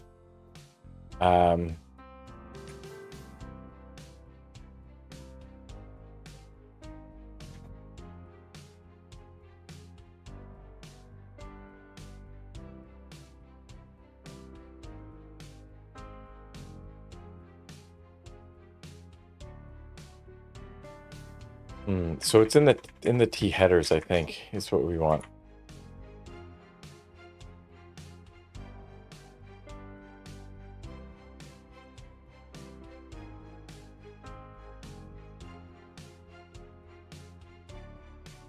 There we go.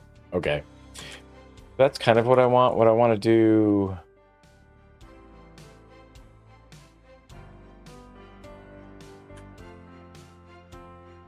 here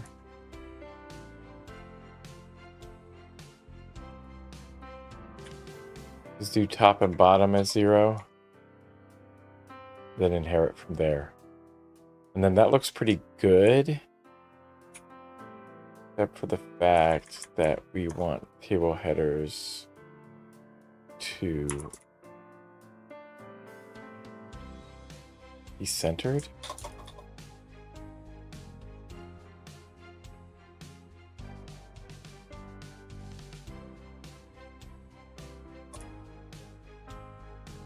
There we go. Monday, Tuesday there, but the first one we want to be to the left.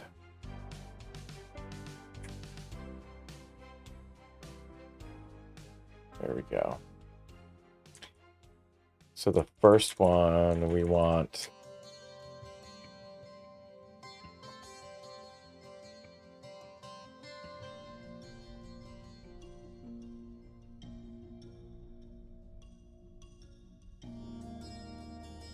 there we go. So the first one in the T body. So T are elements. The first of type is going to have a text align of left with a padding left of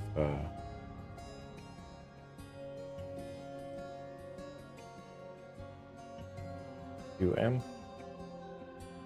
3M, M.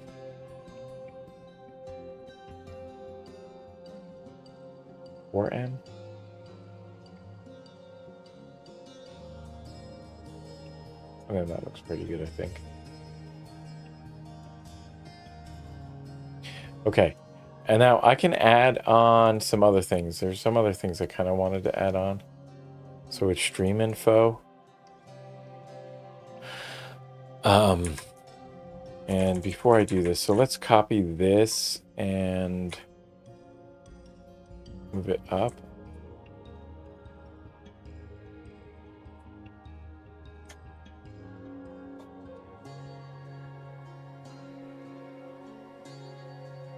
So this will be up by the, oh God, no. Up by the nav bar. Underneath the nav bar, we can put that one there. We have nav bar header there. We can get rid of this.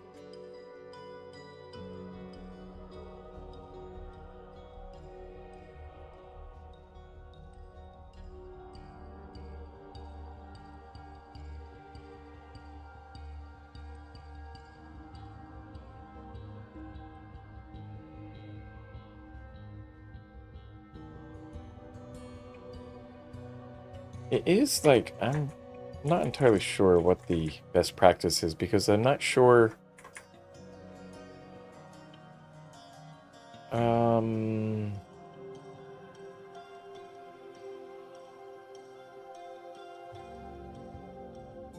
not entirely sure what we should be doing for, wait a minute, what happened here? Oh no, okay, wait a minute, I went up there, came down here, hopefully there's enough undos. I did the wrong thing. I deleted that from there when I meant to. There we go, okay, that's the one I want. This one we want to move up into nav bar. Wait, I passed it? I did pass the nav bar. right here. Okay, and then we want to move this one up there. What was I thinking of? There's best practices for this. Dividing up your media queries. Do you do one media query and apply the styles from there, or do we do base style and then media query on top of that for organizing your doc? I'm not sure. I'm not entirely sure. There was one other thing I wanted to do, which was to add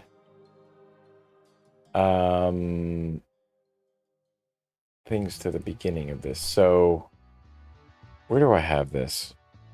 In here, we have stream info. So I want to add that to the beginning.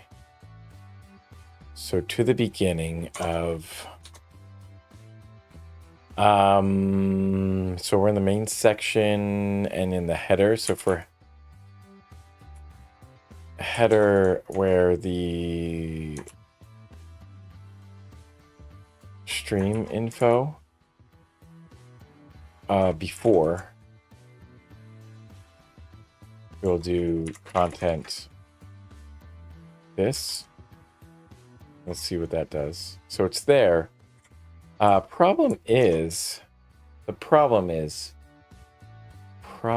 that it does not. So it's inline block, and that's the problem, right? That's inline block.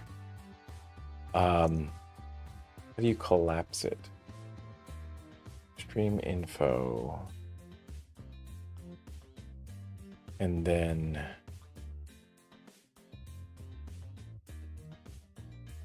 yeah.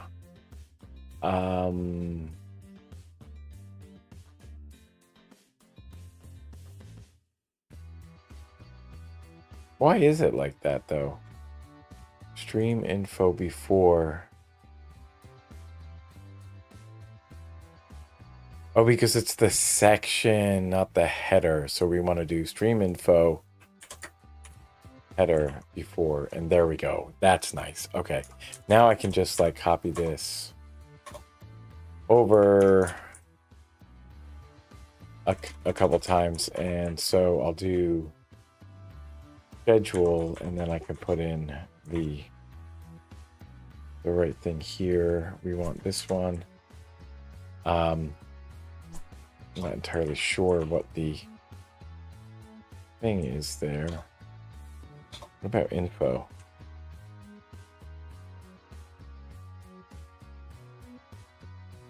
Yeah, it comes up with that box there. I'm not entirely sure what that means. Okay, and then we have traffic lights, which I know is going to be traffic lights. Which I think was that one. I'm not entirely sure. I think I want to put it like that. But I'm not sure if I did it that way or the other way. Let's see. Yeah, it was vertical. It was the vertical one. And then specs are the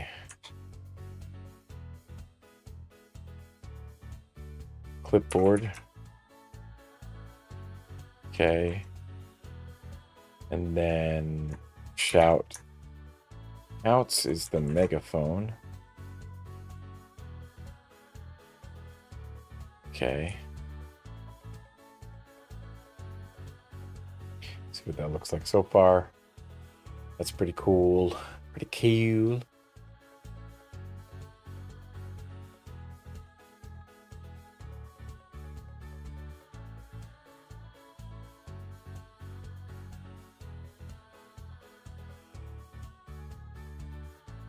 And I think, I'm not entirely sure. I wonder if we can add that to the, so we do stream info header before. Shout outs. So we want music. That's gonna have one, and we want support me. And spec shoutouts, schedule stream info. I think that's it. And then so support was this one, this love letter. Just copy that from here and then just go and paste that there. Music was just the thing here. Copy that there and paste that there. Oopsie.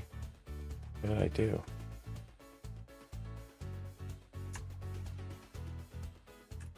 Okay, we'll save that now. Okay. Okay, and that's our thing here. I think we can close that down, close all this other stuff down. Because I am done. I'm done with this. I don't want to work with this anymore. Support specs, shout out music and that stuff, and the about me and that stuff. Okay, so we have that. I could do some more on this, but this is just a page that works. Fits the kind of description here. And I kind of like it. Now. I kind of like it. So inside of the body, what we're going to do, we're going to change the color now to be the dark blue. We'll have that. And then the color of the borders. So KevDub. Blue border. Where's that blue border here? That's going to be medium.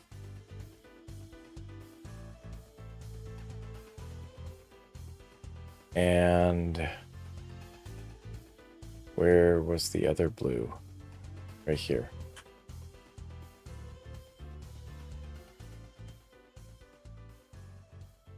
And then the right side. So then we're going to do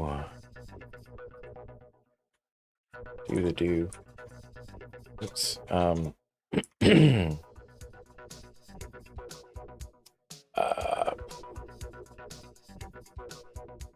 What's in between medium and dark?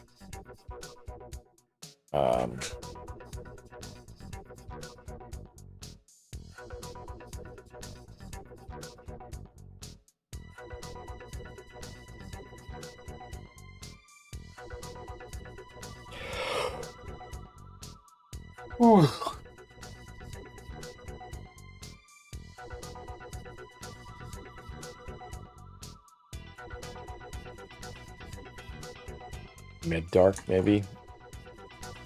Guess that's going to be 04, 5, 8, 9. We'll save that for that. And then we have a mid-light as the C.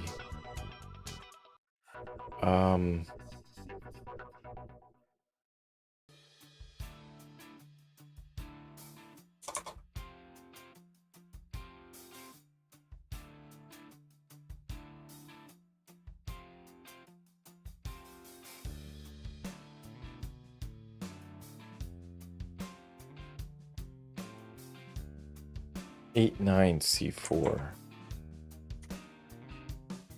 FF is our usual color. I don't know why my brain is really fucked today. Need to get some sleep. So this is the base of what we started with. That passed the test. And our MVP we'll take an image of in a second, but we just need to change the border on the side. So where we have the nav bar.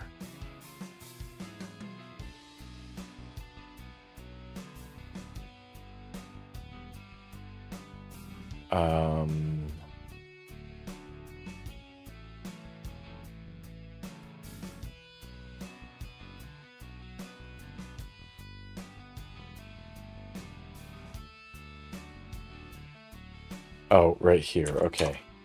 And so we want this to be the med dark color. That'll separate it. Actually, do we want it med light? Yeah, let's go with mid light. We'll change the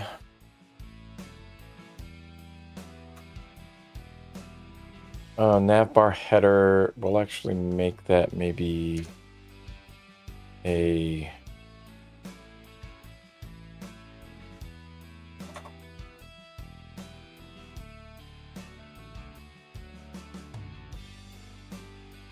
like that. Do a mid dark for that.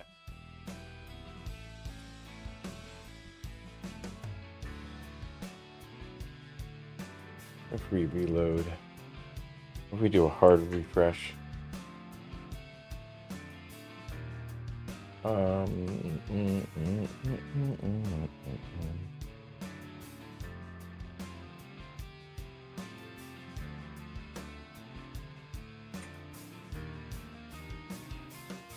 okay. Then if we use the other way, it's gonna be like that. Stream info, support me. That does fold over. I don't love that, actually. I think what we would have to do something with that. I don't love that.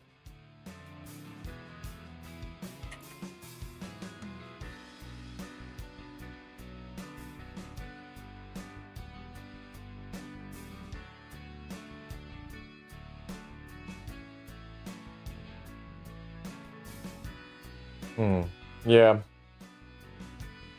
I don't necessarily love it, and I'm not sure why these section things are not giving me enough spacing here. Define this section, main section.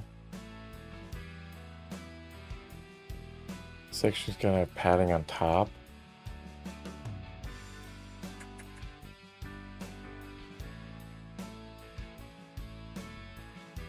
Okay. So we're gonna set section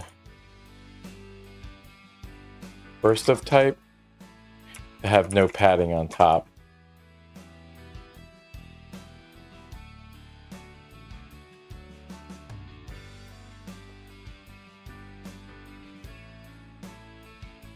And I think that's all I want to do right now. I think that's all I really want to do right now.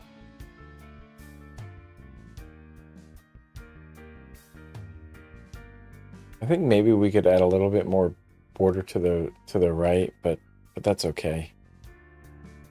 I'm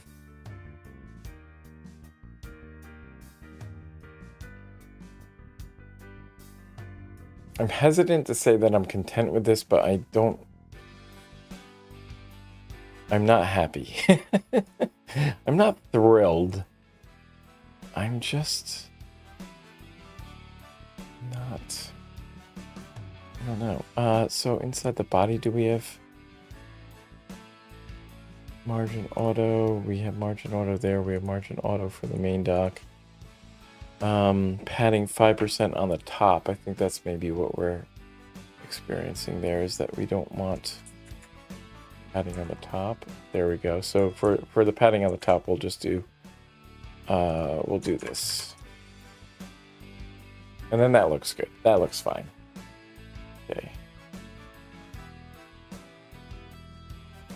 That looks just fine. And if I zoom in, we get that overflow. I don't love this part. The overflow is breaking, and I'm not sure how to fix that.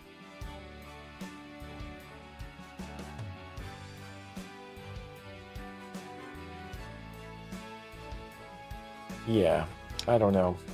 I don't know how to fix that. I think maybe what we would do is to change the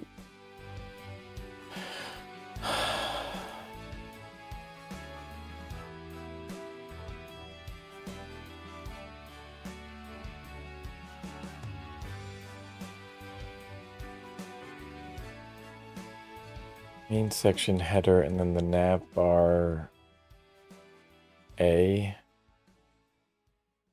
I think maybe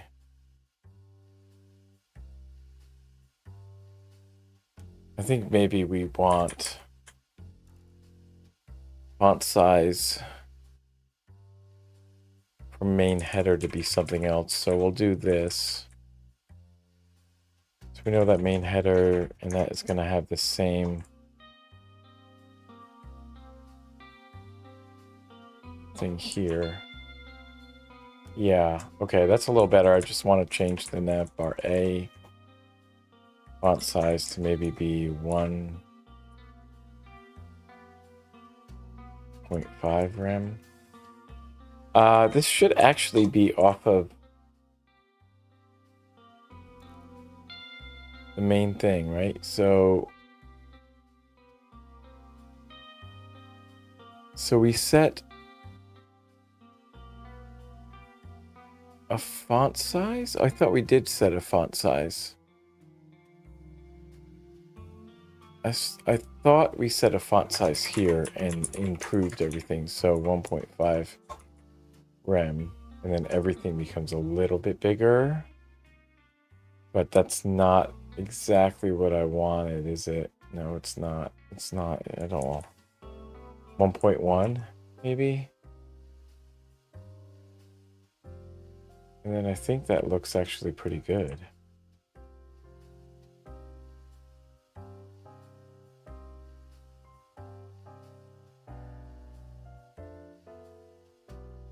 Okay, and then I wanted to change the nav bar from here to be just a little bit bigger.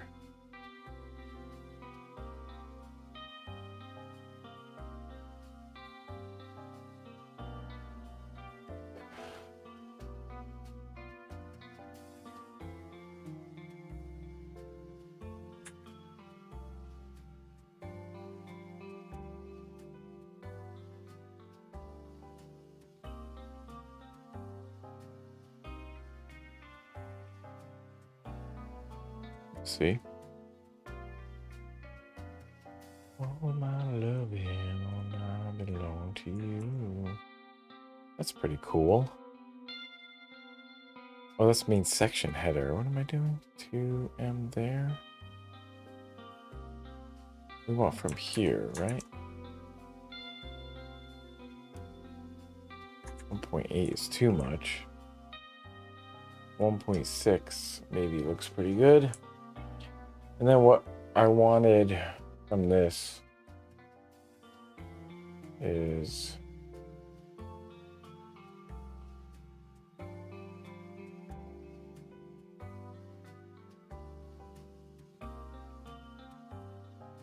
I don't know.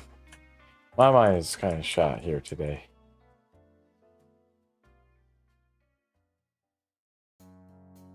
I think we'll do this though. I think we'll do this like this.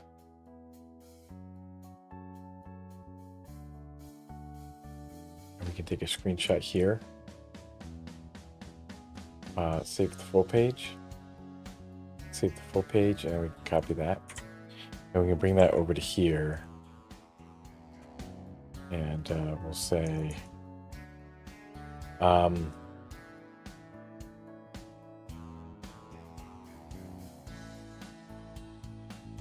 smartphone view. We'll do that there, and we'll just rename this as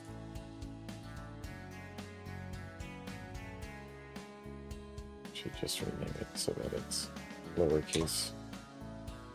Don't like having other things there. And then this is for desktop.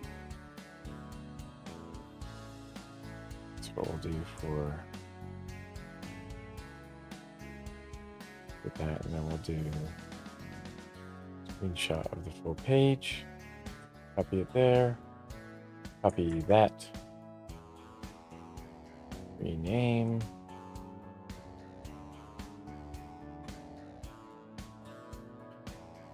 and our files for this are here. This is going to be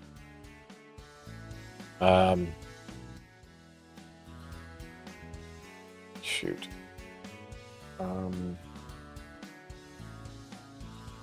Most recent index.html that we did. No.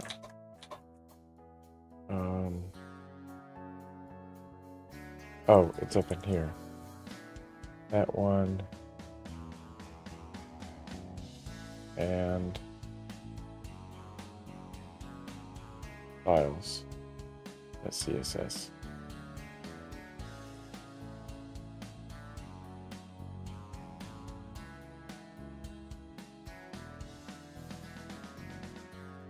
We can rename these other things as well. Min.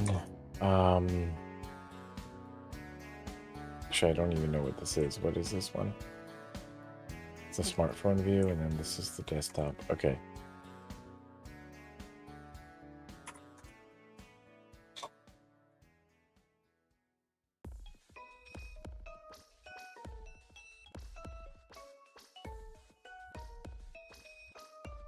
And so there we go. That's our smartphone view. So we can change the smartphone size here so that it is,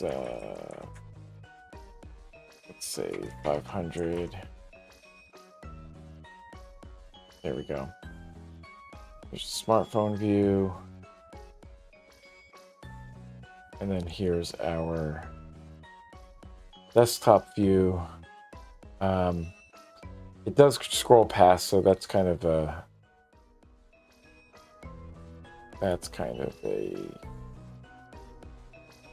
not a mistake, but a misrepresentation of what's actually happening here. I could add some spacing in between here to make it clearer that these are sub sections.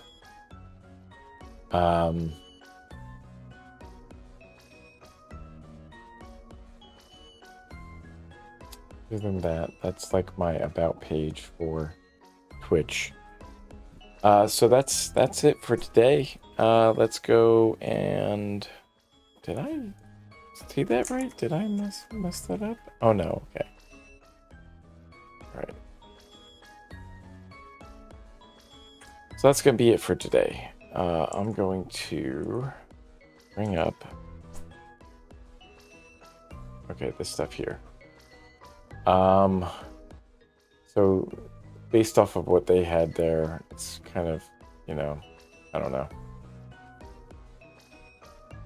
Not similar, but maybe I should have done smaller type there. It's kind of not in keeping with what they have. There's definitely some improvements I could make.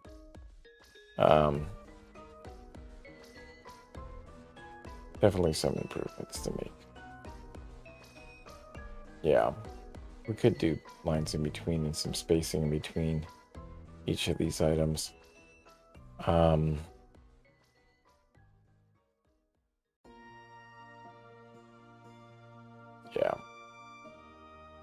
Definitely could have gone a little bit further with it, but I'm content with it. It's fine. Oh wait, it's a certification project. The code camp. So we're done with that. So we can check that off here. And so let's do a recap of what we're doing tomorrow. All right, so that was it for today. We didn't have a great day. Didn't get everything done that we wish that we could have. But there are still lots more days left ahead of us. We have just completed day 22. So let me know how far along you are in whatever you're doing. Whatever you want to do. If you want to start something, you can start now. You don't have to start when from day one. Start on day one. Go back to day one and watch that. And see where I was there. There's nothing, like, really nothing going on there. So we did a review of responsive web design today with fluid layouts, media queries. We applied some of that in our project today. And we looked at some common media breakpoints. The mobile first approach is what we applied to our certification project for today, which was build a technical documentation page, and that was it. That was for the day. So tomorrow we're going to venture into variables in CSS. We've been using those. We've used them a little bit. We'll do our quiz on responsive web design in the beginning of the day, and I don't think there's a whole lot of material for variables, so we should be able to, let's go take a look here, because I don't think there's a whole lot. Yeah, there's just 2 things to read and then a couple of things here. We're going to build a city skyline. We're going to put some effort into building an availability table, but we probably will have some time left over to finish up Chapter 5 of the responsive web design with HTML and CSS book. Yeah, the layout with CSS grid. We'll learn a little bit more about grid layout before we cover that on Thursday. Yeah, that's it for today. Thanks for watching. If you're watching this on the repeat, thank you so much. That is so great. We're going to be moving over to Twitch at the end of this month. So bear that in mind. There may be some delays at the end of the month of moving the daily videos over to the playlist on that you're watching now. But yeah, that was it today. Rough start, but we finished up fairly strong, I think. But there's always tomorrow, and hopefully we do. We bring a lot better attention and energy to tomorrow. So until then, bye for now.